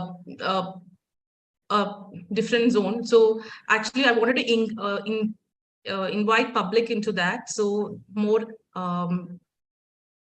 public interactive zones are created, like commercial zone is there, and commercial zone, research block, etc. provided. Another idea was the idea of a transparent factory, where people get to see what's happening inside the factory at a different level. There is a visual connection, but they don't actually go inside the factory because there's olfactory issues and there's a lot of machinery inside. So they get to see what's inside from a different height. And the idea of water catchment and reuse of water. Next slide. So this is this is the project. So the entry is from the south, and there is a small commercial area. The commercial area is restricted because considering the bylaws, it's not more than 20%. And then there is a step which connects the first floor and which opens to the water catchment area in the center. So the water catchment actually acts as a central aesthetic element, as well as it serves the purpose. And towards right, there is the indoor farm with hydroponics and soil-based farming techniques. And towards left, there is a research block and a library. And moving on to the northern side, there is a gallery space which explains the process, the internal process in the factory before actually getting into the factory. And then towards the north, there is a ERS system plant and the waste segregation unit. So that is the plan. Coming next slide. Going on to the next slide. Yeah, so these were the few ideas, the gallery. And then you can see the first sketch that there is a viewing zone provided at different height, certain height, so that the view is not blocked and they get to see the process inside. And then water body is provided to create a microclimate inside, and all buildings are facing and all the roofs are sloped considering the rainfall in the area. And then and the vertical stacking according to the weight, because hydroponics, again, the nutrient film technique, it's very lightweight, so that is pushed to the higher levels, and the soil-based farming, which is heavy, which is pushed to the down. That is how it's zoned. The block, the farm is zoned. Yeah, next slide. Yeah, this is a building program. Hydroponic, a band flow technique is there, and then non-circulating draft system, soil-based farming, etc. Next slide. Next slide. Commercial spaces, learning center, waste to energy plant. There's a pre-treatment area and the treatment process, that is the ER system, and the plant capacity is 200, while the waste generated in the corporation area is 176. And then post-treatment and the viewing zone. Yeah, next. Yeah, this is the ground floor plan. Next slide. The viewing deck. Next slide. So these are a few of the views. This is the view near the main entrance, view near the commercial zone, view near the vertical farm, view near the research block, food court, and view near the plant. Yeah, that's it. Thank you. And this is the aerial view of the plant. This is how. Yeah, thank you. Thank you for being before time, way before time. Okay, the jurors. Yes. See, your study part is very interesting, very meticulously organized. And you have identified the important zones which you need to consider. And then very quickly, you have just jumped into just plans, and then there are no details of the structure that you have designed where we can understand how the functions are and what are the details, what is the role of services in this whole area. You see, that's missing here, and just some views. So can you go to the plan itself and just give us some hint on how you expect the place to function, how many people are working there, and what are the, how water is used. There are several stages to, segregating the waste, correct? Yes, sir. So yes, how sir. it is done in that plan, in that space? Okay. What kind of waste is segregated? How they are? I mean, it's a good view, a very good view, and minimal sections and plans. So you see, you are just assuming that there is waste to energy happening here, but how is it happening here? What is the layout? What kind of plant is there? Which is that area sufficient? What is the height there from the Industry Act or Factories Act? As per the Factories Act. So those things are missing, you know, just minimum of 10 meters. So if you're calling it an industry, there are some rules applicable. Yes, so sir. those details are missing here, even in the layout. Yeah. Yes, sir. There is a minimum of 10 meter and the which has to be provided with the tipping floor below so that the water gets collected. And we can't provide basement below the machinery because below the plant because the machineries are very heavy. See, this aspect you could have explained with more detailed section and structural system shown. You understand, it's too tiny to even look at here, you know, all the details. Yeah, that's all. There's a separate... Overall, but the study part is excellent. And your views also look very good. But we are missing something when we read the plan drawings. Something is missing there. So there's a separate entry to the plan, to the plant area, because there's an existing service road of 7 meters. So I've utilized that existing service road towards east, on the eastern side, and I've provided separate entry. And there is a waste collection area along with a waste collection area, and then from there's a separating area where the or inorganic wastes are again taken, and there is a access drop off and drop in and a weigh bridge also provided there. Yeah, it's very small. Yeah, and then the plant. Then there is micro CHP unit and the grid room, and that's how it's converted. And then actually a line plan which shows your circulation and the process in the plant itself. Just the ground floor and first floor, no sections, no details, no sections, just some views, you know. So that's for a competition, you must at least give many architectural drawings, at least sections. Sections are very important to understand the structural system, right? Yes, sir. Yes. Okay, thank you. But good effort, very good effort as a study. Thank you, sir. Thank you. Akhtar, you want to? I would like to ask this question. Like, you must have got involved into this project very deeply over a period of time. And you know the design inside out. Like you have mentioned, learning center, research center, some amphitheater. So a lot of people are expected of different kinds. So can you just narrate us this understanding of yours? So what kind of learning spaces would this be? Because we didn't see any details. Yes, sir. Learning spaces mainly to understand the, there will be labs, biochemistry, microbiology, to understand different, the bacteria and all inside the waste and how it could be treated. Just, I've not gone into detail on that. Yeah. Now, for example, if you visit this place, what will excite you? What will educate you? And what impression will you carry when you come out? Yeah, one thing is that once they get into the building, before entering the plant, there is a small gallery which explains the process, like how the waste is treated, how it is converted, how much energy is produced, like that, before getting into the plant, just right before the viewing deck. So they get to know the process. And yeah, to attract public, that's why I've provided a weekend market and commercial zones to attract the public, to make it more user-friendly. But you can illustrate this, no? You can illustrate this with some examples or some sketches. Yes, I could. To create that, something like a walkthrough or a series of sketches. Yes, yes, sir. Yes, sir. It may be two-dimensional sketches even then. But you show people, you show activities. Yes. The other thing is about having identified the entire process and different functional areas and then putting it together as a kind of a composition. Yeah. There is a stage for articulating this further. Yes, like a story. As a designer, how do you take it to another level? Yes. Or they are just simple boxes arranged in some manner? Any engineer can do that.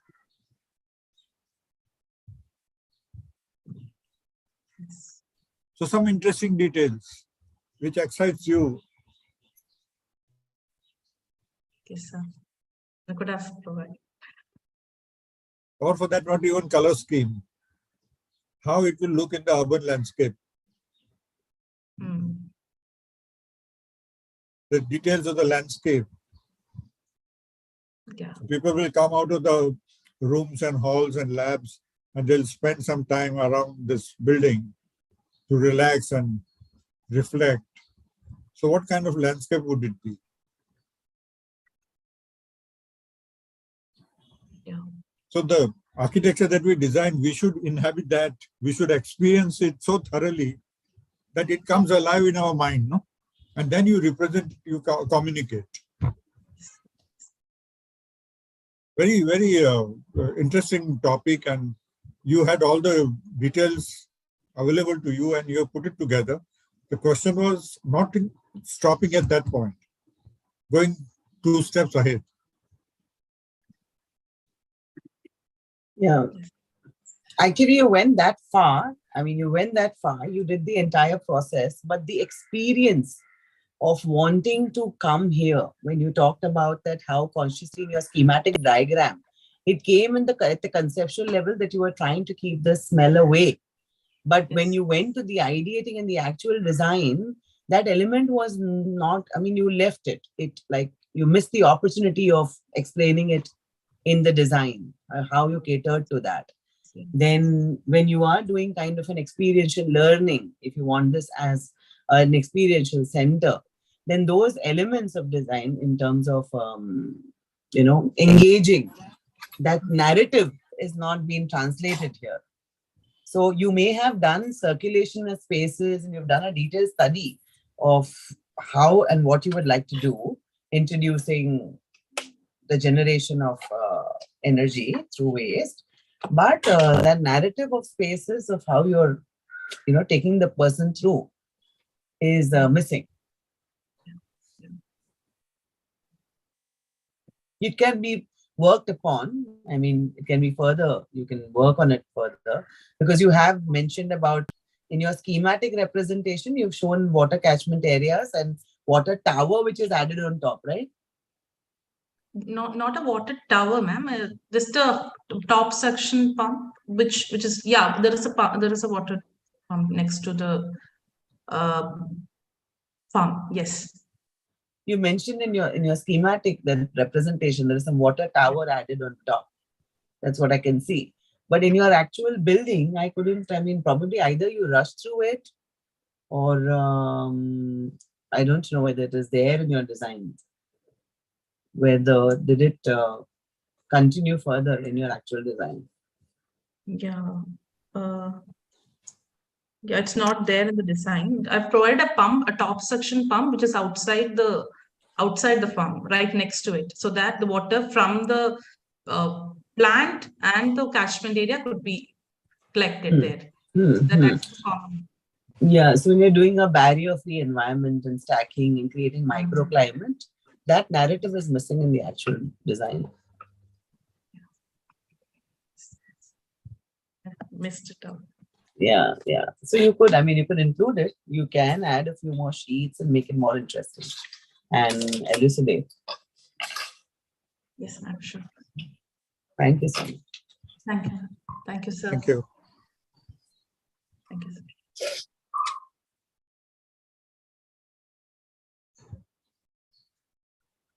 Anjut, sir, you're mute. Could you unmute yourself? Oh, sorry. Thank you for the presentation. Okay. So before we start with the last one, I'll announce the 5th presenter. Okay. So it's Aeat 22422. It's called Belaku, the Hampi Interpretation Center. 422, you're there? Yes, sir. Okay. Yeah. Then identify yourself. Okay, there you are. Okay, shall I So share? 401, you're ready?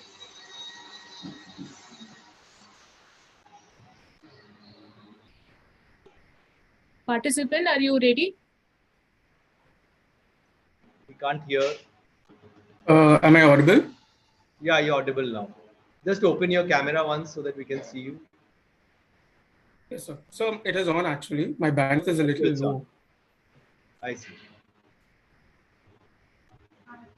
Okay, you Sir, can see shall the I start the presentation. timer? I've already shared the screen. Can you see the screen? Yes, sir.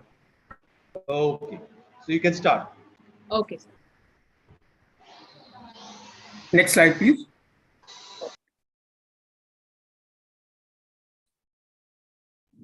Next slide, please. Post midnight on 3rd December 1984, 42 tons of poisonous methyl isocyanide gas, MIC, leaked from a storage tank of the Union Carbide plant, exposing 500,000 residents of the city. Bhopal seemed to have turned into a large gas chamber. This incident, therefore, is recollected as the world's deadliest man-made industrial disaster. The road to justice was, however, more concerning. And 40 years later, what's next? Next. What then of public memory, and how much more fraught does the process of public commemoration get? Next. Memory is treacherous territory, a constant subconscious process of filtering our past, which we struggle to grasp. Next. Time has passed, almost 40 years, and the site has come to be associated just with the tragedy of 1984, but also with the ensuing struggle for justice continues to this day. Next. Both tree and landscape shift with perspectives. Next. Although the tragedy took place in 1984 Bhopal, the entire saga dates all the way back to the start of 1934, the peak of the Green Revolution and the establishment of the Union Carbide India Limited by the Union Carbide Corporate. Next.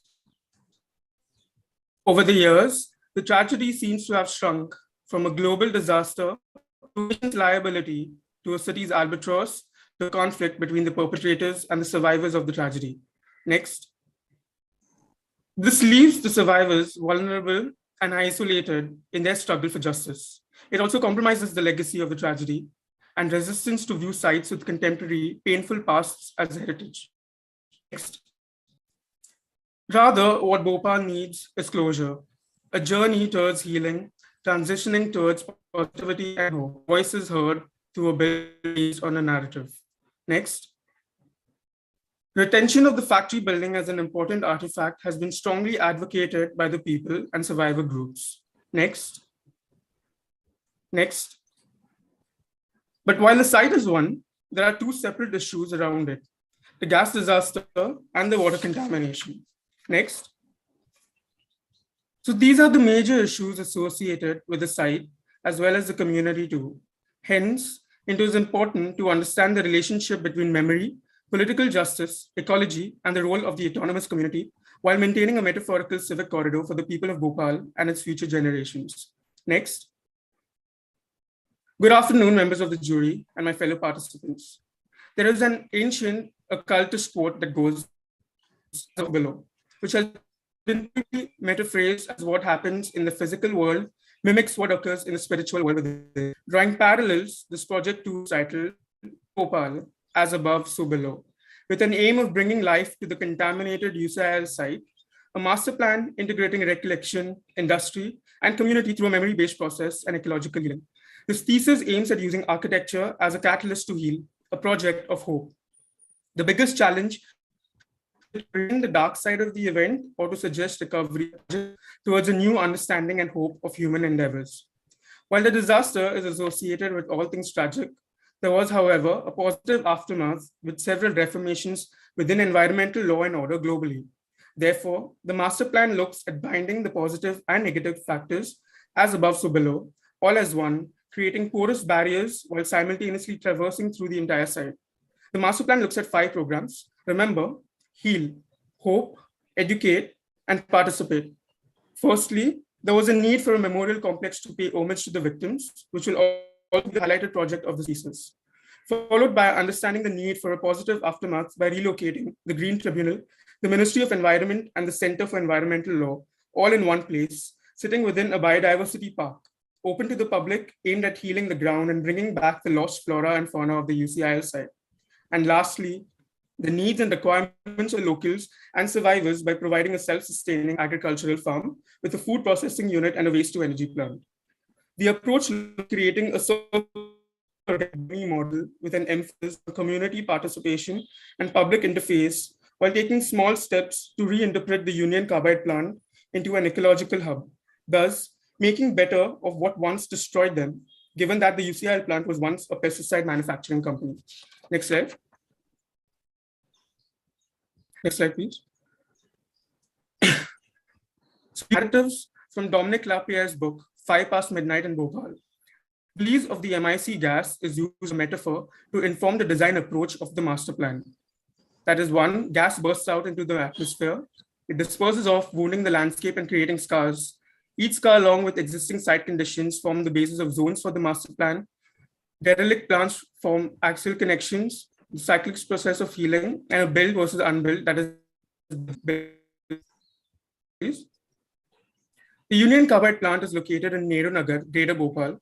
It's currently a brownfield site and has the ruins of the plants.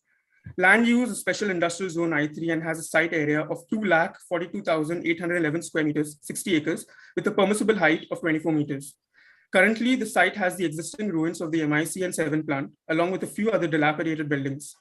The eastern part of the site is the most contaminated and has a solar evaporation pond with toxic buried under.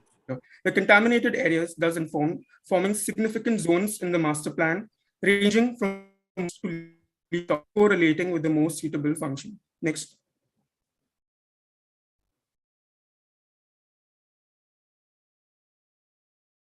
Next slide. You have the memorial complex actually as aligned to the remains of the MIC and 7 plants, while a water body creates a barrier separating the negative from the positive.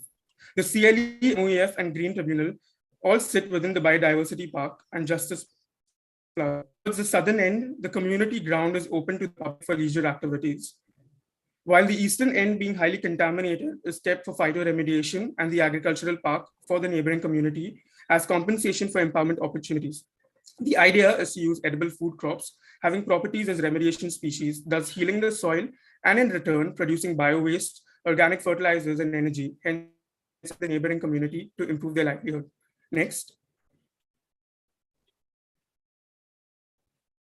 Next slide. Coming to the highlight of this thesis, rather than being a memorial museum, the intent was to create an experiential journey. The aim was to reinterpret the importance of storytelling and design, which ultimately translates words into a built form, thus informing emotions. Next slide, please.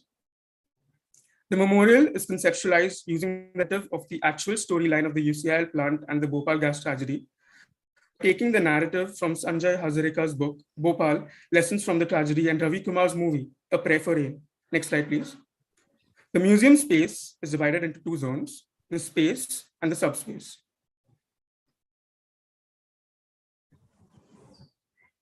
Next slide, please. As depicted in the plan and section, subspace, which is below ground, carries the stories of the event, emanating negativity, while space above ground facilitates hope, awareness, and positivity. A use of as intention to create a journey while experiencing multiple changes and levels as observed in the various case studies analyzed.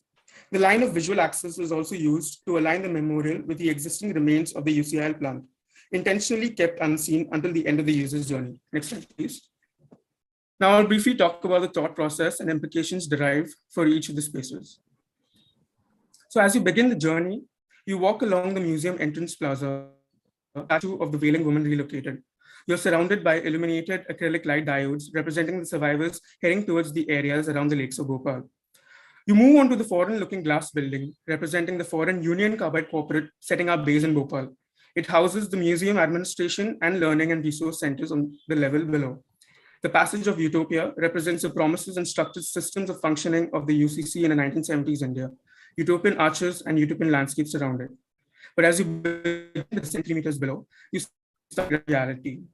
Walls coated with mud representing the real picture of 1960s Bhopal, with hanging light installations made by bed sheets used by the people of the slums who slept on the footpaths on the edge of the UCIL plant. The illuminated spheres represent the faces. All what the people of Bhopal wanted was a prayer for rain. Illuminated reflective glass cylinder with water flowing within represents the rain that the people of Bhopal hoped for and believed that the setting up of the Union Carbide Industrial Plant was a blessing. Next slide, please. But then you start approaching the passage of countdown from 4 meters down to 8 meters. The jalis representing the light and shadow effect in a means of creating an oblivious destroyer, leading to the unfortunate night. You stop and get a glimpse of the tragedy, a glimpse of the core and the horrors associated. You then proceed right into it. Next slide, please. The sub-presents chaos, galleries with events leading to the tragedy. These depict the events, yes, of the night of the tragedy. A sense is created through activating the 5 senses of the human body. Next slide, please. On descending, you walk right into the first event of the horrid night. Panic, walls and flooring in red cement oxide with illuminated steps in varying directions and heights, representing the panic that set in within the factory workers at the onset of the leak. Out of the silent night represents the gas that was released. Smoke from the cracked cement flooring engulfs the room, consisting of hand-painted life-size ink silhouettes on tulle fabric. This was the gas that silently leaked, killing people around the slums first. The gas then begins to rise and floats in the form of a cloud, casting its impact over the city of Bhopal. The gas cloud is represented by illuminated glass and leads the visitors into the passage of suffocation, representing panic and claustrophobia that set in, with people not knowing where to go. Next slide, please. From the passage, you walk into the aftermath of the tragedy. Mud-coated walls for dampness to create an olfactory effect of the stench from all the dead bodies that night. Down trees interpreting the same. The Bhopal gas tragedy has turned the world upside down. You then finally come and face with reality. The core, as I call it, the tower frame of MS steel sections with a covering of light transmitting concrete represents the sole existing ruins of the UCI plant, while the hands represent the victims crying for help but left unanswered for 40 years.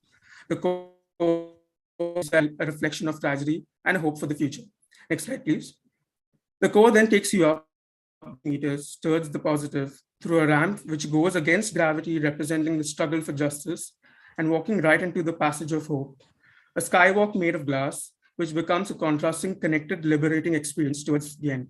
The bridge takes you through the earth, assuring that there is light at the end of the tunnel. It brings you out into the Tower of Reconciliation, from which you finally get a first-hand view of the existing ruins. Sit in the garden of reflection to contemplate the tragedy, after which you proceed towards the positive aftermath of the tragedy. As you positivity, you come onto the deck floating above the water, from which the ruins, the memorial complex, and the positive aftermath of the Justice Plaza can all be viewed at once. Next slide, please. Next slide, please. The positive aftermath acts as a contrast to the tragedy landscape. You have phytoremediation species of plants versus the dead, barren trees around gravel below. You then head towards the coat of colors, again is in contrast to the dusty landscape of old Bhopal. And finally, you head onto the mounds, which represents the positivity trying to make its way above the ground. This marks the end of the user's journey of the experience. Next slide, please. Next slide, please. On the foundation of testimonials from the curators of the existing Remember Bhopal Museum, the museum supposedly will follow a donation form of sustenance rather than charging a fare per ticket. The circulation pattern is a simple cyclic straightforward process with an emergency ramp around the tragedy galleries. Next slide, please. You have the last 2 minutes. Next slide, please. Major structural parts of the museum are made of 200 into 200 box and I sections and 180 mm thick precast concrete slabs. The walls are made of fly ash and ferroc bricks as a primary building material, considering ferroc is created from industrial waste steel dust and carved from ground up glass from surrounding industrial areas of Bhopal to make it cost effective and encourage green practices. The museum is aimlessly ventilated, and at places going into subterranean levels, a system of evaporative cooling is used, especially in the gallery spaces below. Next slide, please. Next slide, please. These are the services provided on site. Next slide, please. Next slide, please. Next. Next. So as we move on to the positive aftermath of the Bhopal gas tragedy, the Aeat plant side, the Justice Plaza reflects the beliefs, priorities, and aspirations of the environment and citizens fighting towards its betterment. Next slide, please.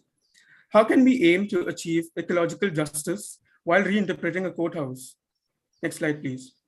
We look at integrating nature within the building. a biodiversity park within a court with supporting research facilities, along with the Ministry of Environment, which will further allow to enhance expertise and knowledge of all the individuals associated with issues pertaining to environment, and as a reminder, with the tragedy as the backdrop. Next slide, please.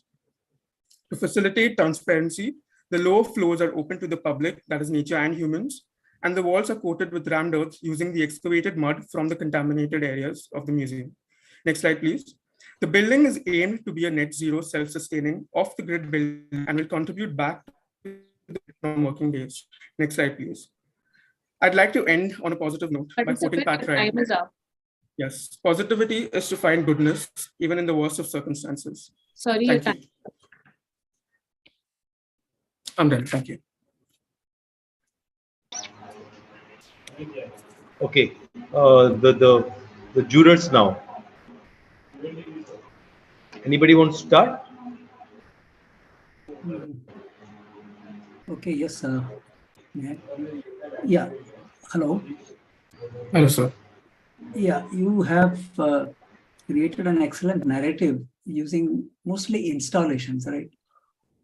Your design involves bringing together different kind of installations to represent what the tragedy victims went through. Recreate the experience, isn't it? Each room is interpreted. Fairly well organized. It's a good effort. Okay. But what about the detailing of the structures? You're just simply given simple, reference to structural system use, but no further detailing is done, right?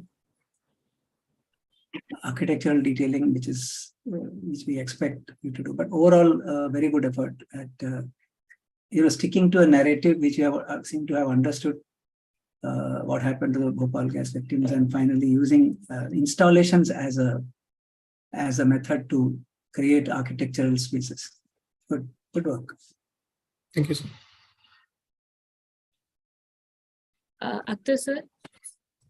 Yeah, Akhtar sir or Gayatri, anybody would go ahead.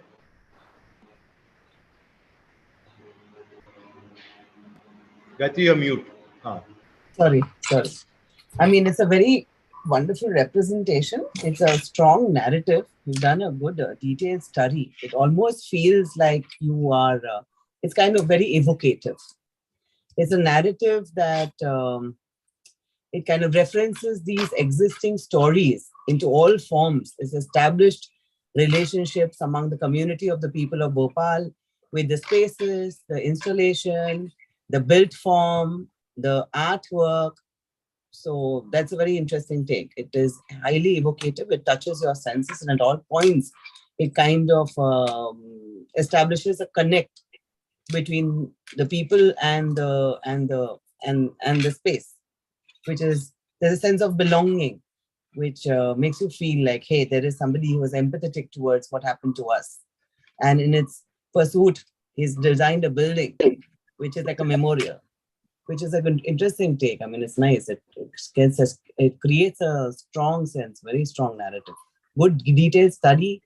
You've connected your analysis has taken throughout. I mean, you have taken the same thing and made a schema out of it. Goes right till the end. And it kind of also integrates your urban park.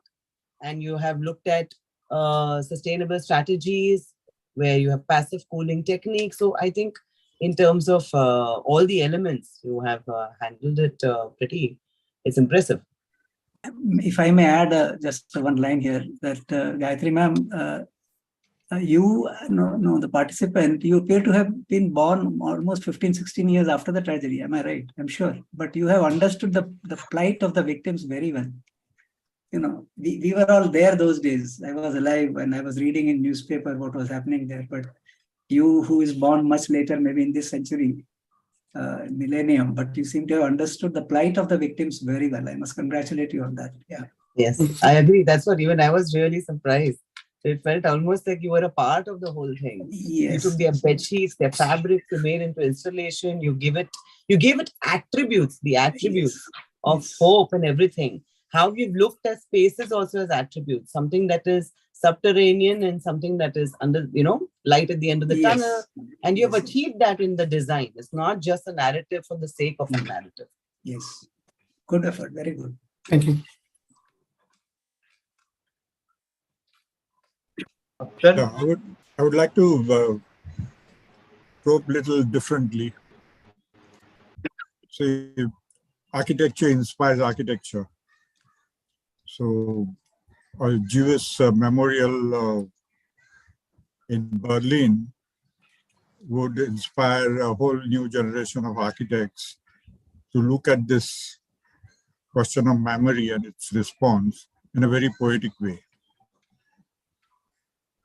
Very good. Excellent. Okay, sir.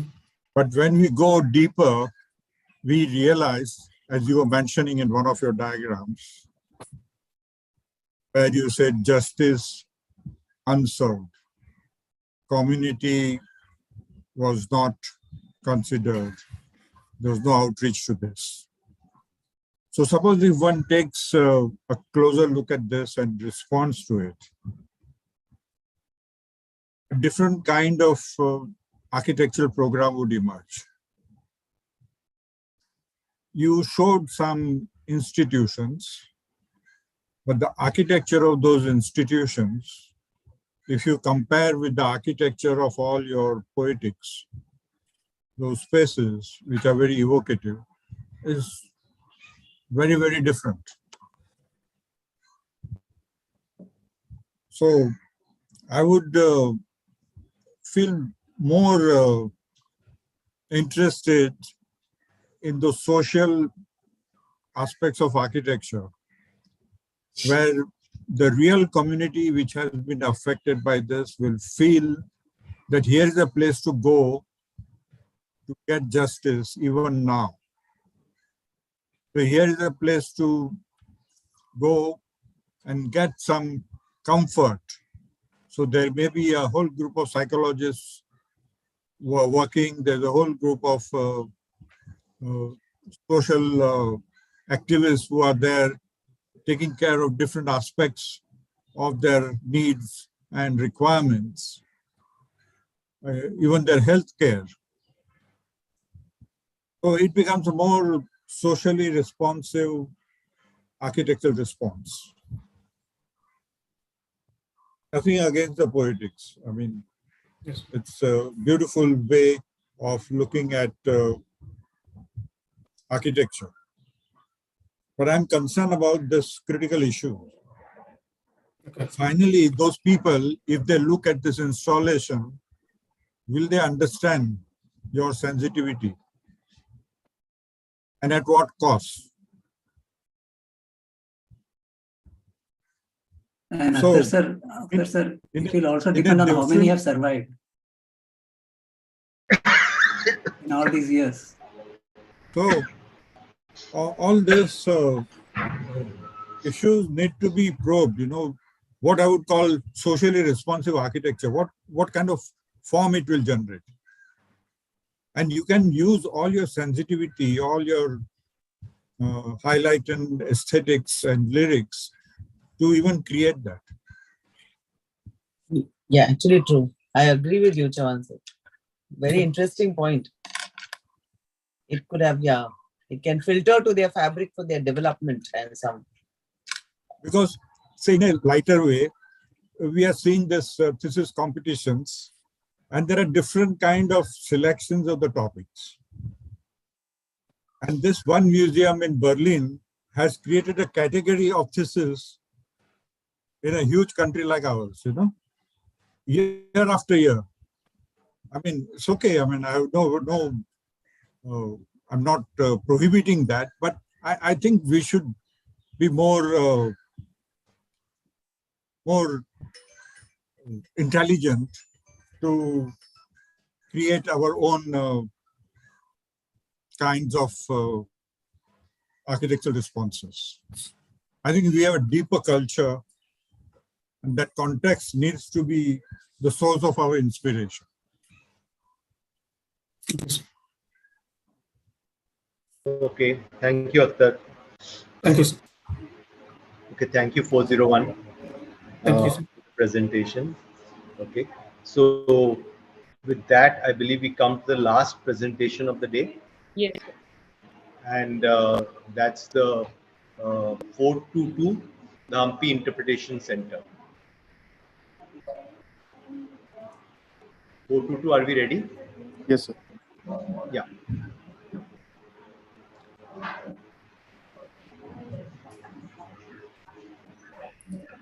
I hope the screen is visible. Yeah. Yeah. Shall I start the timer? Yes, ma'am. Good evening, everyone. My thesis topic is Vedaco, the Humpy Interpretation Center.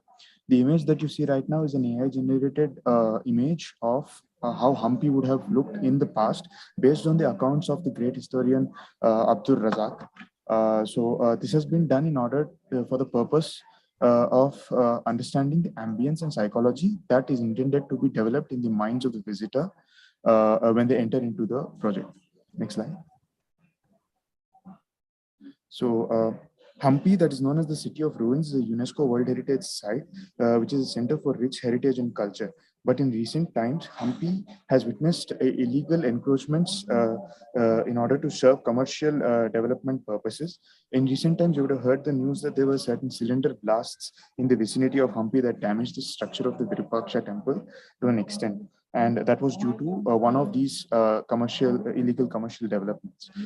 In the wake of all these events, the government of Karnataka, along with ASI and the Hampi World Heritage Management Authority, have proposed for the development of an interpretation center. So the intent of this study is to create an architecture that interprets the heritage and culture of Hampi, thereby connecting the people with the place through tools such as light, psychology, and architecture. Belaku is a Kannada word which means light. So the interpretation center aims to bring light to the glory of this lost empire. So basically, an interpretation center is an institute for disseminating knowledge of cultural heritage, which is associated with visitor centers within or around sites of natural or historical importance. The project aims to develop an informative and context-friendly program for its users. In this slide, again, we begin with the layer of mythological significance. This layer is of importance in order to understand the cultural fabric of the people. Hampi has a very vibrant culture where we see different forms of two major forms of activities: religious and cultural art form based activities. And there are a lot of street art forms that are prevalent even to this day. And there are many dramas, performances, also known as the Rangamancha, and music and dance. The major reason to study this layer is so that the assimilation of this layer will lead to a concept that is derived, which will prove to be advantageous for the project. Next slide.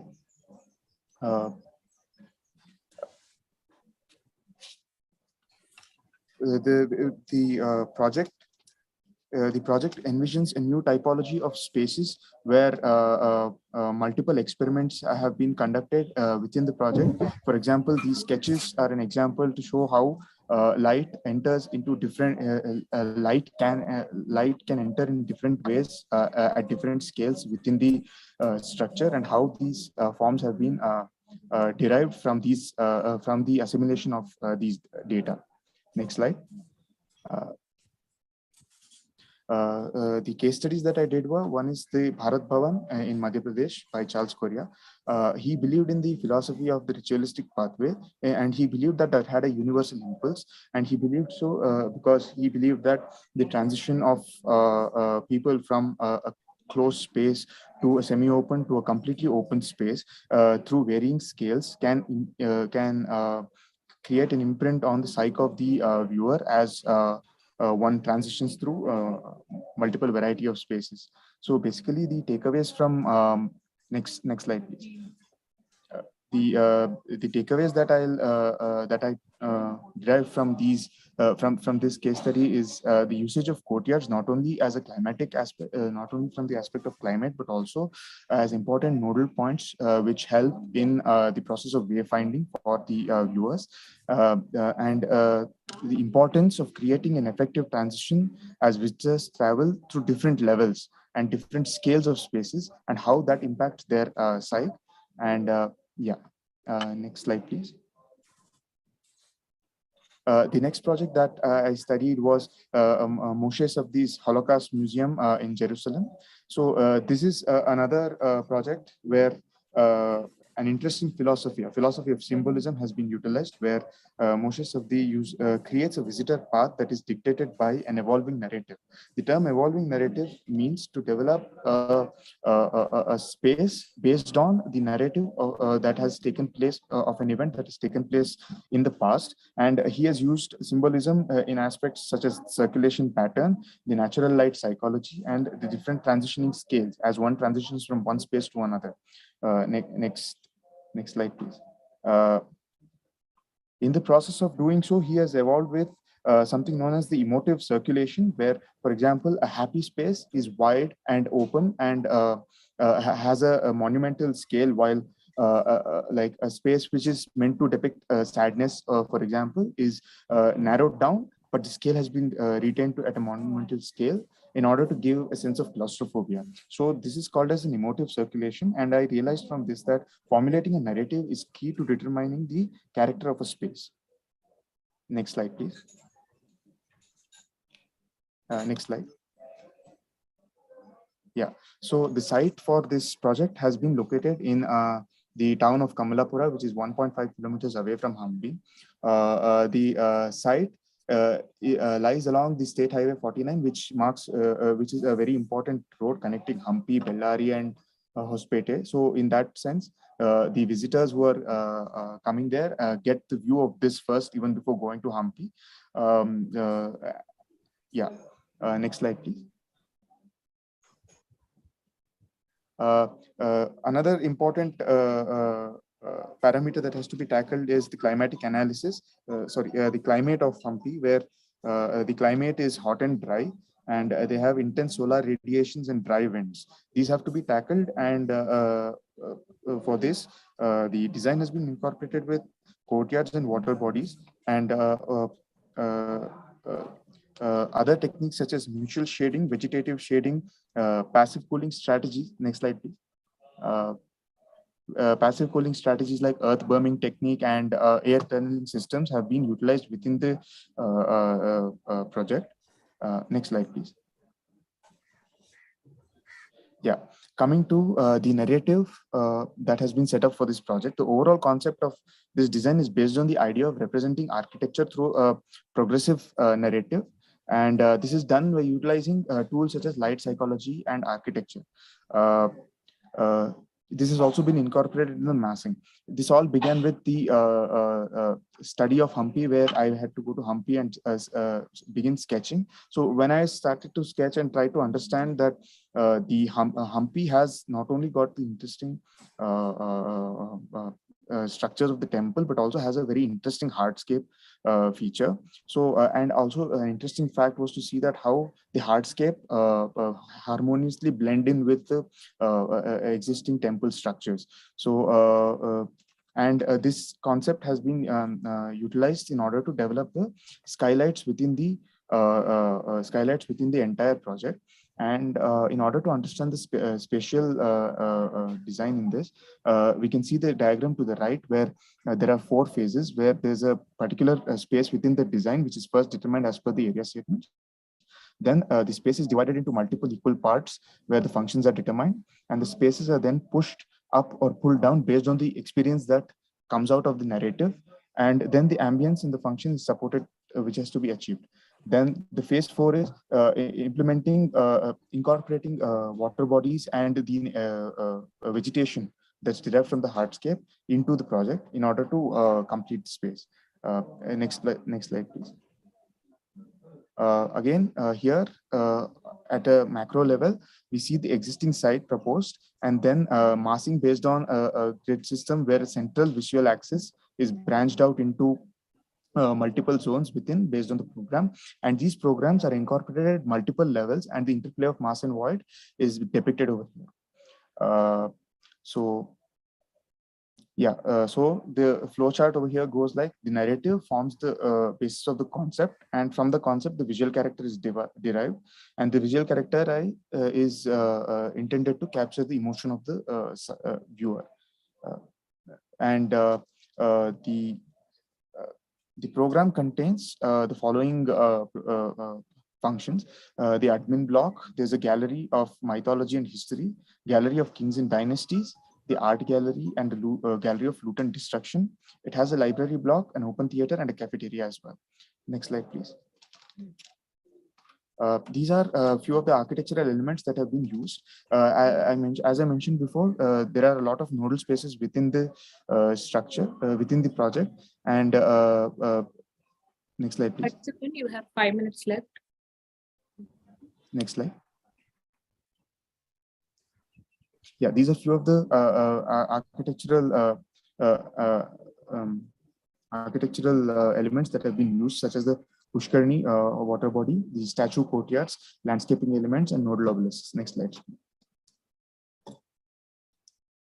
Next slide. Next slide. Next slide. Next slide. Yeah, so this is the master plan. In the master plan, we can understand that we can begin. Yeah. So there's a visual access that is created right from the entrance, which further branches into the program as we progress into the space. And we can see that the built and unbuilt spaces flow in together harmoniously through the usage of courtyards and functional courtyards, water bodies, and open air theaters. The function is flowing from the built and the unbuilt spaces as well. Next slide, please. The same can be seen in the section where the multiple levels have been addressed over here. And over here also, symbolically, we have tried to represent the spaces where the gallery of loot and destruction, which is like the negative aspect of Hampi, has been shown at the lowermost least level, while the symbolically trying to represent knowledge to be key, the library in the second section has been shown to be at the topmost level. So in that sense, we're trying to create a sense of hierarchy through the narrative. Next slide, please. This slide shows the usage of nodal obelisks and nodal water bodies, which are crucial. This is a section. This part of the section is between two important spaces, that is the gallery of loot and destruction and the gallery of art. The importance of these nodal spaces can be seen in this section. Next slide, please.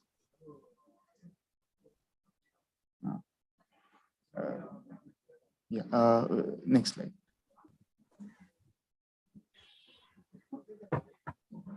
Next slide. Next slide. Okay, this is one of the crucial parts of the plan, where we see between the gallery of mythology and the gallery of kings, where the viewers go through a stepped courtyard. These act as transition spaces, and they are functional as well.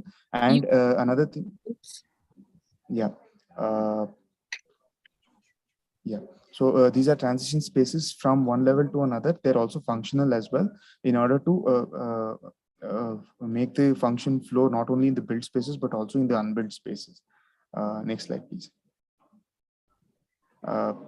Here, the concept of ritualistic pathway has been incorporated, where people move from the open to the closed spaces to the semi-open to the open spaces. Next slide, please. Next slide. Next slide. Next slide.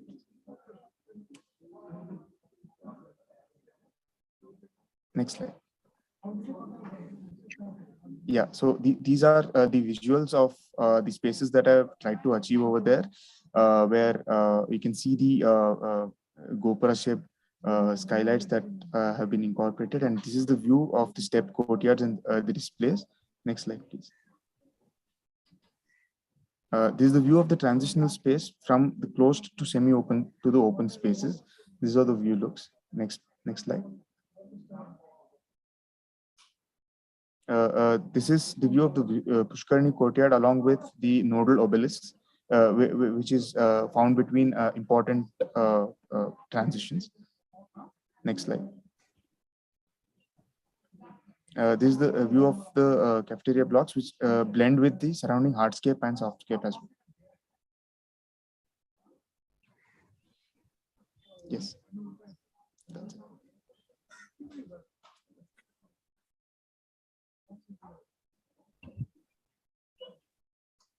Are you done? Yes, ma'am. Yeah. So the jurors now.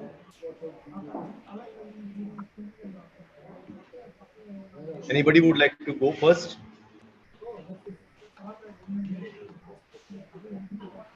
Well, I think it's a beautifully resolved project, beginning with very detailed analysis of the architectural temple complex at Hampi, and gone through this details, and I found it very meticulous. And the response also is well worked out, right from the urban scale or the scale of the whole complex, developing the hierarchy of spaces and working out the scales of the building and articulating these buildings with different architectural and landscape elements. I think it's an excellent design, and it focuses on your core competence as a designer and as an architect, but also a very sensitive response to a great historical precinct. And I'm very happy about it. Thank you, sir. Yes, truly a good effort at creating an interpretation center. But if I may add something, in the absence of an interpretation center, discovering Hampi by walking itself is an experience for many people. Am I right? True, sir. True, sir.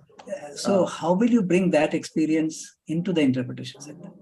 In fact, instead of getting into interpretation center, if you just start walking for miles and miles inside the Hampi's ruins, you get a totally different kind of feeling. And you. Yes, sir, I understand. Actually, the government had proposed this, and there were two aspects to this. One is Hampi by night, which is an already ongoing experiment over there, where Hampi by night is they light up the Hampi in the night, and people can view the entire historic area. But this area is not only for that purpose. It has a library as well, which is used by the students as well as any person who wants to study Hampi, because there's a dearth of information which is accessible to the general public. So this is basically aiming to just give an understanding of why Hampi should be saved in that sense. So no one can remake that thing at all. That's another beauty. But that is still available. You can walk in the moonlight all over Hampi, correct? Yes, no yes, restriction yes. on that. Yeah. Yes, Yeah. yes. But good effort. Yeah, thank you. Yeah, thank you so much. Yes, I agree. It's a lot of effort you put in. Your case studies, the detailed case study, which has led to this analysis of special juxtaposition of spaces or spatial arrangements and your symbolism. You've tried to incorporate all of that in your design, and to be very mindfully, you have achieved that.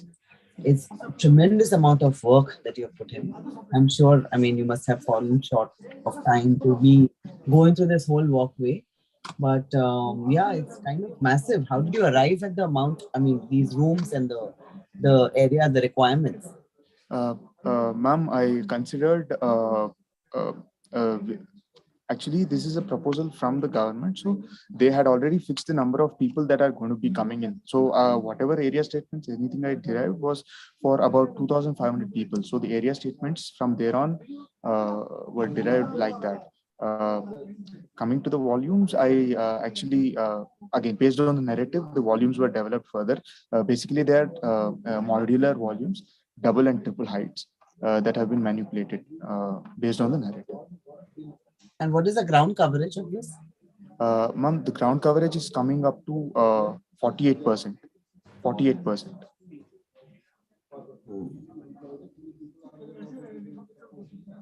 Impressive, lot of work. But yes, I agree that we cannot recreate it. You've taken a very challenging feat to want to try to take that and do anything where you have the daring to. Actually, with the very beginning of the thesis, I decided that there will be nothing about creation because it cannot be recreated. The ambience over there, and only an attempt can be made. That's it. It won't be anywhere near to that. Good attempt. Very good attempt. Thank you so much. Okay, thank you, jurors. Actually, this is the last presentations. We come to all at the end of all the presentations, and like with this, also the jury comes to an end.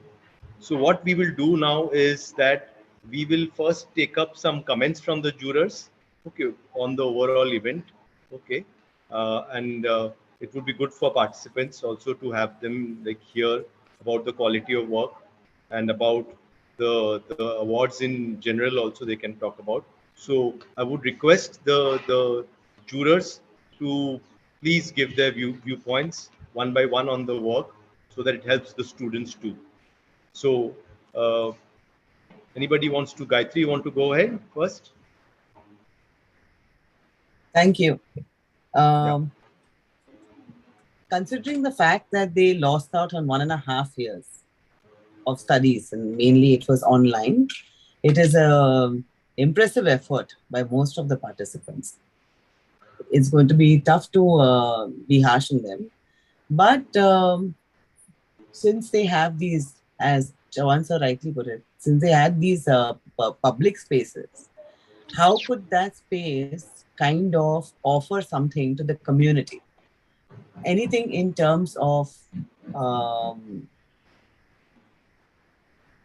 inclusion and participation was something that they need to look into, right? I mean, it's like integrating that fabric, especially can be possible in public spaces and campuses and institutional buildings. And actually almost even a residential building, probably even a boundary wall of a building could offer something to the street.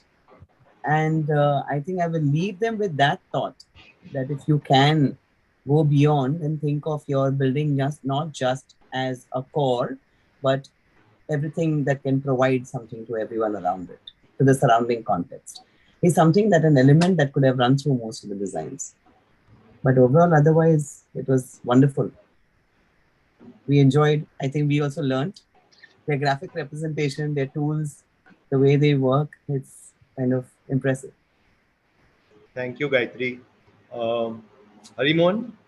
Yes, actually, when I compare this with what we did in our times, when none of these technologies existed, and everything had to be done manually, the sole focus of most of us to do a BR thesis was to use it as a launching pad in profession. To get a good job, you need to have a good portfolio, and you have to show your thesis. Wherever you go into an office, they don't ask you your first year drawings or second year drawings. It's a thesis, which is like a launching pad into getting a good job or getting into profession. But now over the years, and now in this year also, we are seeing work which is spanning a gamut of possibilities. While in our time, one building design was itself, was more than enough to be done as a thesis. Today, we have large spaces to be put together to become a thesis. That's what I see. But somewhere I also feel that there is no representation of what they really learned by way of construction technology, structural systems, and such subjects, technical subjects over 5 years, which could be shown, in their thesis. But most of it is missing. The technologies of construction, the structural systems that you pick up, because that's what reality is all about. Architecture cannot be there without structure and construction technology. So that is something which I find missing in thesis which are done these days. Otherwise, we have a lot of learning happening because of this new generation initiatives of doing projects.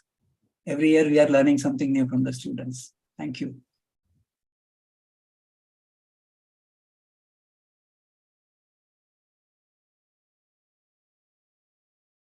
Akhtar?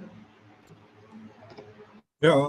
Hello, Akhtar, you there? First of all, I would like to congratulate the council to continue with this very encouraging competition, which I think is contributing tremendously to the spirit of the students to really take up these challenging projects. Like it has done wonderfully well in promoting the culture of excellence. Having said that, it also shows up the issues in our educational methods, pedagogy, and the kind of trends that we are coping with. On one side, it has enabled the students to address a wide variety of issues at a different scales.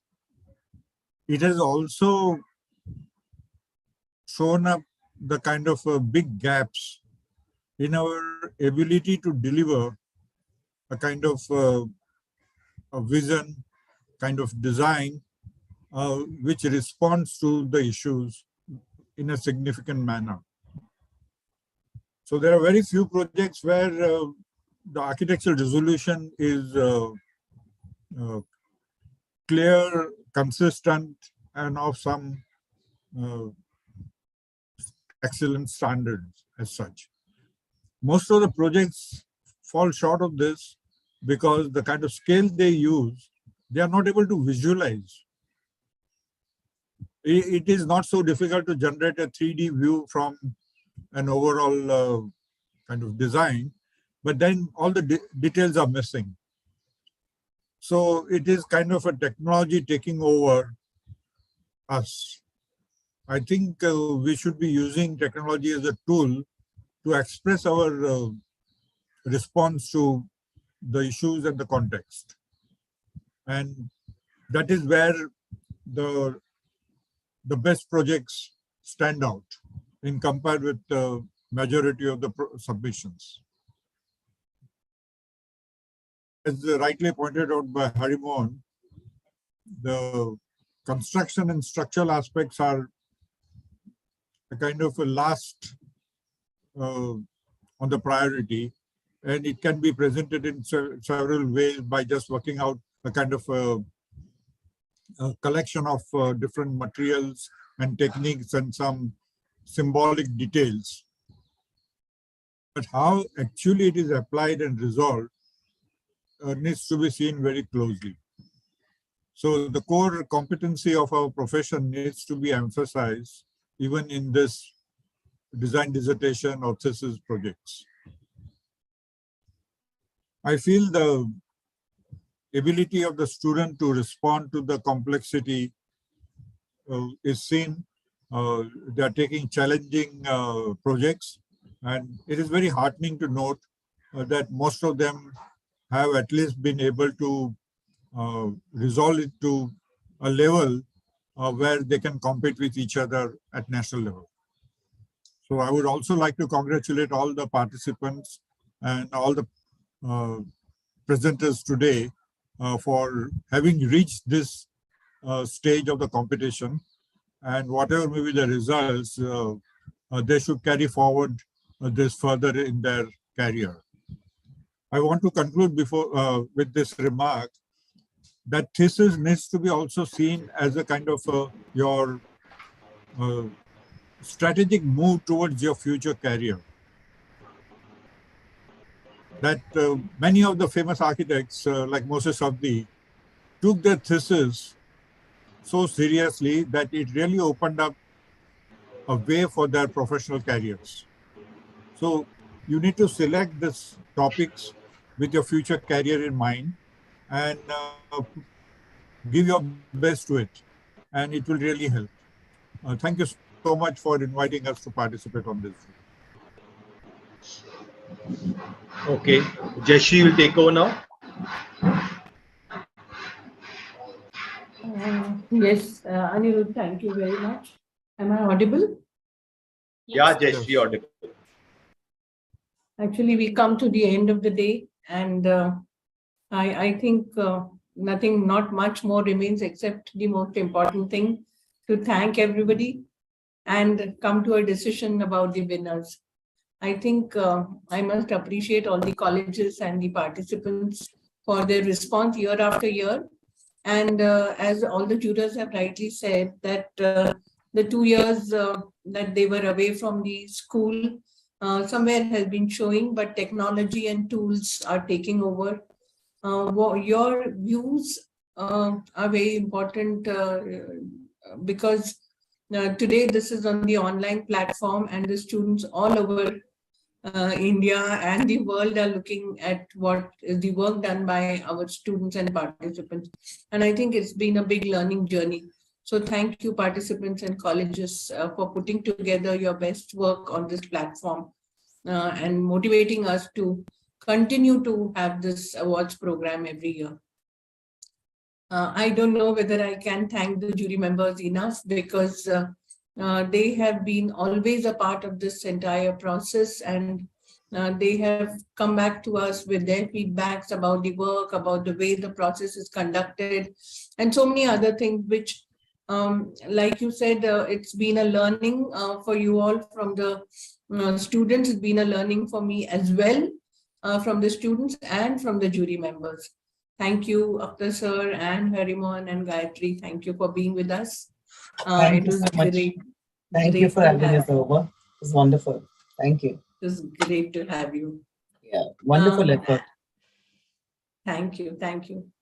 And of course, the host college, I cannot thank them enough.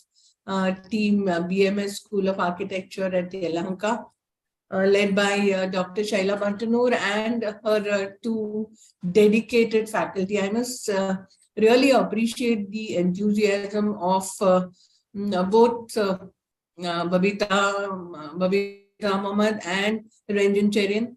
They worked on it so diligently, going into all the little details and ensuring that everything goes well. You know, they were so concerned about all the hitches, and they wanted to resolve it, and they were constantly at it, from motivating the colleges, and they really helped to get a very good response in this zone. Thank you, all of you, for everything that you have done.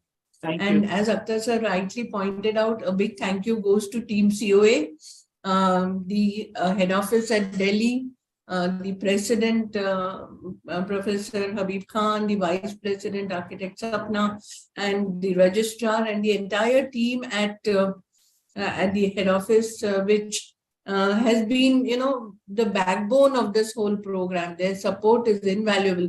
They are not visible, but without that support, we can't go forward. So big thank you to Team COA. And I think the participants are all eagerly waiting to know who are the winners of the zone to represent this zone in Chennai at the somewhere around the end of this month.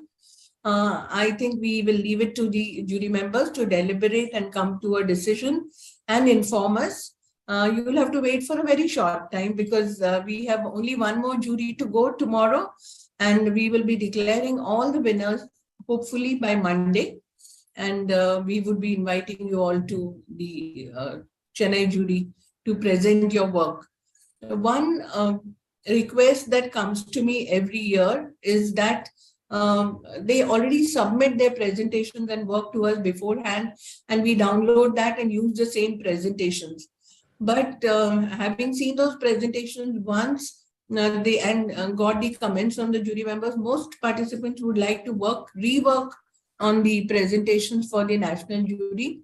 And I think you all will be permitted to do that, and the winners will be asked to rework if they want to, and resubmit to us some days prior to the final jury. So be prepared to put in some more work or some more effort into your presentations, into your explanations, and let's hope that we have some very good deliberations in Chennai as well. Thank you so much, all of you. And look forward to having you all again with us very, very soon. Thank you, Jayashree ma'am. Even I would like to give, I would like to thank all of you, giving us an opportunity to host this. As I said, it's a first time experience for us to host this kind of, otherwise COATRC, we had a lot of faculty development program, which we have organized as a school. But Thesis Awards, this is the first time, and really happy, and it's a great experience for all our team. Looking forward again, such more juries and all that. Anytime we'll be very happy, madam. Thank you. Definitely. Thank you. Thank you, Shaila ma'am. Logging out, Thank we have a small request to put up. We would ask all the participants to switch on the video so that we just take a group photo. Oh, nice. Is that okay?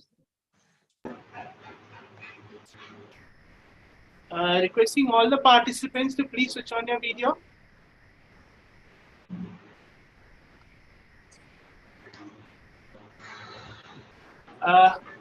All the participants, please switch on your video quickly for a group photo, and then we'll call it a day. They are having a cup of tea. No problem. Right. Just give me a moment while I take a screenshot.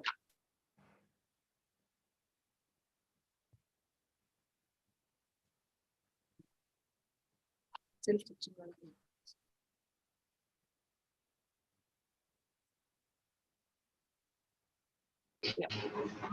Thank you. Thank you so much. Thank you so much. Thank you. Thank you so much. Thank you. Thank you so much. In the physical mode, the cup of tea would be waiting for us with lots of love from the host college. But today, I think we have to do it on our own. Probably one of the last few online juries. I think tomorrow's would be the last, because we are contemplating going back to the physical mode from next year completely, all zonal juries and the national jury.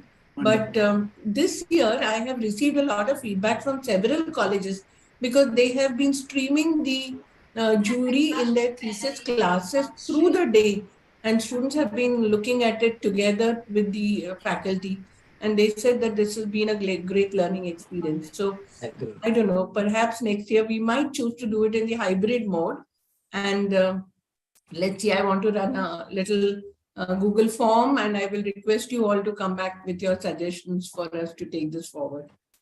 Thank you. Thank you.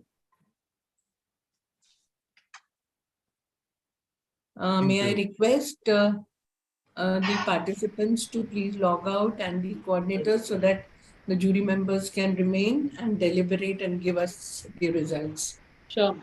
Thank you. Thank you.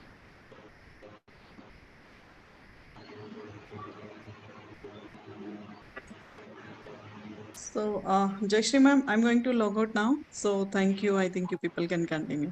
Thank you. Thank you. Thank so you, much. Akhtar sir. Thank you. Bye. Thank you. Bye. Bye. Bye, Gayatri. Bye. Bye. Bye. Bye, Hariman Thank sir. you. Bye. Bye.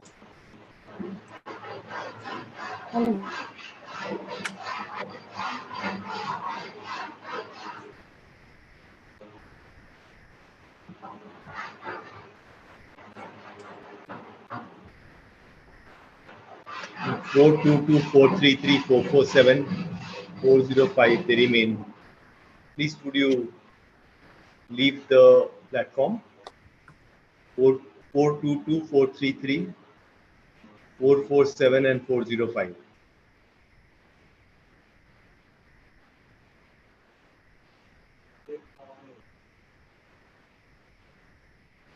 Yashri, will you now? I think you will have to just remove them. They must not be near the computers. 422 433 and 447.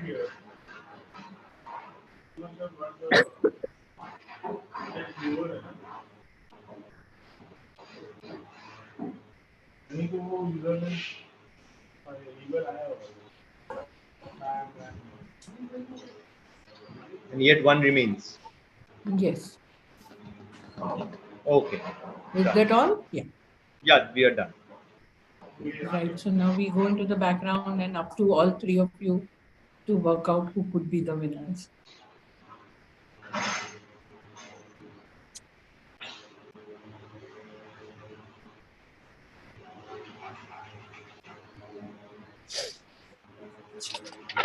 Yes, you can proceed.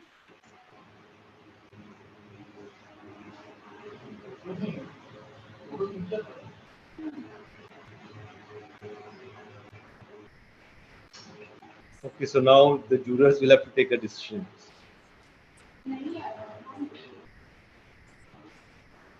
There is an award sheet. There's an award sheet which is sent to all of you. Please fill it up at the end of your discussion. And the assessment sheet in the morning, Gayatri, you're saying that all the numbers are same. No, I That is- agree. I made a that is mistake. because Yeah. It was the first few digits. We had to add the last two. Correct. Sorry, my bad. Not a problem. How do we select? One from each. One from each. One from each first. Who would? So for the one for the morning session and one for the afternoon session. One for the architecture design and other for social concern. They both are architectural designers. I know. No, that doesn't work. Trust Akhtar sir to come up with this argument. Yeah, कुछ तो मस्ती होनी चाहिए ना क्या ऐसे ही No, even the social concern should be reflected in the architecture. No? Yeah, Otherwise, it could be a sociology thesis. Like, after all, what you are trying to express in architecture as social concern, that becomes important. So, so can I start? Yes, please. Akhtar bhai, you are the senior most, so you please take charge.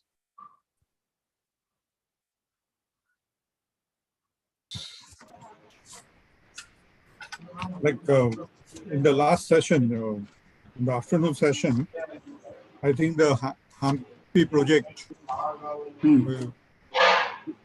deserves to be selected. Yes, I agree with you. Yeah, so do I. You have to select only one of all the presentations. Yeah, right? only one. So Hampi, it is Hampi actually. Yeah, it is Hampi. A close second would have been Bhopal, but exactly. Yeah, neck to neck, they were almost. Yeah. Yeah. I'm finding it tough not to. I mean, it's hard on Bhopal, Yeah. but Hampi took over. It was a very challenging thing. There are more architectural outcomes in the Hampi. Yep. Agreed. That's it. Hampi it is. That's up. In the morning session, I found this project, Journey Through Lost Glory.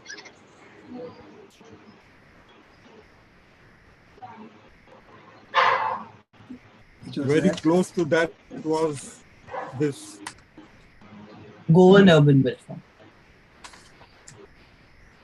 Yeah. Goan urban built form. Yeah. Yeah, I actually marked both of them the same point. I give them a tie. I think it's a tie between the two for me. That is the number 4. I would only, Akhtar sir, may I say something? Of course.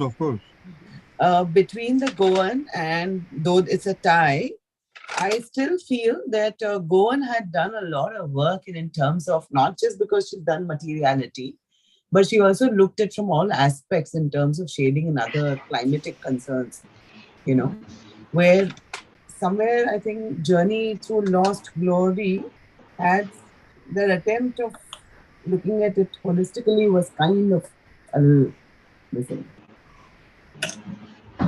Yeah, but look at this way. Yeah, please go ahead.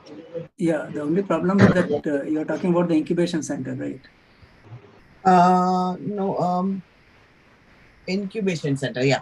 Yeah, the only problem with that was there was absolutely not thought about the foundation and, it was just ground and above. There was... Yeah, actually, yeah. Micro was there, macro was missing. Yeah, because basements also make a big difference in planning. How much, if the building has to grow further upwards, there has to be a thought about how many basements, how to the foundation. Otherwise, it was a good, the solutions are interesting. There were multiple What is your first choice? I think what is your first choice?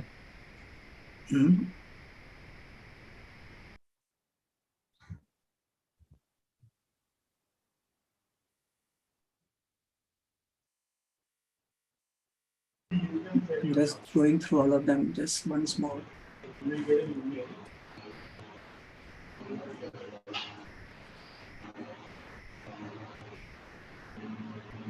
Yeah, Journey, the macro was there. Yeah, you're right. The Goan was a micro element. Journey through the Lost Glory, that is AGF. Anirudh, I'm on a call. Just let me know in case you want me, but you're there, no? I'm there. Yeah.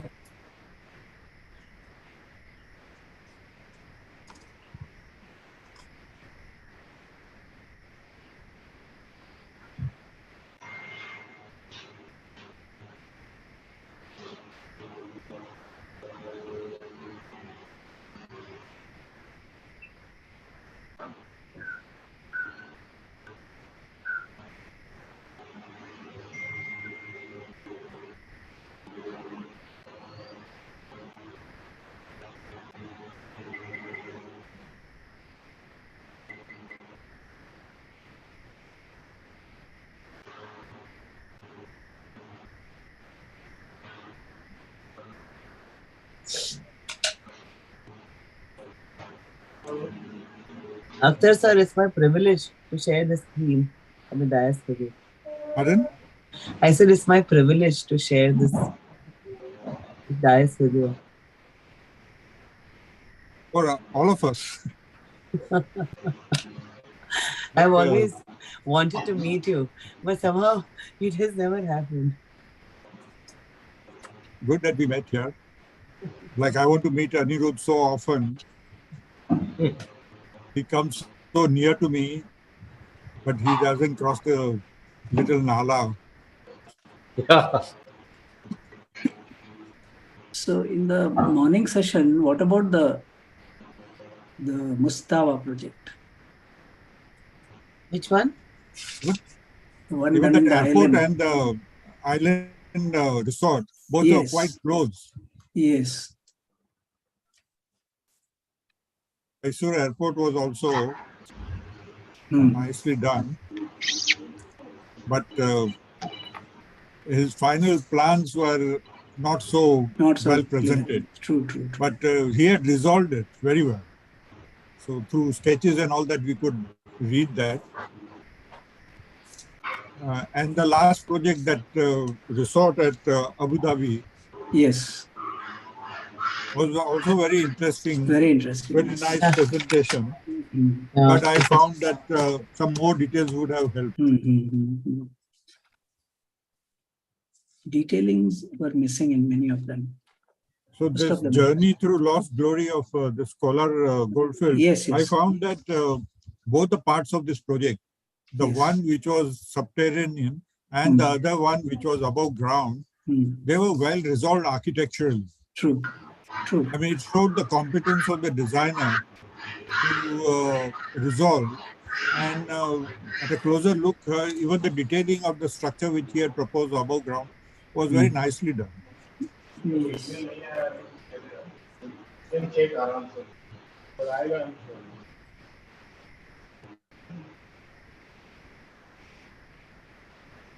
Others are not close competitors to this, right?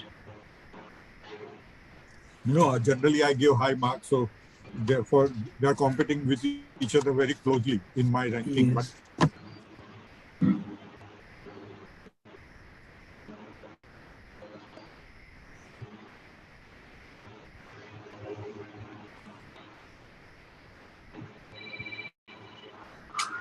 So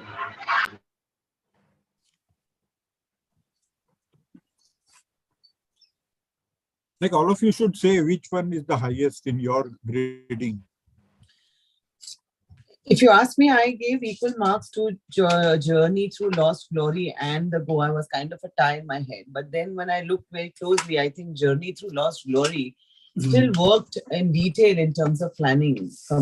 He looked at the macro and the micro, where the incubator center was mainly, it was a macro picture. It was not the overall view of things, The context of why she selected that site and all that was not very thoughtfully, thought of. So I think that's why I think I would still go for the mining, the gold mine. project. In my case, this gold mine one and the Mustafa, the Saudi Arabian island resort. These two. Mustafa was very impressive in terms of Very graphical impressive, but representation, detailing but was little less. detail was missing. Yes. So I think KGF deserves to be in the top place. Yeah, so we all three are on the same page on that. Mm-hmm. Yeah, I agree with that.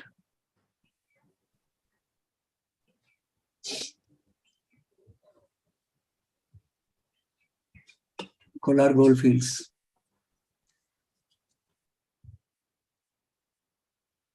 That is 413, right?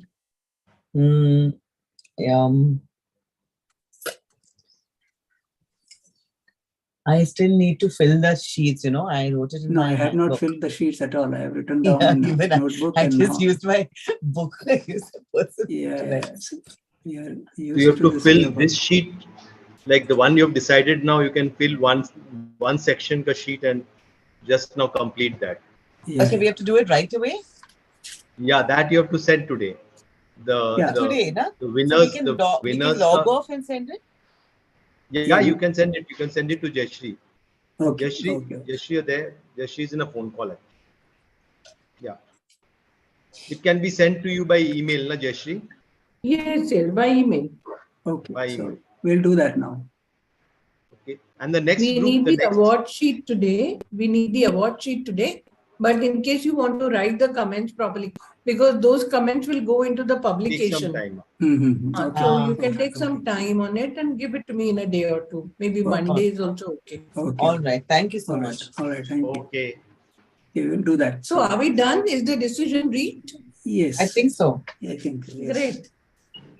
I require the award sheet from all of you, three different sheets, Yes. each to be signed and sent, and all to have the same winners, please. Yeah, we Can have. we also have the? We have agreed on that. Same winners. Yes, same winners.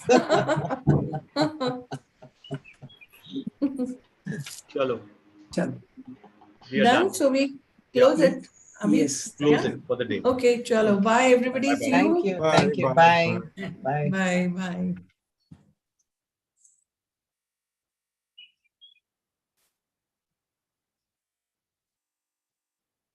Oh God, do you know